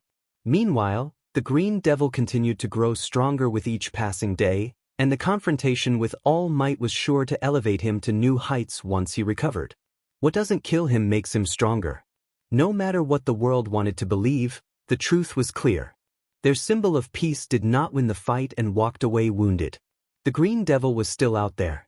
Criminals who caught wind of this were greatly inspired to act. Law enforcers were horrified that their champion had lost. A new era was on the horizon. A hellish era. Izuku's dreamscape. Izuku stood motionless in front of the nightmarish structure he once called home. The awful memories within these walls seemed unending. He turned his back to leave but felt something stopping him, a hand on his shoulder. He looked back and saw Toshinori. Frustrated, he tried to pull away, but the man wouldn't budge. Then he felt another hand on his other shoulder, this one belonging to Inko. He shouted for them to let go. Rei's hospital room. The white-haired woman tended to the potted fern perched upon the ledge of her window next to her favorite flowers. Every morning and evening, she took great care of the green plant, watering it and ensuring it received plenty of sunlight. A saddened look was present in her eyes as she watered the plant. There was a knock at the door, but Rei remained still, not making a sound when the door to her room opened. A nurse stood at her entrance with a tray of food. She announced that it was dinner, but received no answer from the icy woman. The nurse decided to set the tray down on Rei's bed. Rei spoke emotionlessly to thank her. Before leaving, the nurse noticed a file and a picture of a man with short curly black hair, green eyes, freckles, and a gentle, welcoming smile. The deceased nurse of the hospital, Hisashi Midoriya, who bore an uncanny resemblance to Izuku. It had been weeks since Rei had seen or heard from the scarred green-haired boy. She desperately missed their talks, their shared meals, and their nights spent looking at the stars. She missed having a son who would visit. For weeks, Rei had been closed off, not talking or socializing much at all. The nurse expressed her concern, making Rei flinch. The nurse reminded her that she had worried about Izuku and wanted to ensure he was safe, but she could have been hurt even worse in the Green Devil's fight with Telekinesis. Rei sighed and put down her watering can. Rei insisted that she should be the one apologizing. The nurse was surprised. For the first time in weeks, Rei spoke more than 2 words. She acknowledged that she made the nurse worry and apologized, but insisted that the nurse was not the one who should be saying sorry. The nurse fidgeted with her fingers as Rei looked across the street from her window at the building that was nearly finished being rebuilt from Telekinesis' anger-fueled destruction. Rei knew the Green Devil had hospitalized her, but she felt little pity for the pro, or for any pro with a history of abusing and neglecting their child. The only damage done in the area was because of Telekinesis. The Green Devil had not even been active until she provoked him. Because of her, Izuku could be scared away into never coming back, or worse. It was because of this that Rei held a grudge against the so-called hero and was developing resentment toward her own husband. She thought bitterly that the woman was no better than him. Rei asked the nurse if Izuku had been there, and the nurse recoiled slightly at her question. The nurse confirmed that he had visited, but only twice. Rei looked exceptionally disturbed yet curious. After all these years, he had never come close to her since her breakdown, a fact she didn't mind much. Even confined to a small room in a mental hospital, it felt somewhat liberating to be away from him. It was for this reason, among others, that the doctors thought it best not to inform Rei about her husband's visits. But when you've had a man inside you, you know when he's coming. The streets these days were filled with unease. The decrease in heroes on the street and the increase in crime made civilians genuinely fear, since All Might had become the #1 hero. The man himself was in a battle with the vigilante that stirred the pot. And how did it end? Whole city blocks reduced to rubble, 2 injured heroes, and the Emerald Demon still out there. Soon after that crisis, the heroes received a tip about something else. Three black and gray humanoid monsters with their brains exposed and little or no mental capacity. All of this only further fueled public unease. First, the devil, now zombies. What next? Vampires? 3 middle school students were walking down the street after school. 2 were accompanied by a floating uniform. A pink-skinned girl and a black-haired boy with sharp teeth walked alongside the invisible girl, who carried a neutral expression while the pink girl appeared daydreamy, staring off into the distance. The invisible girl told the boy it was his turn, and he responded as he yanked the pink girl's collar, nearly choking her. Mina exclaimed her frustration at Kirishima's actions, questioning why he kept dragging her back from jaywalking or getting run over. The invisible girl chimed in, noting it was the 3rd time they had to save her. Mina huffed and crossed her arms, explaining that she had been thinking about the guy who saved her from dreaded summer school. The invisible girl cracked a smile, though it was unseen, and so did Kirishima. In a crumbling society, Mina's antics provided her friends with a reason to smile. Kirishima encouraged Mina to just ask Izuku out already, but she lamented that she hadn't seen him since their study dates. The invisible girl asked if she had gotten his number, to which Mina replied that he had been playing hard to get. She insisted that the next time she saw him, she better receive an apology and compensation. Kirishima smirked, curious about what she meant by compensation. Suddenly, Kirishima tackled his classmates into an open store just as an explosive canister landed where they had been standing, creating a hole in the ground. The steel doors rolled down and shut. They and the others trapped inside the store saw a truck with criminals holding firearms speeding down the street, flanked on both sides by criminals on motorcycles throwing explosives. The leader on top of the truck laughed while firing bullets haphazardly, proclaiming that if the heroes were being taken down by children, the streets were theirs for the taking. The criminals reveled in their newfound freedom, expressing their hope to run into All Might so they could confront him directly. This was what happened when a symbol of hope faltered. The people's belief wavered, and now that there was blood in the water, the sharks were here. Above the chaos, the Green Devil watched from a hidden vantage point, still recovering from his fight with All Might. Though his throat was healed, there was one noticeable difference. His voice had a deeper, gravelly tone. Just as he was about to land and stop the chaos, something he sensed in the distance halted him. It was something extremely hot, fast, and ambitious. He looked ahead of the criminals and saw a bright orange streak lighting up the sky. In one swift motion, the gang of lawbreakers was taken down. Orange flames engulfed the wrecked truck and bikes, with the defeated criminals scattered across the ground. It was a ruthless yet effective approach, demonstrating that the hero responsible was in no mood for half measures. The citizens cheered as the flames revealed the number 2 hero, Endeavor. Everyone admired his imposing figure, except for one. Izuku glared down at the so-called hero with disdain and hatred. He had learned much about Endeavor and his home life from Rei and his unofficial therapist, Fuyumi.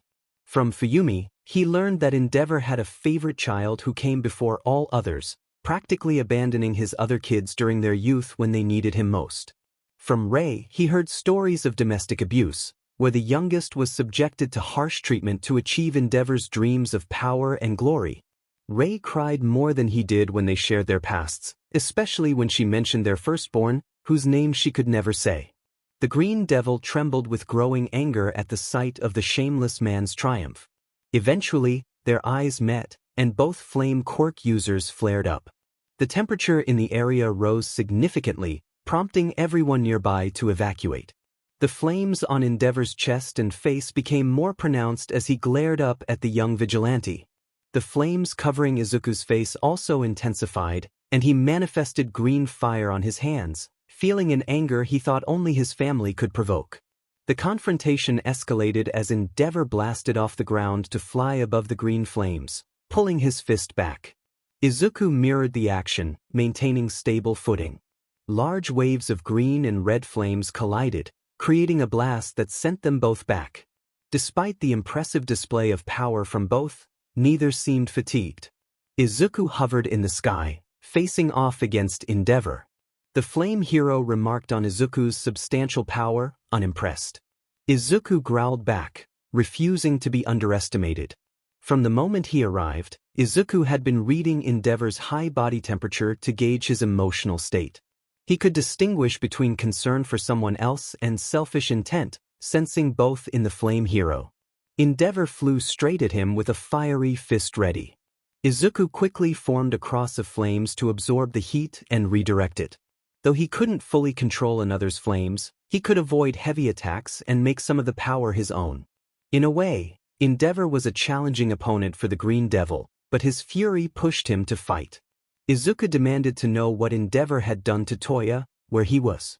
The question surprised him, revealing a hint of worry masked by rage. When Izuku asked who Toya was, Endeavor angrily fired another wave of flames. Izuku's thoughts raced, realizing that whoever Toya was, he was clearly someone close to the Todoroki family. His thoughts were interrupted when Endeavor grabbed his collar and threw him to the ground. Izuku used his power to land painlessly in a crouched position. He landed in front of a store with closed steel roll-down doors, where he had an audience of 3. Kirishima whispered in awe, while Mina pushed him aside to get a better view. Invisible Girl warned them to stay back, reminding them that he was fighting Endeavor and they could get hurt. On the battlefield, Izuku prepared to ascend back into the sky but was halted by a familiar presence. He looked behind him to see a pair of unmistakable black and yellow eyes peering through the slits of the door. His eyes widened and his fire dimmed. He recognized Ishido and noticed others hiding with her. His first instinct was to melt the door and see her face to face, but Endeavor charging at him wouldn't allow that. Izuku quickly acted a wall of flames to block the inferno directed at him. Endeavor was unaware that he was endangering the people behind the boy. Izuku's anger surged again, realizing that Endeavor was fighting recklessly without regard for bystanders. He thought Endeavor was foolish, just like All Might, but perhaps he could still be useful. He called out to Endeavor, demanding to know everything he knew about All for One. Confusion crossed the Flame Hero's mind as he registered the question, providing Izuku an opening to push back. Meanwhile, Endeavor found himself on the defensive as the Green Devil pressed for answers about All for One. Endeavor kicked upward, sending a wave of orange fire following Izuku. Frustration welled up in Izuku as he lamented not asking All Might when he had the chance. He knew that poking at Endeavor's pride would provoke him, and his assumption was proven correct when Endeavor erupted in fury. Endeavor's voice rang out as he rocketed toward the Emerald Demon, unleashing a powerful attack. The impact sent him crashing into a nearby building. In that moment, Endeavor's priority became clear. By defeating the vigilante that even All Might had failed to stop, he could prove to the masses who the true #1 hero was. Consumed by ego, he was driven by a selfish desire. Endeavor pulled himself from the crater he left in the wall, wiping the blood from his forehead. He looked ahead and saw Izuku manifesting a pair of large green fire wings on his back, reminiscent of hawks. Endeavor growled, dismissing Izuku's display as a sloppy imitation. Undeterred, the Green Devil flew straight at him. Endeavor unleashed a barrage of searing hot fire, creating thin ropes that sliced through the buildings. Izuku dodged and weaved fluidly, keeping his focus on Endeavor while avoiding the deadly flames. Izuku felt a surge of anger as flames enveloped him. He reached back, pulling off his left wing to form a broadsword of fire, reminiscent of Asta's weapon. Endeavor watched in shock as Izuku sliced through the Hell Spider and soared toward him. Izuku's thoughts were filled with disdain for Endeavor, who only cared about his own ambitions, ignoring the suffering of others. The young hero's fury peaked as he recalled the pain Endeavor had caused Rei. Endeavor hesitated for a moment, and that brief pause allowed Izuku to raise his flaming sword high and swing it down onto Endeavor's shoulder. The impact sent Endeavor crashing to the ground, smoke rising from the wound. Izuku stood over him, realizing the intensity of Endeavor's flames was nearly overwhelming. Endeavor struggled to move, but Izuku kicked him away and ascended into the air, taunting him as he prepared his next attack. As Izuku gathered a massive amount of thermal energy, Endeavor recognized the impending danger and charged toward him, unleashing a wave of flames that did little to deter Izuku. Instead, the two flames merged, intensifying Izuku's final strike. Endeavor's eyes widened as he felt a paralyzing dread wash over him. Izuku unleashed his version of Endeavor's strongest move, creating a massive explosion that engulfed everything around him. Endeavor, now at a disadvantage, could only brace himself against the onslaught of flames. Later, Endeavor awoke on a gurney, greeted by the sarcastic remarks of Mirko and Hawks. He wished for a moment that he could slip back into unconsciousness. As he looked around, he saw nothing but ash and destruction, reminiscent of a past tragedy. Tsukachi assured him that everyone had been evacuated safely, but Endeavor's thoughts were consumed with worry for Izuku, who had seemingly vanished. Suddenly, a wave of green flames erupted from the rubble, drawing everyone's attention. Izuku, still catching his breath, was using his flames to support the collapsing structure around him. He had sensed people trapped inside and had done his best to protect them. Finding a group of unconscious but alive civilians, he moved to check for any others.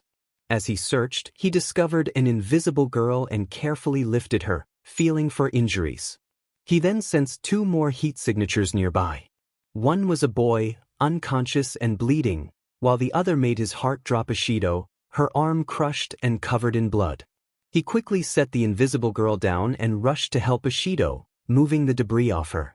After assessing her injuries, Izuku felt a wave of guilt wash over him.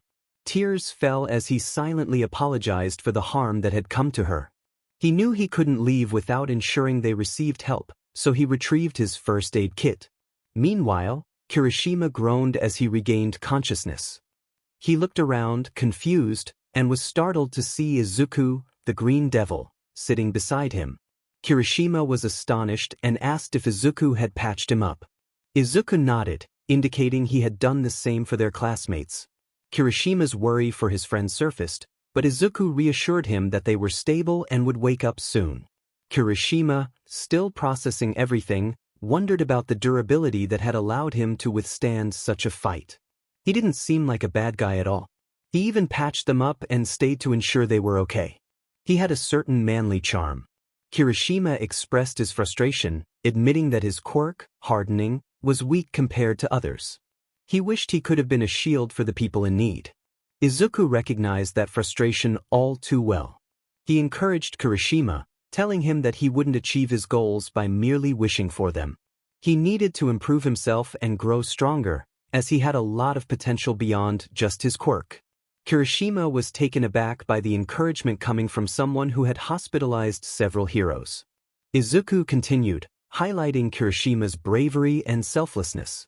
His desire to help others, despite feeling inadequate, marked him as hero material. Izuku ignited his fist in flames and lightly punched Kirishima's forehead, the warmth providing comfort. He assured Kirishima that he could become a hero. The black-haired boy stared with wide eyes, feeling a surge of motivation. Izuku smiled beneath his fire mask, surprised to find himself in a position of inspiration. He saw a bit of himself in Kirishima and wanted to share the encouragement he had longed for in his own life. Mina and the invisible girl stirred, trying to grasp their heads, but Mina winced at the pain in her arm, which was in a makeshift sling. Kirishima pointed out that Izuku could explain what had happened. The girls looked at the Green Devil sitting before them, surprised and fearful. Kirishima reassured them that he was a good guy who had patched them up with his own first aid kit. Toru, the invisible girl, was astonished to discover that Izuku could see her, albeit through thermal vision. This revelation made her blush, and despite her uncertainty, she felt a curious desire to know how she appeared to him. Mina teased her about having an admirer, prompting Izuku to scoff at her comment about wearing his hoodie. The revelation that it was indeed his hoodie left Kirishima and Toru in shock. Izuku, still covered in flames, looked almost divine as he lifted Mina to her feet, expressing his longing for fresh air. He blasted open a wall, showcasing his strength. Kirishima admired him, while Mina found him incredibly attractive, and Toru began to understand Mina's crush. As the Green Devil exited the crumbling building, he spotted an ambulance and several heroes, including Tsukachi and Endeavor, who was not in fighting shape. Izuku stood his ground, staring down the heroes, particularly Mirko, who approached him with a smile. However, he reminded her that there were injured people present and that fighting would only cause more suffering. Mirko's smile faded as she noticed the injured kids behind him. Izuku warned her that if she chose to fight, she would be the one endangering the kids. Flames surrounded him as he hovered in the air, asserting that helping those in need should be their priority as heroes. Mirko bared her teeth in frustration, but Izuku decided to leave, unfurling green fire wings from his back and flying away at high speed. Hawks felt a strange sense of pride as he watched, while Tsukachi sighed, recognizing the implications of Izuku's actions. Meanwhile, Mirko joined Kirishima and his classmates, expressing her frustration at letting the opportunity slip away. Kirishima and the others followed her instructions to seek out the medics and report to Tsukachi. They shared their positive experiences with the Green Devil, who had dressed their wounds and even given his hoodie to Mina. The heroes were astonished by the boy's kindness and the encouragement he had given Kirishima. Hawks reflected on the significance of Izuku's words to Kirishima, realizing that he must have longed to hear such encouragement himself. Despite everything, he recognized Izuku as a good kid, and they were determined to help him. As Izuku flew through the air, tears welled in his eyes. He regretted not apologizing to the others. Landing on a building, he took a moment to rest, feeling the soothing autumn breeze against his skin. He looked back at the chaos he had caused and smiled, appreciating the good friends Ishido had. Elsewhere, a shadowed figure grinned widely, reveling in the chaos that had unfolded. He didn't realize how much he could miss his dear son. Laughter echoed through an empty alley as he came across an Endeavor poster, placing his hand upon it. He promised that they would see each other again, urging the poster not to die on him. With that, he set the poster ablaze in a brilliant blue flame. Elsewhere, a man in a suit sat on a dark throne in front of a monitor. He noted another success for Izuku, though he felt the children Izuku had helped had cost him some points. Nevertheless, he was pleased and had designed the next test himself, confident that Izuku would excel. He then called for Tamura. Behind him stood a young man with blue hair, adorned with severed hands. He was eager to test his new creation, designed to take down All Might, and he cackled with excitement as he left the room. The shadowy figure mused to himself, reminding himself that Izuku had consistently shown that even the strongest superhumans were still vulnerable. Days later, Endeavor, now healed, was ready to leave the hospital. He bore a tick mark on his forehead from Mirko's teasing, despite her own questionable choices. He had much on his mind, particularly about a boy who knew his name, could perform his flash fire techniques, and had the raw talent to use the moves of others. This boy had been watching him. Suddenly, a voice rang out, filled with rage, calling for Enji Todoroki. Endeavor paused, recognizing the voice of All Might, who stood beside Teleki. All Might expressed understanding about Toya's situation, sharing that he too was searching for his missing son. They would find both Toya and Izuku. Endeavor refused to look back at them, asserting that he didn't need their pity and that they should focus on their own families. His phone vibrated in his pocket, and he read a message from his daughter, Fuyumi, expressing concern after seeing the news. He contemplated his response before typing back, assuring her he was fine and would be home for dinner. He could only imagine her surprise. Looking up at the sky, he promised Toya that if he was alive, he would have a better home to return to than the one he had left. That evening, Izumi and Katsuki were overwhelmed with frustration and helplessness. They listed the heroes who had faced the Green Devil, feeling the weight of dread as they realized he remained a formidable threat. Izumi felt particularly despondent, sharing her mother's quirk, which had proven ineffective against the Green Devil. She feared that if they crossed paths again, she might not survive. Unbeknownst to her, All Might had a plan he believed would help, passing on One for All to Izumi, a decision that would ultimately lead to unforeseen consequences. In the winter, Izuku reflected on his past, recalling how he had always disliked the extremes of summer and winter during his time with the Yagis. Now, as snow fell on his faux white hair, he felt a deep longing for Rei. At Kaimusho Prison, Izuku landed on a platform connected to the facility. Recently, a young man had been shouting about a potential prison break, but the heroes had been too focused on a single boy to respond. Now, with the heroes failing, the public was left anxious about what could happen next. After 2 hours of silence, Izuku was about to leave when he heard rumbling from within the prison. The ground trembled, and dust began to rise. He positioned himself in front of the main door, ready to confront whatever was coming, his body ignited with forest green flames.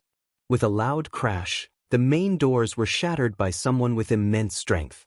The sounds of freed villains echoed around him, and he estimated there were at least 50 escapees. They shouted excitedly about their newfound freedom and their intentions against the heroes.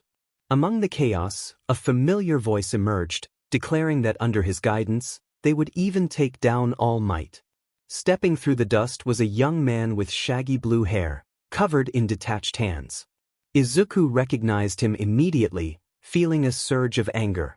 The villain leader greeted him with a triumphant grin, pleased that Izuku had received his invitation.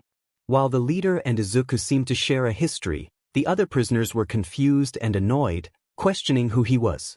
The living mist among them began to explain, revealing that Izuku was the Green Devil, a figure of fear who had even fought All Might and lived to tell the tale.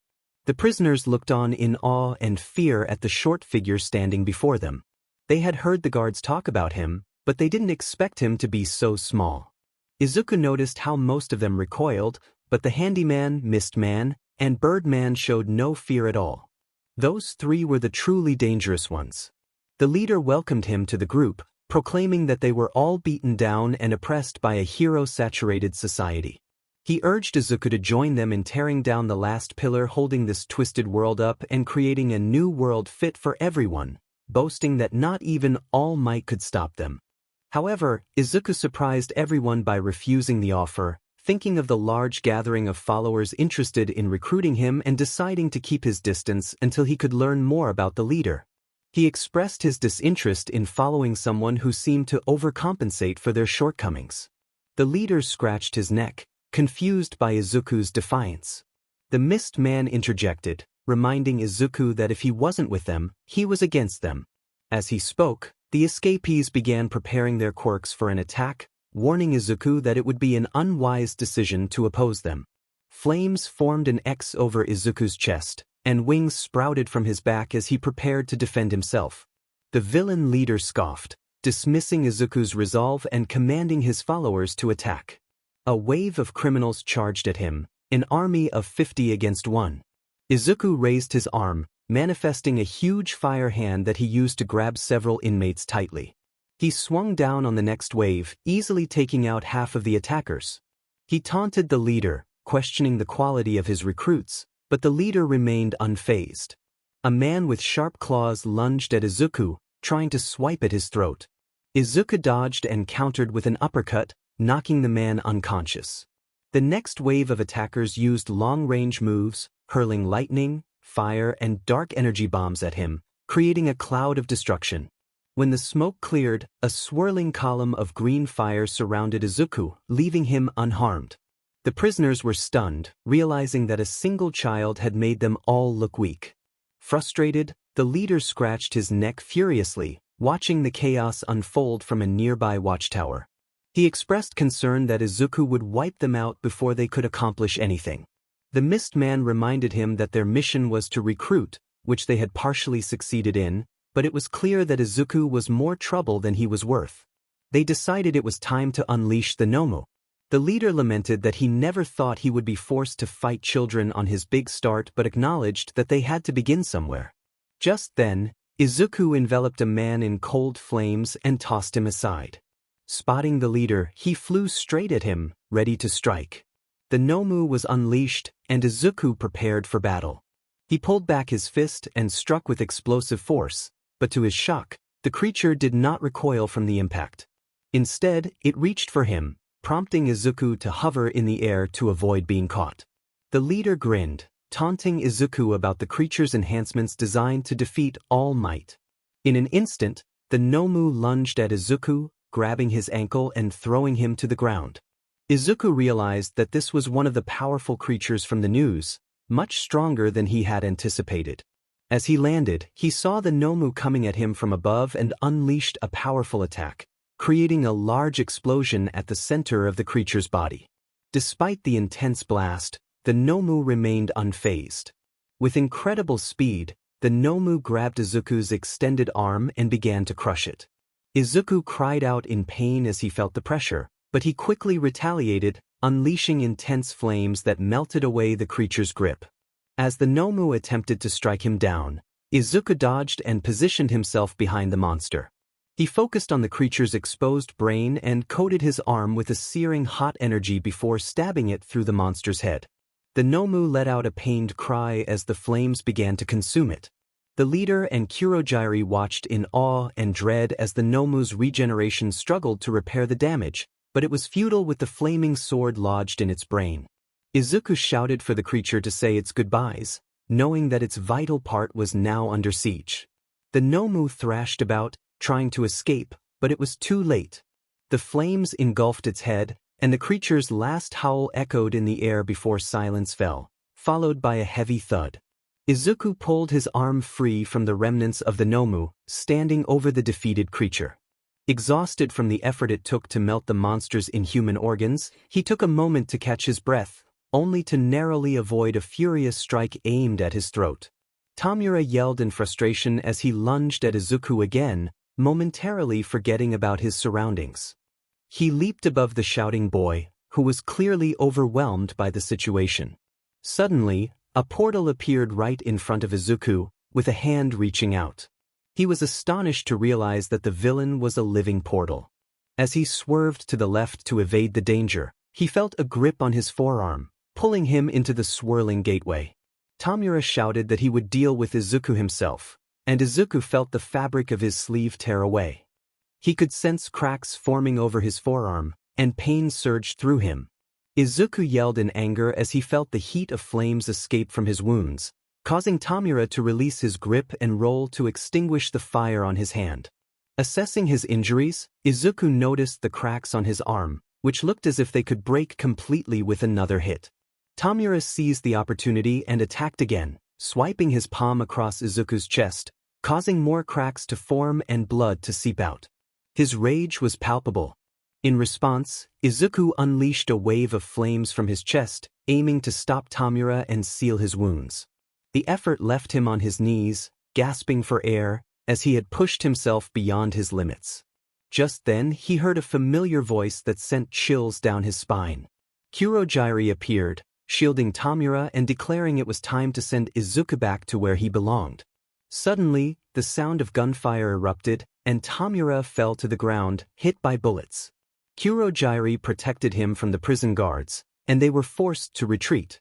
Izuku finally felt a wave of calm wash over him as the adrenaline faded and the flames around him extinguished. The guards cautiously approached his unconscious body, weapons still trained on him. He had collapsed after battling several escapees and a formidable foe. One of the guards remarked on Izuku's incredible strength, questioning whether they should arrest him.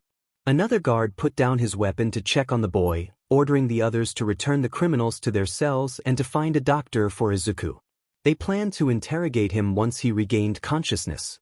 Elsewhere, Tamura expressed his frustration over his injuries, collapsing to the ground in.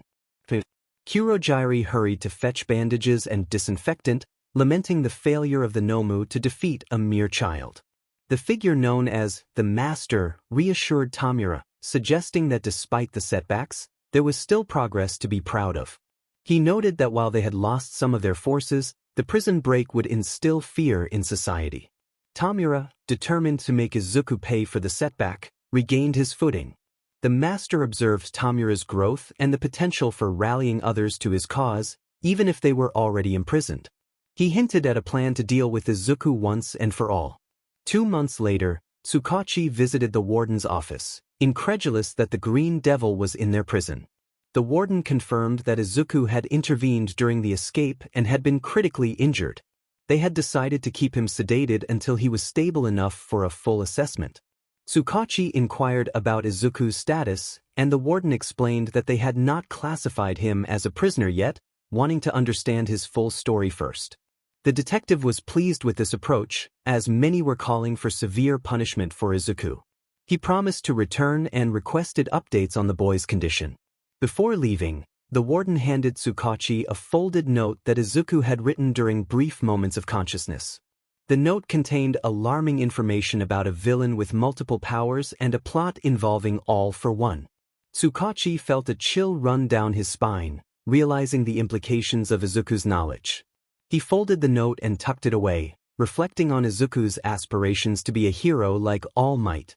Concerned that Izuku might attempt to confront All for One himself, Tsukachi insisted on speaking to him directly, despite the warden's hesitation. He explained that he was collaborating with several heroes, including All Might, to track down the dangerous villain responsible for the prison attack. The Green Devil would be a great asset, and with Hawks, they could finally get him in one place long enough to talk. The warden contemplated the request. It wasn't completely unreasonable given the boy's actions, but it wasn't exactly sane either. Just as he opened his mouth to respond, the blaring of an emergency alarm cut him off. He gasped in surprise and opened the door to inquire about the situation, only to find a guard on the ground and a green-haired boy in hospital clothing sprinting away with tears in his eyes. The warden yelled for him to stop. Moments before Izuku's escape. Izuku's mindscape. Izuku floated alone in a black void, a pitch-black night with no beginning or end. His black and green hair framed a hollow look in his eyes as he tried to piece together what he knew. He recalled the past, 10 years ago when he and his sister, Izumi, were close, and they lost their father. Months later, their mother met Toshinori, All Might, outside their father's hospital. As he thought of Rei, his hair turned white momentarily before returning to its original color. He remembered that All Might had fought someone back then, a villain whose details were tightly guarded, but he suspected it was All for One. Izuku clenched his right hand tightly, feeling the pain as he thought of the villain. He believed All for One must be as wounded as All Might, and he could exploit that weakness just as he had before. But then a voice interrupted his thoughts, telling him he couldn't face the villain. He turned to see a familiar face illuminated by a soft light, his grandmother, Nana Shimura. Stunned, he backed away, awe and fear mingling in his expression. She warned him that facing All for One would lead to his demise, and she didn't want that for him.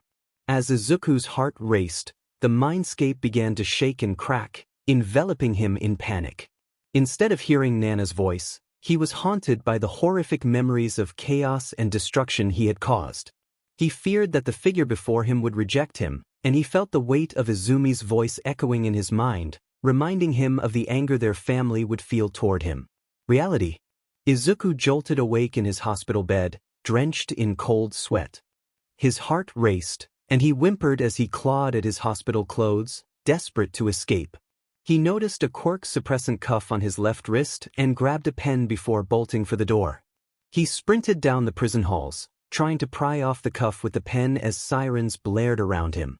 A guard shouted for him to stop, but Izuku's instincts kicked in, and he lunged at the man, leaving small green flames in his wake. He struck the guard on the neck, knocking him out, and continued running, ignoring the shouts of the detective and warden. Now, Izuku was running for his life, tears streaming down his face as he headed toward the window at the end of the hall, almost managing to break the seal on the cuff. Tsukachi, trying to reason with him, realized it was futile. It was like trying to reason with a mouse being chased by a lion. In desperation, Tsukachi picked up the fallen guard's gun and fired a warning shot, the bullet flying past Izuku's head and into the wall. The boy didn't slow down. Tsukachi took another shot, narrowly missing Izuku's hair. He felt anguish as he prepared to pull the trigger again. Then, a massive explosion rocked the area, sending Tsukachi and the warden flying. As they collected themselves, they saw a figure soaring through the sky, engulfed in green flames. Izuku had escaped, heading toward the unknown.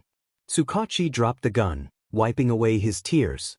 He had never seen the Green Devil in such a state of panic, even against formidable foes. The detective was at a loss for what to do next, the image of Izuku crying etched in his mind. Meanwhile, Izuku was doing everything he could to fly away, tears pouring down his face.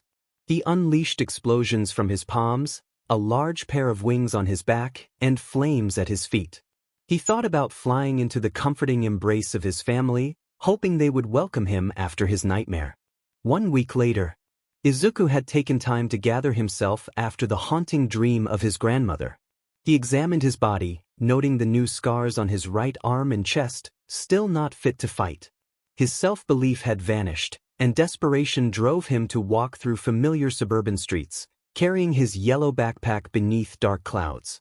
He walked past Dagoba Beach, a former hiding place from bullies, now pristine and beautiful despite the gloomy atmosphere. As he stepped onto the clean sand, he hesitated, noticing familiar figures nearby. He quickly hid among the rocks, feeling overwhelmed. He realized he couldn't continue like this, ready to give up and turn himself into the Yagis.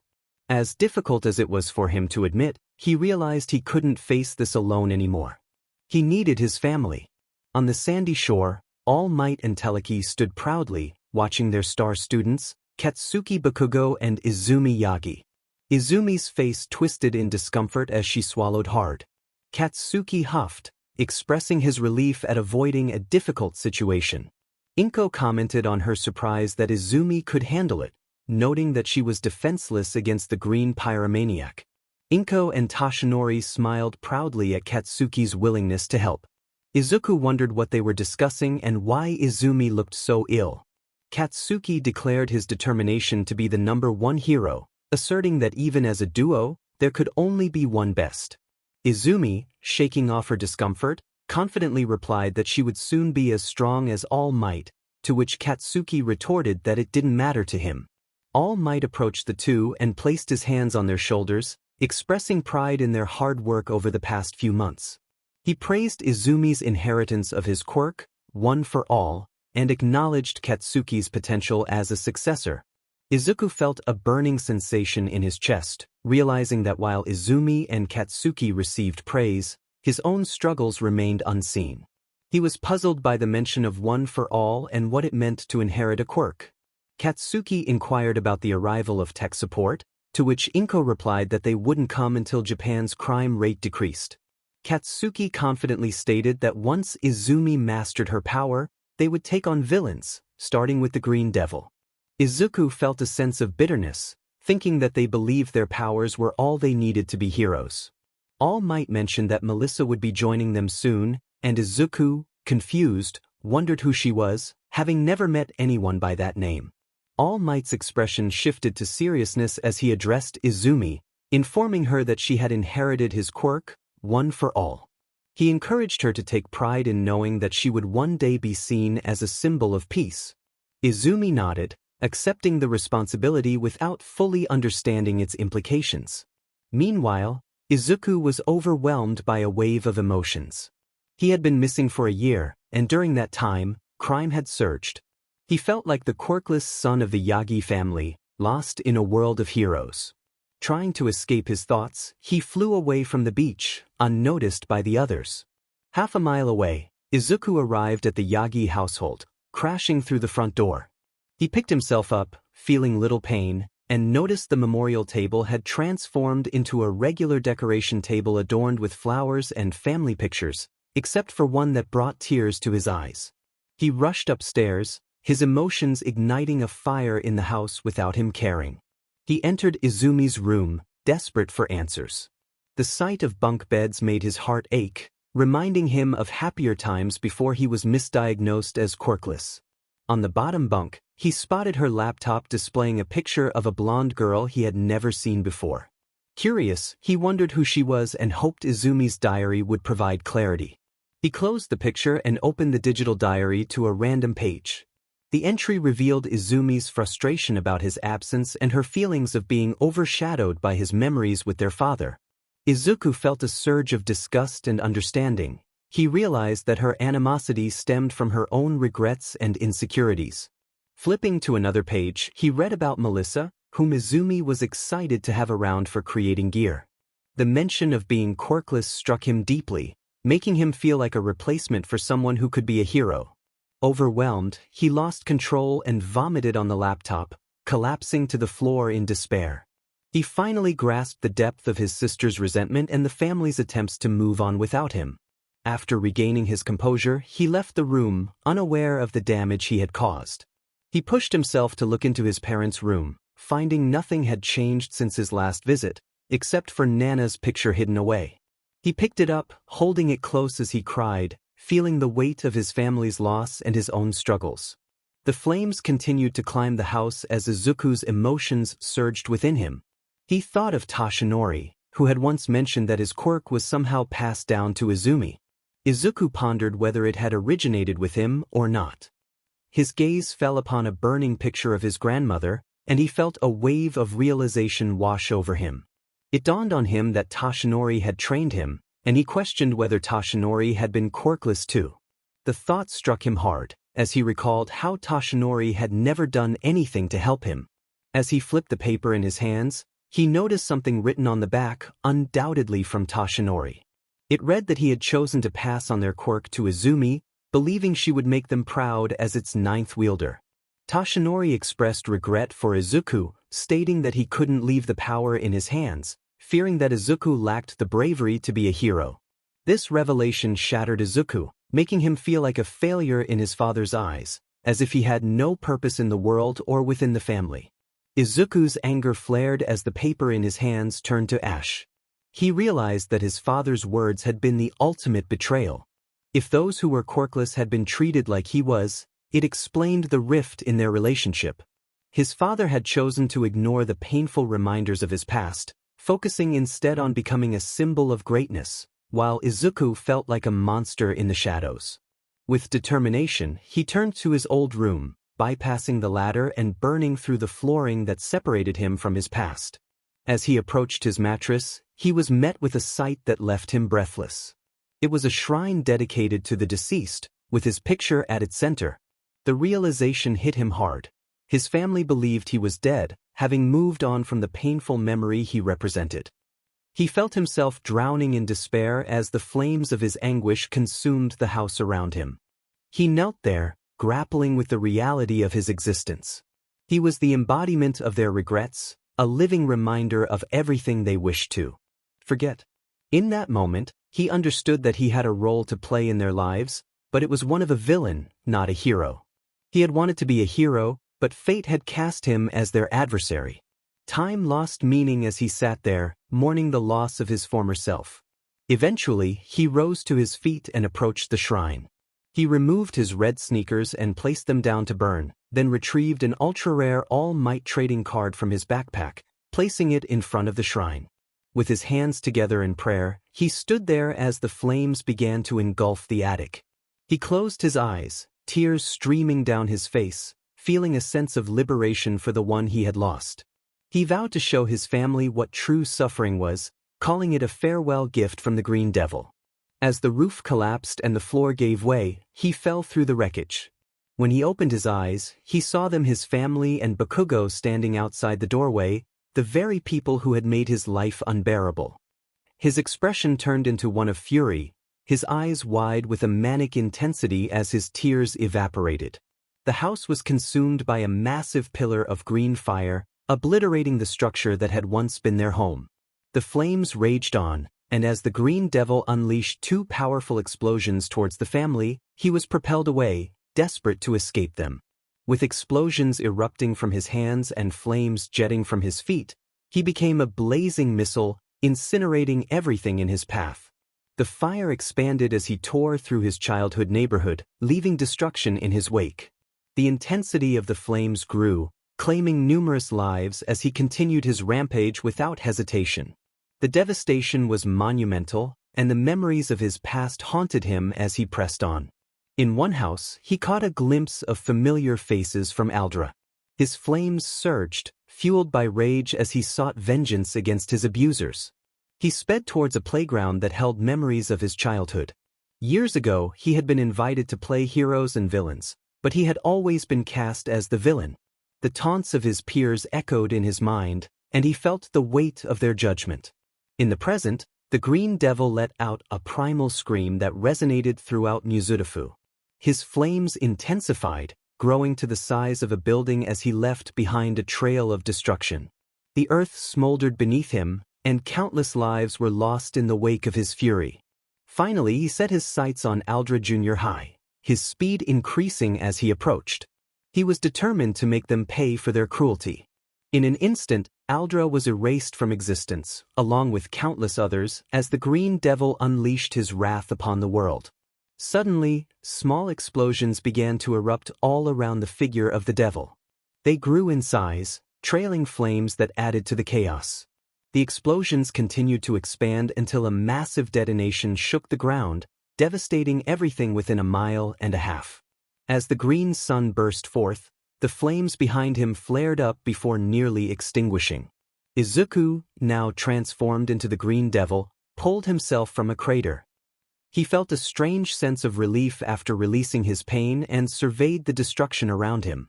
As far as he could see, there was nothing but ash and cinders, a grim testament to the hundreds of innocent lives lost in an instant. Oddly, he felt little disturbance at this realization. Thunder rumbled overhead, and lightning flashed, followed by a sudden downpour of rain. Without a word, he turned away from the devastation and soared into the sky with his quirk. This world had become the domain of a newly born devil, leaving behind a scorched graveyard. In the midst of the chaos, an elderly man stood in the wreckage of his home, grumbling about the situation. His granddaughter, the ninth successor of One for All, lay on the floor with her arms in slings after being treated by Recovery Girl. The old man lamented her lack of control over her newfound power, frustrated that it had been nearly a month since she received it. Izumi, after enduring a week of her grandfather's rigorous training, was overwhelmed with frustration. She had been told that One for All would amplify her innate quirk strength, but her telekinesis had shown no improvement. Instead, the power seemed to have a mind of its own, often unleashing destructive shockwaves when she attempted to activate her own abilities. The recoil was painful, and despite her efforts, she could not control the output. Gran Torino expressed his exasperation, attributing her struggles to a lack of responsibility and an inability to acknowledge her faults. He blamed Toshinori for spoiling her, comparing the situation to giving ice cream to a child after a bad day. Izumi, feeling the weight of her grandfather's words, defended her brother, insisting he would have been worse. Gran Torino sighed, acknowledging the truth of her statement but still expressing his frustration. After recovering from her injuries, Izumi challenged Kaken to a sparring match, which ended with both of them hospitalized. Katsuki commented on their predicament, while Izumi resolved to keep working hard until she mastered her power, despite feeling the sting of failure for the first time. They received a call from their American friend, who was shocked by their appearance. Melissa suggested visualization and meditation, but her well-meaning advice only irritated them. Katsuki snapped back, reminding her that she had no experience with quirks, while Izumi agreed, insisting they would be fine once their gauntlets were completed. As Izumi hung up, Melissa felt a pang of disappointment but tried to rationalize their perspective. She understood the pressure they faced, especially with the recent devastation caused by the Green Devil. She held on to hope that once the threat was neutralized, they would all attend UA together. The scale of destruction was immense, with every news channel in Japan broadcasting the aftermath. Helicopters hovered over the smoldering remains of what had once been a vibrant community. A family of frogs watched the news, and Tsuyu held her younger siblings close. She pointed out the area where Izuku lived, expressing her concern for his well-being. Meanwhile, Fuyumi turned off the television, feeling disheartened by the constant barrage of grim news. Her brother Natsuo, eating cereal, looked up at her with curiosity as she voiced her worries about the troubled boy they had all heard about. Even if he could take care of himself, there were doubts about how he would manage in a fight against villains. Fuyumi noted that he had a thermal vision quirk, which would allow him to detect threats better than most. He appeared to be strong for his age, but he was still a wounded child. Endeavor entered the room, clad in his updated hero suit, featuring large plates on his shoulders and gauntlets on his forearms. The latest in compression technology enhanced his flash-fire techniques. He assured them that he would personally deal with the threat posed by the Green Devil, leaving the house with a sense of determination. Natsuo expressed his frustration, remarking that Endeavor had been defeated by another fiery adversary yet still attempted to play the role of a father. Fuyumi scolded him for his harsh words. The young white-haired man was not entirely wrong. Endeavor had been fighting a personal battle ever since the other white-haired figure appeared at Central Hospital. Memories he had tried to suppress began to resurface, leading to repetitive nightmares. In these dreams, he found himself on Sikoto Peak, not alone but facing his eldest son, whom he had once believed to be lost. The flames surrounding his son varied in color, each evoking different feelings within Endeavor: dejection, frustration, guilt, sadness, self-hate, and heartbreak. After Endeavor left, Natsuo stepped out of the training room and inquired about Shoto's training session. Shoto appeared a bit battered but not as severely as usual. He mentioned that the training had been more flexible, with their instructor not fixating on forcing out his fire. Although he had no interest in understanding the instructor's mindset, it seemed that some sense was beginning to take hold. The news choppers captured a scene of devastation that seemed endless. To many, it confirmed that the Green Devil was indeed an enemy. For 3 middle schoolers, it felt like a betrayal, yet they clung to hope that he was not as he appeared. The area now referred to as the Scorched Graveyard was once a peaceful neighborhood, now reduced to ashes. 2 individuals, Inko and Toshinori Yagi, knelt among the ruins of their home, praying for protection for their family and for those who had unjustly lost their lives to the monster. They prayed for their son, Izuku. The 2 heroes felt a deep sense of despair. Just when they had found reasons to smile again with Izumi and Bakugo, disaster struck. They understood that as long as the Green Devil roamed free, happiness was out of reach. They vowed to stop him and make him pay for his actions, even if it meant taking his life. A black-haired man sat at his desk, contemplating the news of escaped convicts from Kaimusho prison. Some of the escapees were former employees of the Yaoyorozu Company, dismissed for misconduct. With heroes and police no longer as powerful as before, the Yaoyorozu patriarch feared retribution from those he had once trusted. Unbeknownst to him, his daughter listened intently, aware of the worst-case scenario he envisioned. A butler informed her that her trainers were ready, and she set off to meet them, determination etched on her face. She understood that heroes were overwhelmed and that they could not always rely on others for help. It was essential to stand up for themselves. Countless innocents had their lives disrupted in an instant. Opinions about the young vigilante in Mizudafu had varied, but it was now clear who was behind the mask: an evil, ruthless monster living up to his name. The streets were filled with unease, criminals grew bolder, and heroes struggled to cope. Until the Green Devil was captured and faced justice, the good people of Japan could not look to the future with hope. Tsukachi turned off his office television, feeling the weight of the situation. Hawks, sitting on the detective's couch, expressed his confusion over the recent events. The Green Devil had fought an entire prison of criminals and a formidable foe, only to suddenly take countless lives afterward.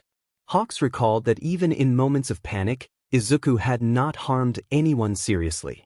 The destruction that followed his escape raised troubling questions about his state of mind. Tsukachi believed he could provide insight into Izuku's turmoil. The timing of the recent events was unfortunate. Izuku had been pushed to his limits. The bloodshed and the relentless pursuit by villains and heroes alike had taken a toll on him. Tsukachi had seen the desperation in Izuku's eyes as he fled, ready to surrender to those who had caused him so much pain. The very people who had broken him might have done so beyond the point of no return. Hawks listened closely, pondering what could have happened to drive Izuku to such extremes. Tsukachi dismissed the idea that physical abuse alone could explain the casualties. Instead, they had struck at the very core of his being, the wounds that had festered throughout his life.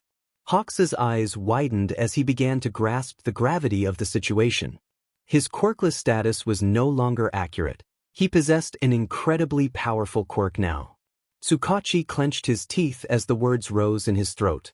All Might had informed him that he had chosen a successor and would be training her to become the next symbol of peace. Hawks was already aware of how All Might's favoritism clouded his judgment. He had transferred One for All to Izumi Yagi, which Tsukachi learned about just a week before Izuku's breaking point. Hawks's eyes widened in confusion as he processed the information. The concept of transferring a quirk seemed impossible, especially since they didn't share blood. One for All sounded like the opposite of All for One, which was about stealing power. Without needing further explanation, Hawks grasped the unique aspect of All Might's secret ability. All Might could share his power with others. Tsukachi confirmed this, explaining that he inherited it from his teacher and had once been quirkless himself. Hawks ran his hand through his hair in disbelief. If All Might had that ability, why hadn't he simply transferred the quirk to Izuku? It would have spared the boy a great deal of suffering. Tsukachi's frustration was evident. He understood All Might better than most, recognizing his strength and courage. Yet, when confronted with his past, All Might faltered. Tsukachi hated to admit it, but it was the truth. All Might had endured a life as challenging as Izuku's, but instead of confronting it and aiding his quirkless stepson, he had fled from the pain of his past. He had claimed that Izuku lacked the strength or courage, despite the boy's potential to be trained and worthy. It was clear now how much conviction Izuku possessed. Hawks's mind raced with negative thoughts and emotions as Tsukachi recounted the full story of One for All and All for One, and what Izuku must have uncovered. All Might had given the very tool that could have helped Izuku to one of his worst tormentors.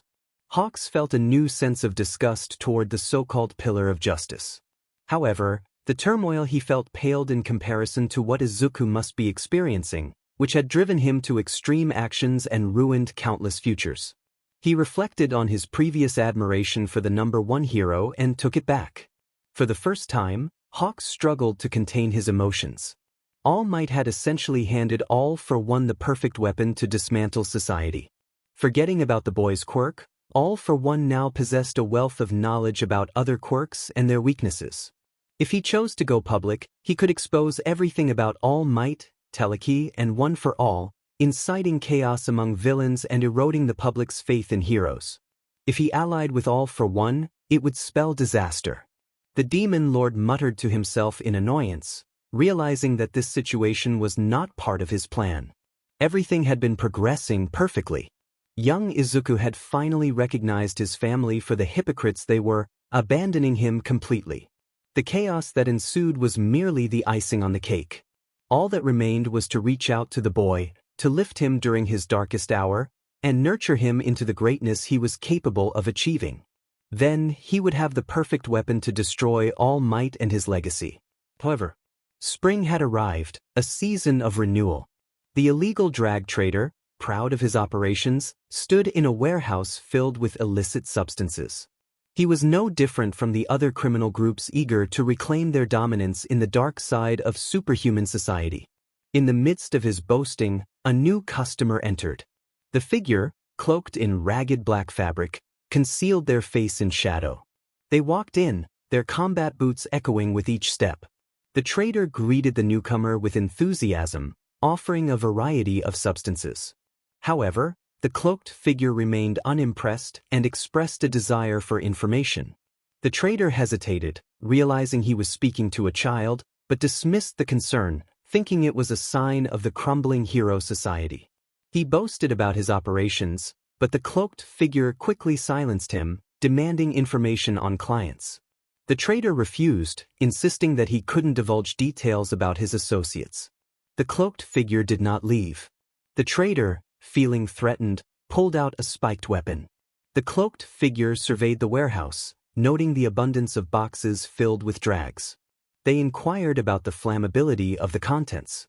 The trader scoffed, revealing that most of his stock was indeed flammable. As he noticed the glowing green orbs in the cloak, unease washed over him. The cloaked figure ignited green flames in their palm, and the trader realized his mistake too late. The warehouse erupted into flames, trapping them within. The trader shouted in panic, warning about the presence of gunpowder and dynamite. He attempted to create a barrier around himself, but the cloaked figure seized him by the neck before he could fully retreat. The trader struggled, realizing he was at the mercy of the Green Devil, who had a terrifying grip and an intense gaze. "Not us, just you," he said coldly. The man's heartbeat raced as he felt the grip of a rough, scar-covered hand tightening around his neck, leaving a burning sensation. Panic surged within him when he heard a loud bang in the distance. The young man, with his free left hand, pulled back his hoodie, revealing fluffy black and green hair, a scarred right cheek, and green eyes that, despite their fiery intensity, held an icy coldness. His final words to the man before his fate were a demand for information. He wanted to know about All for One. The heroes received reports of several demolished warehouses, all of which had served as hideouts or contained criminal stashes. This occurred a month after the scorched graveyard disaster. It was frustrating to accept help from this devil, but it meant fewer criminals on the streets, thanks to the one who inspired them. They interpreted this as a sign that the devil was back in action, bringing more fear and uncertainty. Izuku stood atop a building that had been ravaged by the conflicts between heroes and villains. Finding such locations had become easier in recent times. Rain fell on him, but it did nothing to extinguish his inner fire. His cloak, crafted from top-tier materials resistant to any man-made or natural force, held up well against the explosions. He would have expressed gratitude to the villain from whom he had stolen it, had he not been forced to take his life. He gazed down at Mizudafu, where police sirens wailed, and the air was thick with fear, misery, and anguish. Yet he felt only apathy. None of this mattered to him since he had settled on his ultimate goal. He pieced it together not long after Izuku Yagi had died. All for one and one for all were opposites, just like their wielders. One was a shared ability that gave, while the other was about power theft. The more he contemplated it, the clearer the reality became. All for one could steal quirks and pass them on to his creations, like the Nomu. He was a villain who had even permanently injured Prime All Might and lived to tell the tale. Known by many names, the Merchant of Quirks, the King of Villains, the Symbol of Evil, the Shadow Emperor, every piece of information he gathered about him only fueled his paranoia and determination. Izuku leaped off the building and soared through the dark sky, illuminating it like a beacon for anyone with useful information. This man was the true devil of the world. One for all might be the only power capable of stopping him, but it was in Yagi's hands, and there was no way he would leave it to such an incompetent weakling. He likely lacked the strength to confront him directly, so he would take it one step at a time. He would eliminate every villain he encountered, weaken their forces, drive all for one into a corner, and then he would pay for all the lives he had ruined. And so would Izuku. Inside his backpack was the latest addition to his quirk analysis notebooks and analysis of himself. It had transformed into a journal where he recorded everything that had happened since he left his old life and awakened his power. It chronicled everything that had driven him to become the scourge of society known as the Green Devil and how his story would conclude. Once he finally confronted All for One, he would unleash his quirk at its full destructive capacity, creating a catastrophic explosion that would devastate everything for miles. Even if there was a chance it wouldn't kill him, he would certainly be left with more than just a scratch. But even after he annihilated himself, Izuku's mission would not be complete. The purpose of this journal was for others to find it and learn his story. They would uncover the hypocrisy of All Might, Endeavor, Bakugo, and Yagi, stripping them of their hopes, dreams, and ideal futures, forcing them to navigate a world filled with hatred and despair, just as he had. Except this time, it would be justified. That would be his mark on the world, the proof that he had existed. Destruction. Calamity. Evil overtaking. What was once a thriving district was now a collapsed pile of rubble. With each passing day, criminals and villains gained more control over the streets, while the heroes meant to stop them were stretched thin. This society had been thought to be overflowing with heroes, but that was far from the truth.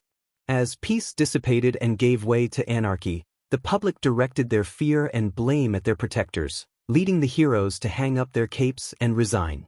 They had become nothing more than celebrities seeking recognition and praise. This society was filled with individuals chasing petty dreams, which led to its rapid downfall. Those who remained had little glory or fame to gain, yet they still put their lives on the line. They were the true heroes of this society, though their numbers were a fraction of what they once were. Japan was now shrouded in dark clouds, with no sunlight in sight. The only light in the sky belonged to neither side, an enemy of both. The vigilante who had created the first cracks in this hero-saturated society soared through the skies at high speed, instilling dread in everyone who caught a glimpse of him. This figure, clad in a tattered black cloak, was known as the Green Devil. He perched upon an abandoned building that offered a decent view of the ruined city. In the distance, a massive clash erupted, with buildings collapsing and plumes of dust rising. More chaos was unfolding. He thought to himself that it seemed like more trouble was brewing. A massive red creature, resembling a kaiju, shouted alongside his green counterpart. Both had scaly exteriors and muscular physiques. A four-armed giant joined the fray, declaring that it was no longer their territory. Their titanic clash shook the area, keeping ground-bound heroes at bay. Fortunately, civilians had already been evacuated. Closing in on the two combatants were a lady dragon and her periwinkle student. The lady dragon informed her ward that the citizens were evacuated and urged her to take action. The long-haired girl responded enthusiastically, holding her hands out and aiming for the clashing titans. Her targets were the kaiju brothers, and she prepared to strike. Golden streaks of energy spiraled around her wrists as she unleashed her attack. A widespread wave of energy shot from her hands, hitting the scaly duo and causing them to fall to their knees. The four-armed giant realized he had more company. "Demon heroes," he exclaimed as he picked up a large chunk of fallen concrete, aiming it at the dragon and energy quirk user. However, both heroes noticed something approaching rapidly from behind him. As he threw the massive projectile, they swiftly dodged, their attention divided between him and the incoming figure. Four Arms glanced back, his heart sinking at the sight before him, the Green Devil.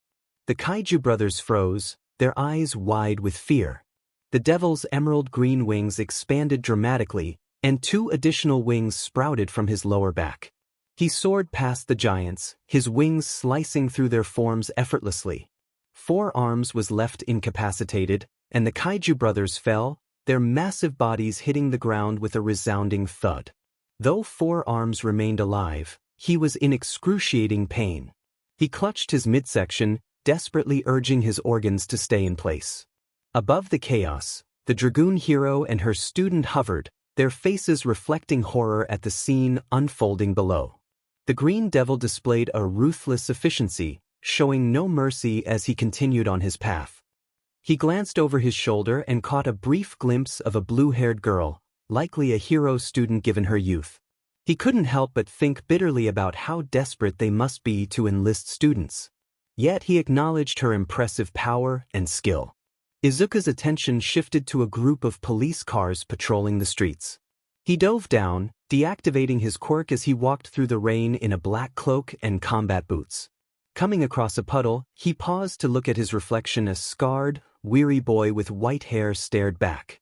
As the rain washed away the hair dye, he pulled the hood of his cloak over his head, keeping his white hair as a reminder of Ray and a way to distance himself from memories of his family. He headed toward a shelter for the locals in the devastated area, intending only to rest outside. However, unsettling sounds from an alley caught his attention. "You know, as a hero, I think I deserve compensation for escorting you here," a man in a tight blue bodysuit said, eyeing a petite girl with short purple hair. She bristled defensively, but the hero only chuckled, warning her against attacking him, suggesting it would label her a villain. Just as he was about to make a move, he gasped in pain, feeling an unimaginable force. The girl recoiled in shock as the man was struck from behind by a controlled fire blade, blood spilling as he was tossed aside by the Green Devil. Kyoka stared in disbelief at her unexpected savior. He stood before her, his hands stained with blood but seemingly unfazed. His feet glowed with his quirk, and his eyes, partially obscured by flames, glimmered with intensity. Large, glowing wings illuminated the dark alley, and his hair seemed to radiate green, mirroring his quirk. Kyoka felt paralyzed with fear, unable to move as his gaze shifted from her to the fallen man. "Take a good look," he said in a grave tone. "This is the side of heroes you don't see on TV." Though she didn't want to, his words resonated with her. The sound of approaching police sirens filled the air, and the Green Devil pointed at her. Trembling, she remained frozen, his intense gaze fading behind a veil of white. "Nothing is black and white in this society," he stated before unleashing a powerful blast of green fire. She fell to the ground with a startled cry, but instead of pain, the flames enveloped her warmly, like a protective blanket. She remained unable to move, still trapped in the alley. "Nothing is black and white," she recalled his words. She looked at the body of the man who had threatened her and the flames surrounding her savior. The police soon found her and escorted her to the shelter without issue. She would never forget her encounter with the Green Devil. Once she recovered from the shock, she shared her story with the police, who listened in disbelief. Meanwhile, Izuku soared through the sky, searching for any villain he could confront. This had become his routine, flying around, hoping for an encounter with a hero or villain who could be of use. Villains faced his wrath, while heroes suffered severe injuries. Occasionally, he would save someone, and in those moments, a fragment of his soul would resurface.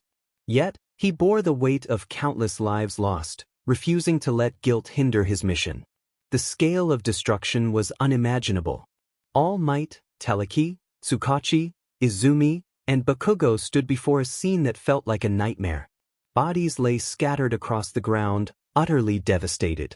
Among the wreckage were not only villains but also heroes and police, the air thick with the stench of death as rain tried to wash away the blood. They knew who was responsible. The green embers left no doubt. Tsukachi and Hawks stood before a gathering of pro-heroes, the remnants of Japan's law enforcement. Hawks addressed them directly, stating their mission. They were going to take down the Green Devil. Concerned murmurs rippled through the room as they prepared for the challenge ahead.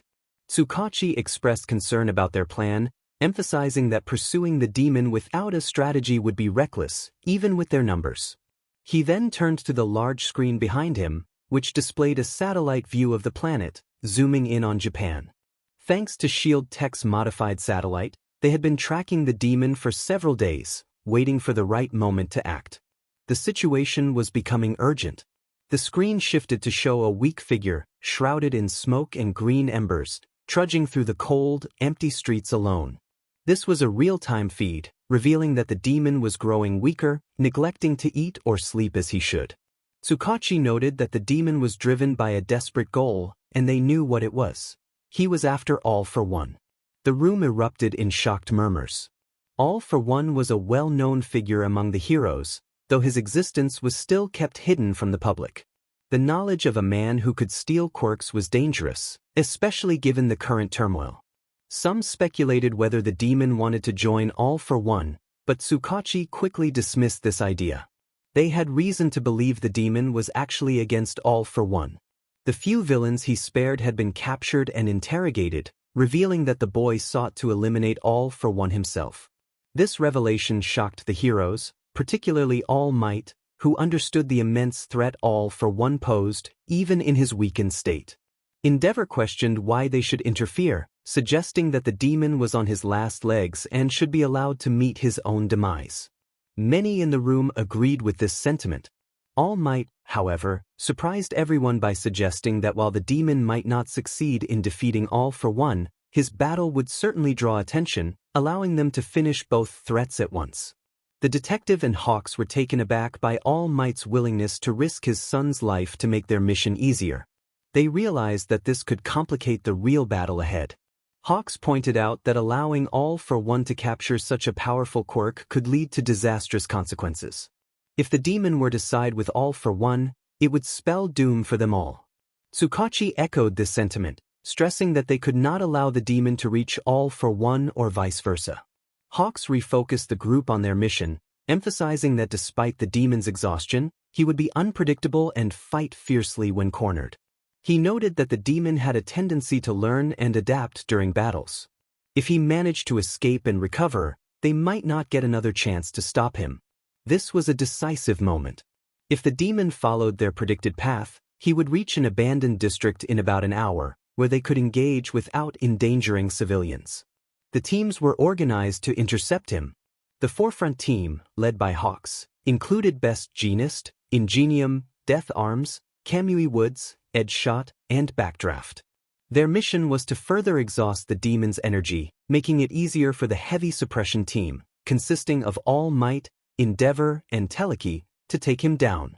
In the event the demon managed to get past them, the rear guard, made up of Ryukyu, MT Lady, Midnight, Mirko, and Nijire-chan, was prepared. They also had a backup squad on standby, led by Fat Gum and Burnin, to address any interference from other villains. Everyone understood their roles and prepared to move, determined to end this nightmare. As they were about to leave, Hawks was approached by All Might, who wanted to speak with him. Although Hawks hesitated, he recognized the importance of the moment. All Might expressed concern about Hawks' demeanor during the meeting, noting that the impending battle against a dangerous adversary was weighing heavily on him. Hawks brushed off the concern, stating that it was difficult to remain cheerful in such dire circumstances. All Might's expression shifted as he acknowledged Hawks' desire to save the demon but questioned whether it was truly possible. He reminded Hawks of the devastation caused by the demon and the reality that some individuals might be beyond redemption. Hawks turned away, contemplating All Might's words. He challenged the notion of abandoning a child who was already isolated, asserting that if their only role was to eliminate enemies, they were merely soldiers. He had signed up to be a hero, to help people, not just to terminate threats. With that, he walked away, leaving All Might with a sense of unease. Tsukachi entered the control room, feeling overwhelmed by the situation.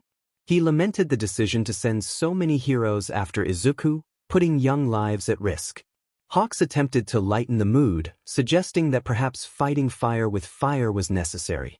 He pointed out that the UA trio were among the strongest students and had their licenses. Tsukachi sighed, expressing concern about All Might's sidekicks, particularly Izumi and Bakugo, who were known for their impulsiveness. He worried that despite their strength, they might not be ready for the battlefield. Hawks silently agreed, hoping that Shoto would remain level-headed. They both understood the stakes and knew they had to proceed with caution. Fate had a way of being unpredictable, and both Tsukachi and Hawks were acutely aware of this. Tsukachi recalled the day Toshinori introduced his stepchildren to him, remembering how Izuku had been eager to learn and work alongside him and All Might when he became a hero. That happy memory had become a cruel reminder of how twisted fate can be. Once Hawks and his team confirmed Izuku's identity, Hawks immediately reached out to help him. He recognized the Green Devil for what he truly was at his core, a hurt, lonely kid in need of assistance. The day they crossed paths, Hawks vowed to save whatever remained of the young man's soul. Despite their best efforts, he and Tsukachi found themselves on the brink of an all-out battle to defeat him. Endeavor's voice crackled over the communicator, urging Hawks to give up, stating they were well past the point of reasoning with their adversary. Hawks, however, ignored the senior hero's words and prepared himself for the fight ahead. The flaming figure before him mirrored his readiness. All Might turned to Tsukachi in the control room, signaling that it was time to act. Reluctantly, Tsukachi pressed a button linked to the Shield Tech satellite, broadcasting a clear feed of the impending battle to every shelter in Japan. The entire country would witness the green flame of fear extinguished once and for all. Hawks thought to himself that he would make this a safe country for Melissa to come to, determined to prove it to David. The moment had arrived. Izuku stood ready to clash, flames enveloping his hands, feet, shins, chest, and face, with wings sprouting from his back and his hair glowing a vibrant green. Flames danced around him, rising high to his waist, and his eyes burned with intensity as he glared at the assembled heroes. The decisive battle had begun, with the whole country watching in anticipation. Hawks opened his wings to take flight, expressing his regret that it had come to this. The heat radiating from Izuku intensified in response. At blinding speed, Hawks soared into the sky while the Green Devil surrounded himself in a cyclone of fire. Any external attack would be incinerated before reaching him, so Hawks called for Genis to take action.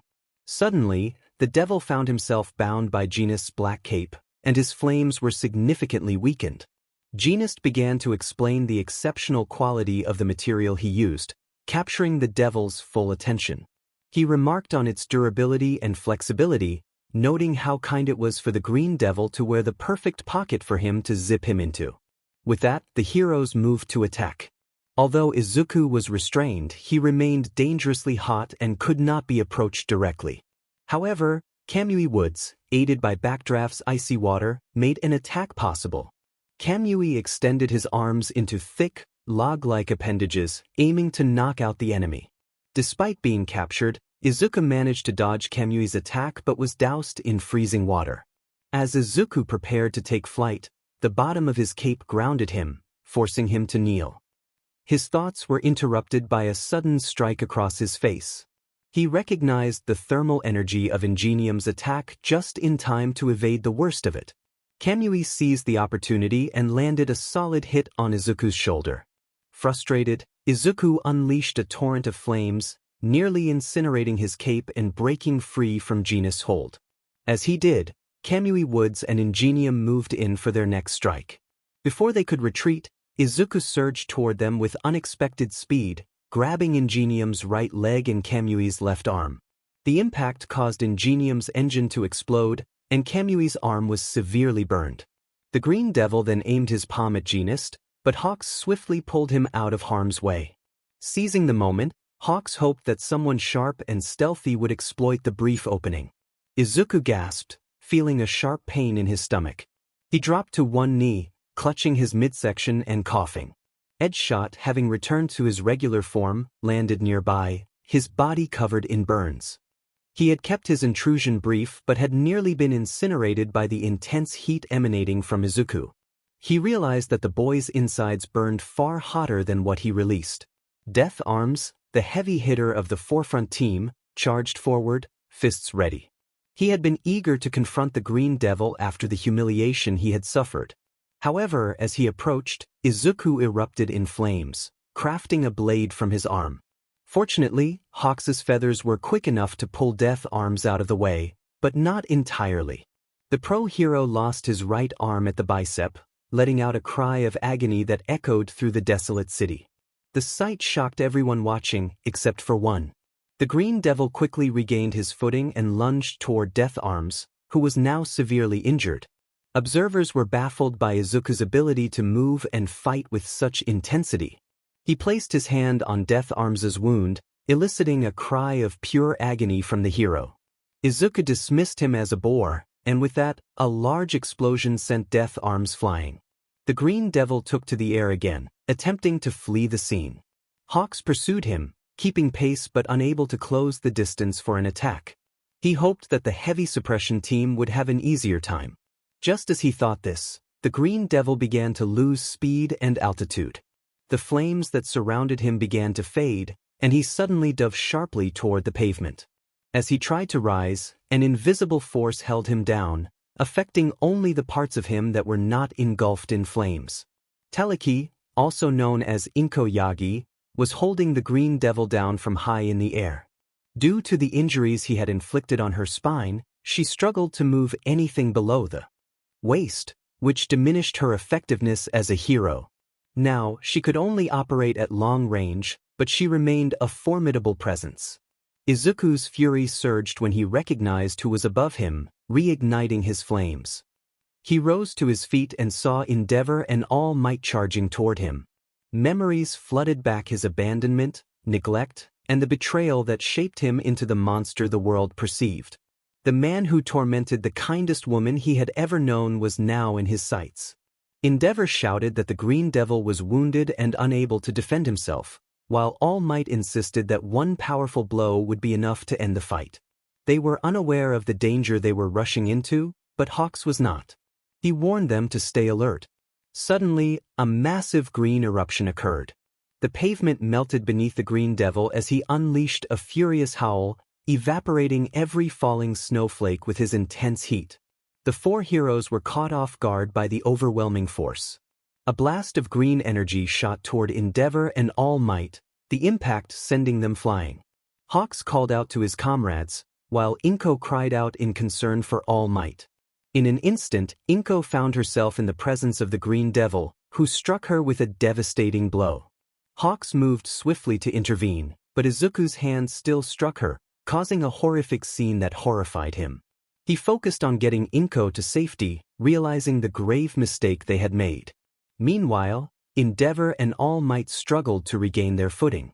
Endeavor, breathing heavily and clutching his chest, felt humiliated by his inability to withstand a child's attack. He willed his power into a javelin and urged All Might to act. The symbol of peace was momentarily paralyzed by the sight of Inko's suffering, realizing how close she had come to death. Endeavor, refusing to dwell on his rival's hesitation, hurled his flaming javelin at the Green Devil.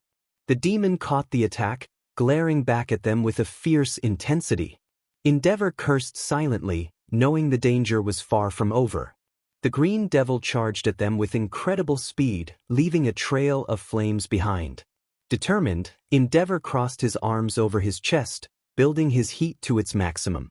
He knew the demon was driven by rage and incapable of strategic thinking.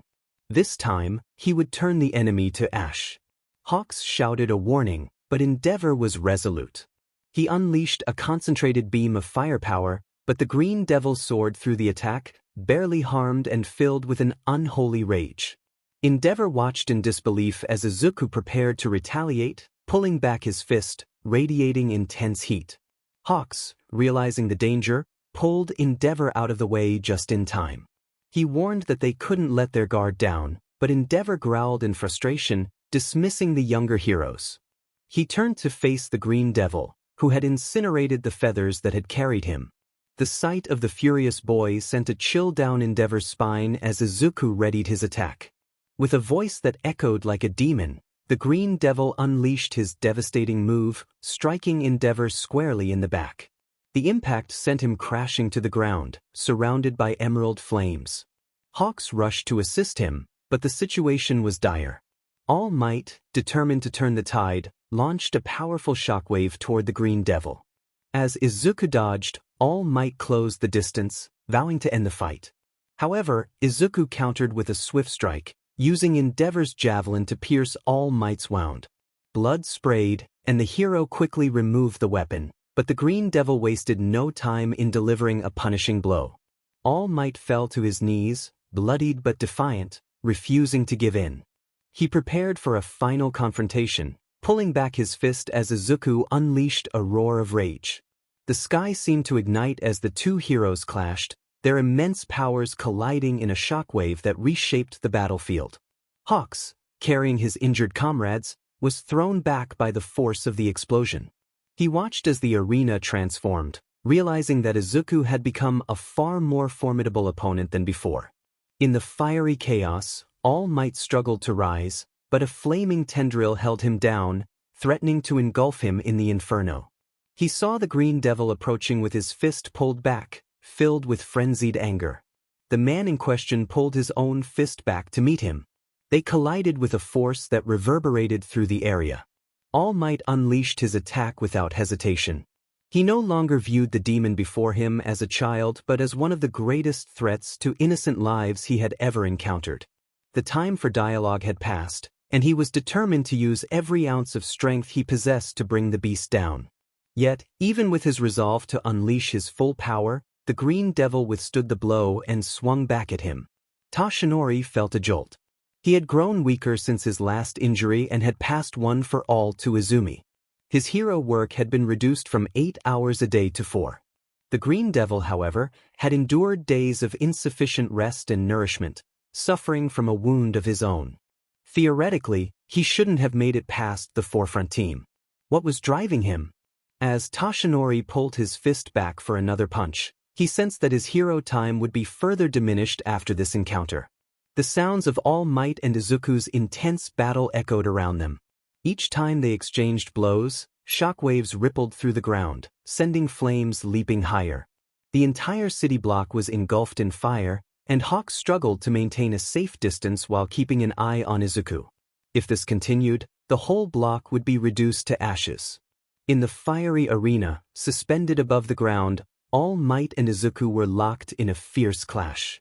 The muscular blonde threw punches at blurring speed, and astonishingly, the devil matched him blow for blow. Utilizing the propulsion of jet burn to drive his fist forward and the recoil of explosive impact to send them back instantaneously, Izuku unleashed his flash-fire fist, Jet Burn Barrage. Unlike All Might, who attacked instinctively, Izuku's approach required precision. He had to react every time he sensed All Might's fists moving toward him. After nearly 2 years of survival, becoming a target for both sides, he had honed his instincts. Constantly reading the thermal energy of living beings, he noted their movements and emotional states. Even in his wrathful state, his body and Quirk responded on their own. A sneak attack on Izuku was nearly impossible. All Might was taken aback. He had never encountered a hero who could match him, yet this child was doing just that. It seemed as though they were trading blows equally. Despite reinforcing his arms, Izuku was still absorbing power capable of demolishing buildings. Simultaneously, his heat was rising to such an extent that All Might began to feel the burn. His arms were breaking with every hit, yet Izuku continued to push against him. The heat was intensifying, surely he must be burning up as well. No one was invincible to their own quirk. He shouldn't be able to sustain this for much longer. As they continued their exchange, over 300 mighty blows had been traded, the heat radiating across the battlefield. Surrounding buildings began to crumble. Just when All Might felt he was reaching his limit, Izuku intensified his assault. The punches came faster, hotter, and stronger, forcing All Might to defend himself against a barrage of green explosions. The entire nation was watching their champion struggle. Hawks thought to himself that All Might was clearly struggling. He couldn't withstand much more of this. He urged Tsukachi to prepare the backup squad, but Tsukachi responded that they were not in any shape to fight. Half a mile away from the chaos, the backup squad was under siege by a surprise visitor. The villains stood before the battered heroes, taunting them about their purpose to prevent any villains from aiding the Green Devil and to assist their friends if he became too overwhelming. Burnin gritted her teeth, realizing the villain was well aware of their plan.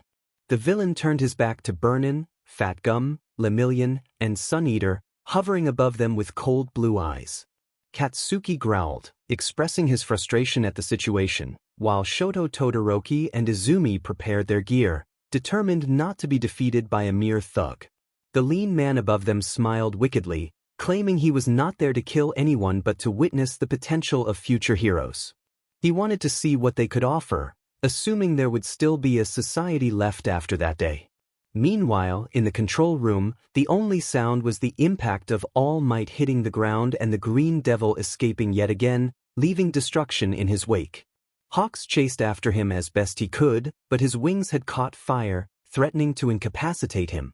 Everyone in the room struggled to comprehend how the plan had unraveled so quickly, how the devil had gone from barely able to move to overpowering their best. The entire nation had just witnessed their hero falter. Tsukachi realized that the psycho flames were directly tied to the Green Devil's emotional state. Anger and hatred made him burn hotter and stronger. It didn't matter what experiences he had with Endeavor, the situation was dire. Tsukachi picked up his mic and announced that he was pulling the rear guard out, shocking everyone in the room. No matter how much they tried to suppress it, the fire only grew stronger. It had reached a point where it threatened to consume everything in its path. Hawks pushed himself closer to the boy, feeling the heat sear his skin. He knew they had to end this now or face dire consequences later. He couldn't allow All for One to get his hands on the child. Tsukachi tightened his grip on the microphone, observing the scene. He pointed out the futility of Hawk's efforts, flying into a raging inferno to reach someone who couldn't hear him. If things took a turn for the worse, he preferred to save as many fighters as possible for the next disaster. Hawks went silent, his communication device unable to withstand the heat radiating from Izuku. He recalled the design of the rear guard and realized that since Izuku had bypassed the heavy suppression team, fighting him now would be pointless. They needed to focus on what remained of his heart. As Hawks noticed Izuku's heat beginning to weaken and his speed decreasing, he called out to him again, acknowledging the boy's pain and struggles. He understood that Izuku had faced unimaginable challenges and had become a target for hatred. Despite the darkness surrounding him, Hawks believed in the boy's true nature. Hawks remembered the moment he saw the determination in Izuku's eyes when he had helped Yaoyorozu reunite with her family. He recognized the shame that had come from using her as a bargaining chip to escape. Although Izuku showed no signs of listening, his slowing speed and dwindling firepower were promising indicators. They were nearing the last line of defense against the overwhelming force. Nijire unleashed a powerful wave of energy, forcing Izuku down into the ground.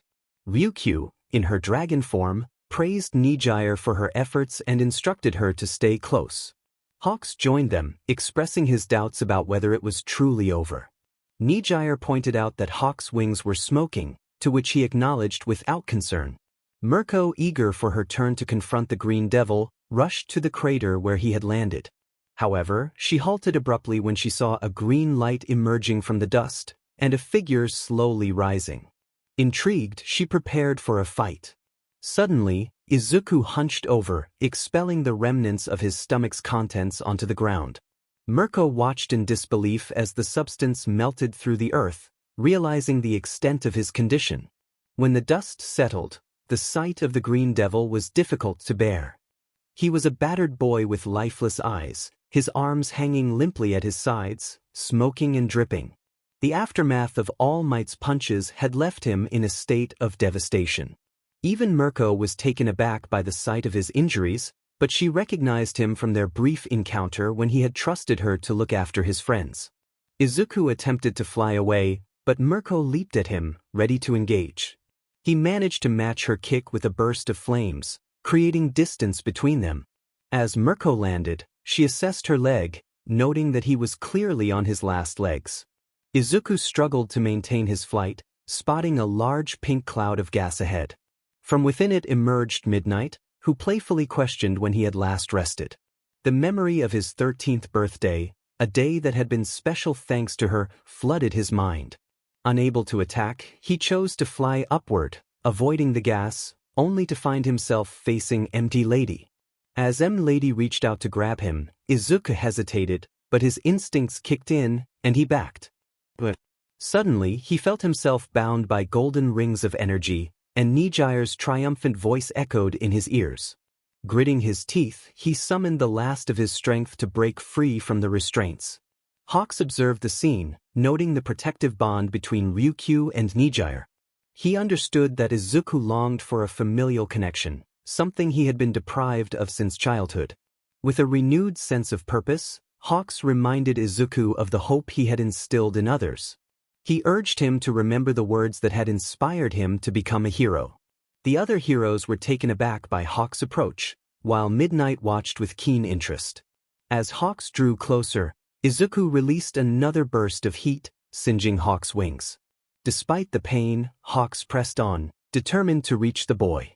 He reminded Izuku of the boy he had helped in middle school, who had believed in the possibility of becoming a hero through hard work. Hawks emphasized that Izuku didn't want to destroy the world, he wanted to see it become a better place. With one final effort, Hawks flew into the flames, striving to reach the boy and guide him back to hope. His feathers were completely burned away, and his consciousness was slipping. Just as he was about to black out, the crackling in his ears stopped, and a wave of cold air hit him. He felt a warm body crash against him, with fluffy hair brushing under his chin. When he opened his eyes, he realized he was falling, but more importantly, Izuku was falling with him. Hawks weakly wrapped his arms around the boy, thinking about how much this was going to hurt. Instead of hitting the hard ground, Hawks felt an uplifting grace. Nijire, using her surge quirk, caught them both. Hawks smiled, grateful for the save, and joked about avoiding back pain on top of his burns as they were gently lowered to the ground. Empty Lady questioned what had just happened, but received no answer. She wondered if Hawks knew the boy. Midnight silently observed Izuku with a blank expression, contemplating the possibility of his identity. Mirko's voice came through her earpiece, announcing that it was finally over. He was burnt out. In the control room, officers celebrated the end of the saga, but Tsukachi had tears in his eyes, thinking of Izuku. The news spread across the battlefield, reaching All Might, a barely conscious Endeavor, and an unconscious Teleki. All Might expressed relief that the nightmare was over. Tsukachi thought to himself that he wished he could agree with All Might. Meanwhile, a blue flame wielder, surrounded by flames, expressed disappointment but doubted Izuku was dead. He looked at the burned and battered bodies of Izumi, Katsuki, and Shoto, criticizing their lack of control, arrogance, and failure to use their full power. He found it unsurprising that they had been part of a squad not meant for fighting. The three kids glared at the villain, who was taunting them. Bakugo attempted to speak but was silenced by a kick to the face. The villain continued his tirade, stomping on Izumi's bruised arm, causing her to cry out in pain. He dismissed them as incompetent, spoiled brats, and turned his attention to Shoto, questioning his worth despite his lineage. The villain promised Shoto a chance to prove himself soon, whispering into his collar as a swirling black and purple gateway appeared behind him, indicating he would be watching. Hawks had his last feather raised above Izuku's unconscious form and jabbed it into the ground beside him. That was Tsukachi's cue to cut the feed, allowing the world to believe the Green Devil was dead. Nijire, curious, asked Hawks if he knew Izuku. Hawks replied that he knew a lot about him from someone else. For a moment, it was just Nijire and Hawks watching over Izuku's motionless body. They noticed his arms needed serious medical attention and saw the scars on his face, one from his parents and another from a friend's defense. Once he was checked at the hospital, they would likely find many more scars. Eventually, other heroes joined them. Ryukyu protectively pulled Nijire back, recognizing the white hair. Mirko noted that it was Endeavor's son all along. Hawks shook his head and revealed a bottle of hair dye remover from his burned jacket. As he poured it out, the white hair washed away, revealing green and black hair. Midnight gasped, realizing they were looking at the boy who had been missing for over a year, Izuku Yagi, the son of All Might and Teleki. The question on everyone's mind was what to do with him now. Weakly, Izuku spoke, startling everyone. Hawks listened as Izuku expressed feelings of worthlessness, believing he deserved to die for the destruction he had caused.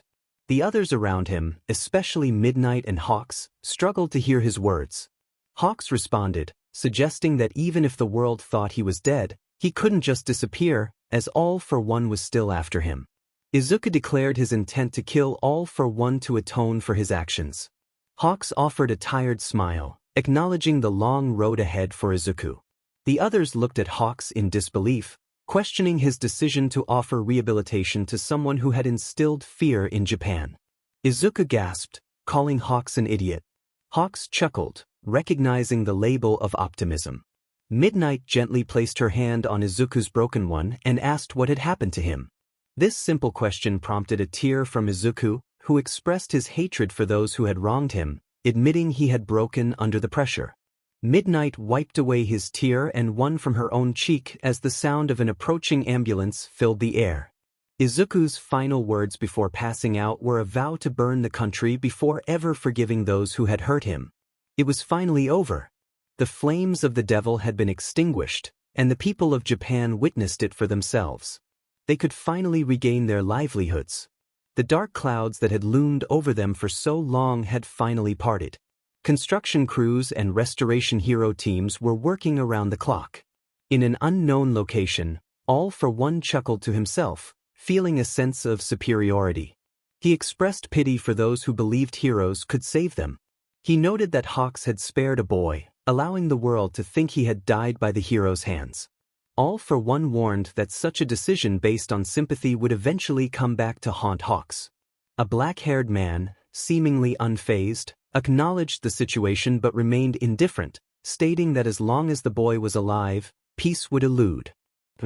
He mentioned that whether dead or alive, the boy would continue to haunt All Might and Teleki.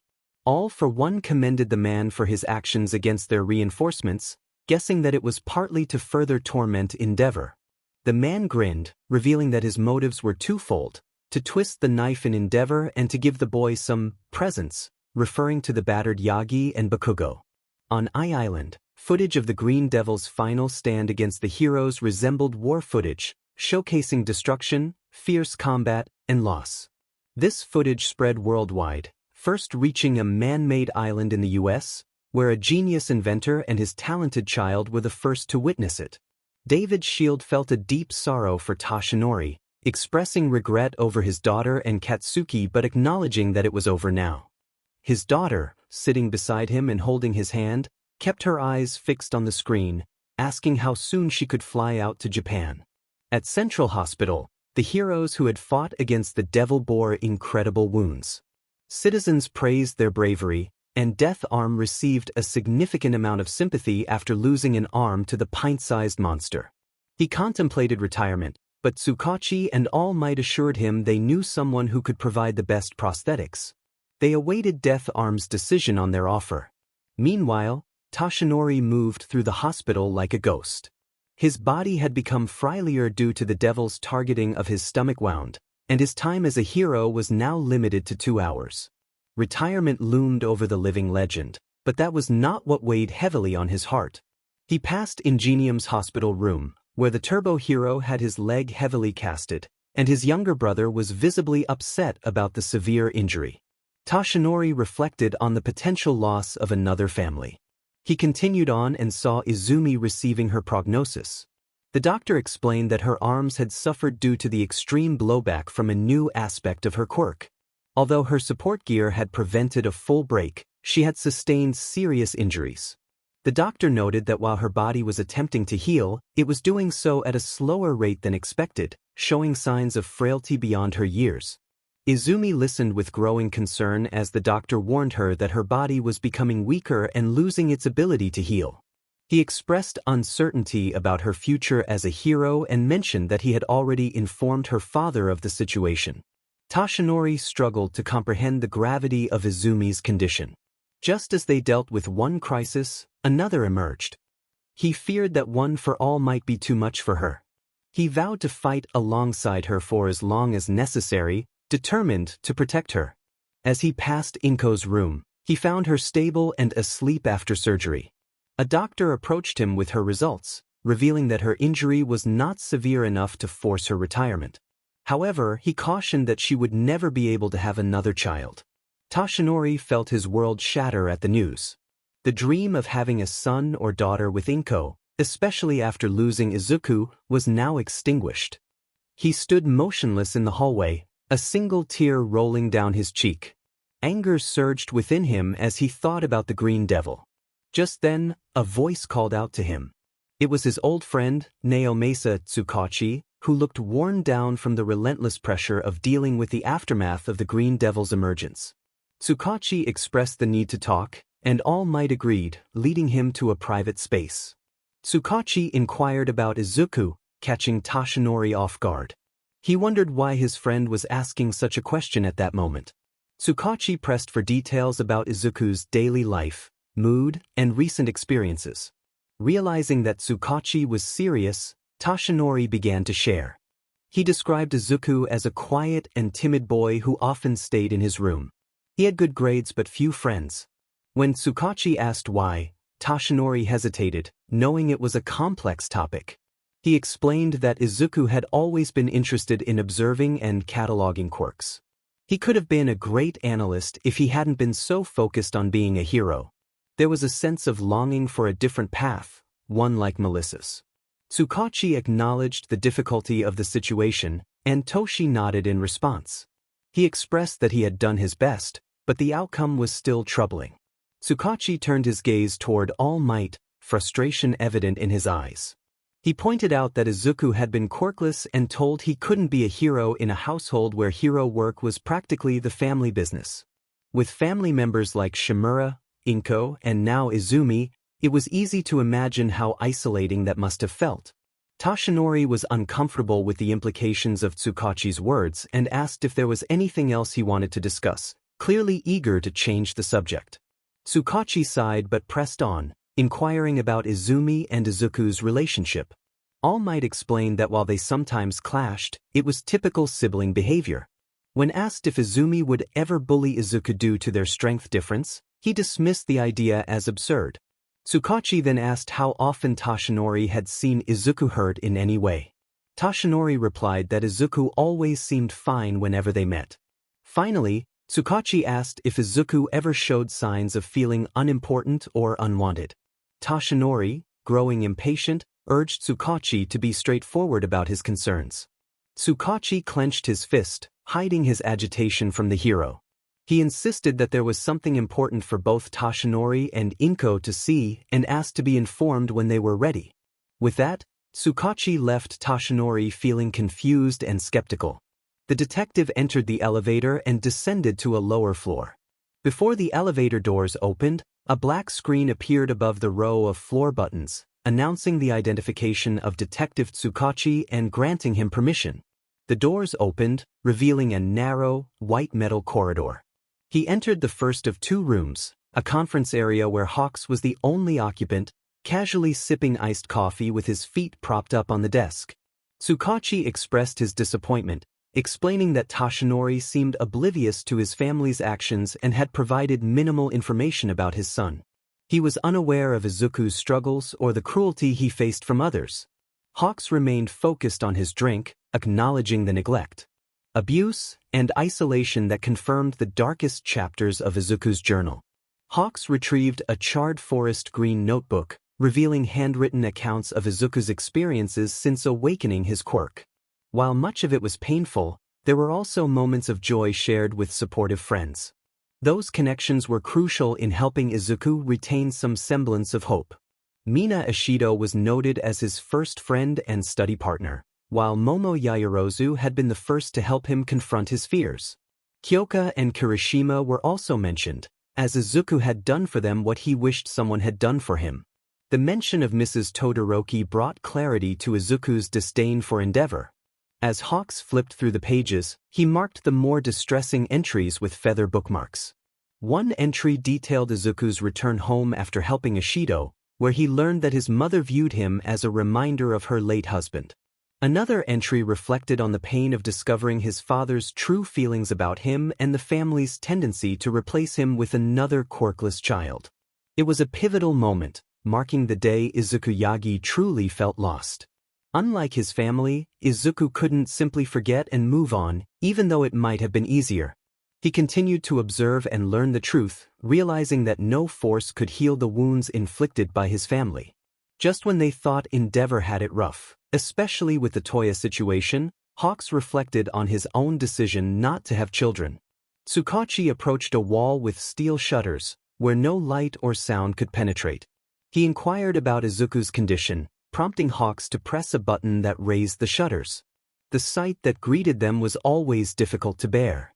Doctors were performing surgery on Izuku's arms, and despite being among the best in Japan, it was a grim scene. Izuku had arrived with bone fragments protruding from various injuries, remnants of battles fought. His chest rose and fell slowly, aided by a breathing machine that also administered anesthesia to prevent him from waking too soon. Hawks confirmed that Izuku was stable and would awaken in a few months. He wore a Quirk suppressant cuff on his ankle, ensuring he wouldn't pose a danger to the hospital. Tsukachi placed his hand on the bulletproof glass, guilt etched on his face. He had told All Might that he and Inko needed to witness this. Hawks expressed understanding, emphasizing that they couldn't allow Izuku's parents to turn away from the reality of their son's suffering. They needed to confront the consequences of their actions, or else what was the point of saving him? Days later, Inko and Toshinori stood before Tsukachi at Central Hospital. They entered the elevator and descended to the lowest floor. Inko asked about the source of Tsukachi's stress and the reason for his probing questions about Izuku. Tsukachi took a deep breath, struggling to find the right words. He began by stating that, at some point, the Green Devil had taken their son's life. Inko and Toshinori nodded, bracing themselves for the revelation. But then Tsukachi clarified that Izuku was alive, leaving the parents wide-eyed in disbelief. The news shocked them, and Tsukachi continued, revealing that Hawks had brought back the Green Devil alive. The parents erupted at this revelation, expressing their disbelief and anger. Tsukachi, having just unlocked the door, prepared them for what lay beyond. His arms were in especially bad shape, and Tsukachi felt a wave of nausea wash over him. Once he opened the door and All Might had a proper look at the boy, he would let him do whatever he thought was best. All Might suggested that perhaps this was a blessing in disguise, which made Tsukachi feel sick to his stomach. The monster had done nothing but ruin their family, and he would suffer before being locked away in Tartarus for the rest of his life. As the door opened, Toshinori transformed into his All Might form and dashed to the only bed in what appeared to be an operating room. The occupant lay beneath a blanket, and All Might addressed the unconscious figure, his expression serious. The boy, once thought capable of burning the world to ash, now lay broken and vulnerable. Tsukachi hated that All Might was dragging this out. Once he identified the boy, what happened next would be up to All Might. He placed his hand on the blanket, preparing to pull it away. With a determined motion, he ripped the blanket off, revealing the true face of the Green Devil. All Might gasped, feeling his strength wane. It couldn't be true, it was impossible. The boy had green and black hair, and Inko felt a mix of emotions wanting to cry, scream, and even vomit. The black freckles in a diamond formation and the thin scar from a previous encounter were unmistakable. It was him. They both exclaimed the boy's name, not noticing the slight scrunch of his face in response. Inko fell to her knees, overwhelmed with grief for her son. Toshinori was in turmoil, his hands tangled in his hair, struggling to comprehend the situation. He couldn't believe this was happening. The boy was supposed to be quirkless. After a few moments, Tsukachi filled in the blanks. He explained that tests had been conducted. He mentioned the Quirk doomsday theory, where powers could mix and grow in strength and complexity. Izuku's quirk was a combination of a mind-related quirk, like telekinesis, and a fire-based quirk. He had awakened his power, which he called psycho flames, after experiencing extreme emotional turmoil, and it had grown at an unprecedented rate, a quirk growth spurt unlike any seen before. Extreme emotional turmoil stood out to them. They had no idea what he had endured in that house, the resentments building up until they finally exploded within him. Tsukachi handed over some papers to Inko and All Might. They were DNA test results, confirming a 99.9% match with both parents. The reality of the situation turned their world upside down as they stared at Izuku, tears falling onto his still body. Unbeknownst to them, his heart rate began to increase. Tsukachi noticed this change, wondering if he somehow sensed his parents' presence, even with his quirk sealed. Toshinori whispered that their son was dead, unable to accept the truth. Tsukachi placed a hand on his friend's shoulder, suggesting they needed time to process this. Before leaving, Inko made the mistake of touching her son's hair. The moment she made contact, Izuku's heart rate spiked, and he breathed heavily, his back arching as if he were struggling. The three around him jumped in surprise. The doctors rushed in, and Inko and Toshinori were ushered out. Izuku twitched, his heart pounding in his chest. Toshinori called out for his son, while Inko cried out in desperation. Tsukachi argued that it was too dangerous for them to be there right now, pushing them toward the elevator. He rushed back to Izuku, shocked to find him still unconscious, his heart rate steady, showing no signs of waking up. It was clear that he somehow knew it was his parents. His resentment was so strong that it almost revived him, despite his broken body and the anesthesia. One of the doctors sought Tsukachi's attention, expressing concern that the tears that had fallen on Izuku had evaporated, indicating he had used his quirk. The detective's face filled with dread. Izuku's quirk capacity was so great that the restraints they had on him couldn't render him completely powerless. What would happen next? Izuku whispered before finally going still. Over the following weeks, Inko and Toshinori made weekly visits to Izuku, despite Tsukachi's warnings that it was a terrible idea. Each time they entered the room, he would start shaking, his heart pounding as if he were on the verge of waking up. It became evident that they couldn't even be on the same floor as him without triggering these near awakenings. On January 28th, Tsukachi expressed concern about Izuku's power and instability, noting they had no sure way of stopping him should he recover and go on another rampage. However, he acknowledged that Izuku was capable of remorse and guilt, and the only reason he hadn't given up was that he wanted to atone. Hawks countered that certain people needed to see the full picture. In the conference room above where Izuku lay, Hawks, Tsukachi, Midnight, MD Lady, Ryukyu, and Mirko discussed what to do with him. Tsukachi estimated they had roughly a month before Izuku would be healthy enough to move, but they were addressing the issue now. Midnight advocated for rehabilitating him, recalling how sad and lonely he had looked when they first met. She questioned whether locking him up was truly the right choice, given how his family had pushed him away. MD Lady shared her experience with Izuku during his early vigilante days, noting he had seemed troubled but not a lost cause. Ryukyu expressed surprise that they hadn't received orders to execute him. Her words took everyone aback. While they acknowledged he was a hurt child at his core, they were also facing years of pain and suffering that wouldn't simply disappear. Every day he remained alive, he only grew stronger. How long until he becomes unstoppable? When that happens, he'll be on our side, Or at least not looking to harm innocent people, Mirko thought with a grin. So he has issues, why not let him take them out on a punching bag? That's what she did. Everyone knew she was eager for a real fight with the Green Devil. Isn't he close to Mrs. Todoroki? They've spent a lot of time together, maybe she could, well, talk to him? Empty Lady suggested. Hawks smiled slightly. Yes, Rei might be the closest thing to a mother he has. But she isn't completely mentally stable either. And how are we going to break the news to Endeavor? Hey Endeavor, your wife is mothering the child who nearly killed you. How are the kids? It sounded like another disaster waiting to happen. Hawks and Tsukachi looked uncertain.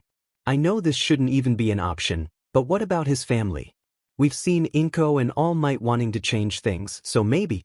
Suddenly, a voice crackled over the intercom. The doctor watching over Izuku sounded shaky and fearful. Sorry to interrupt, but a new party would like to join the conversation. Tsukachi rushed to open the shutters to Izuku's room and found the boy fully awake and out of bed. Mirko was the first to spring into action, kicking right through the glass and landing in the room. Hawks flew in with Midnight and Tsukachi. Izuku stood, though barely. His oxygen mask was off, and they could see his breaths were labored. Tsukachi asked the two doctors at the end of the room what had happened. We were discussing what you might decide to do with him.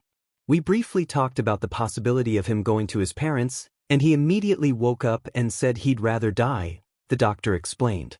The heroes found themselves at a crossroads, unsure of what to do. Should they get Midnight to sedate him? Talk to him? Whatever they decided would have far-reaching consequences. Izuku opened his mouth, his voice hoarse and tired, with long gasps in between. He requested to be taken to Tartarus. Everyone was taken aback by his words, but there was no reasoning with him. Midnight asked if he understood what he was asking for. Tartarus is a place filled with deranged villains. He would be surrounded by violent lunatics for the rest of his days. Midnight's explanation didn't faze him. It felt like middle school all over again, he thought. At least there would be guards. Another reminder of the childhood that led to the situation before them. Tsukachi urged Izuku to get back in bed, suggesting they could discuss this later. But Izuku interrupted, mentioning one for all. Tsukachi fell silent, and he and Hawks suddenly felt threatened, while everyone else in the room was confused. Izuku continued, revealing he knew about All Might transferring his quirk to Yagi. The crystallized power that could stop All for One was in that child's hands. Unless they locked him up in Tartarus, what would stop him from spreading the word? Their forces were a fraction of what they used to be, and villains were eager to act now that he was gone. The world would hunt the Yagis in his stead, and their blood would be on their hands just as much as his. The atmosphere in the room became dense and heavy. Everyone felt paralyzed by Izuku's tired yet intense glare. His green eyes bore into them with unyielding resolve. Midnight activated her quirk to put him to sleep.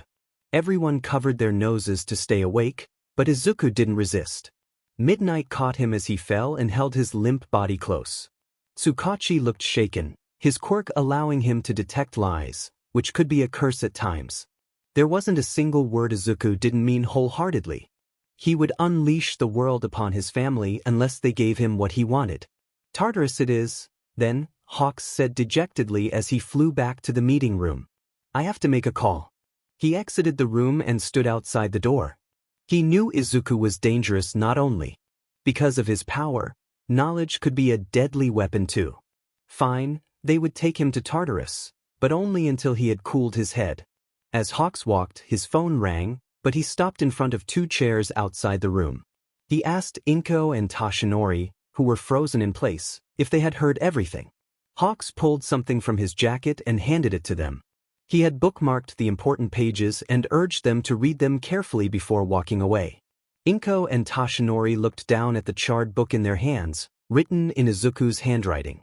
Their eyes were fixed on the cover, not a hero or a villain, the vigilante. They opened it to the first page, the night he ran away.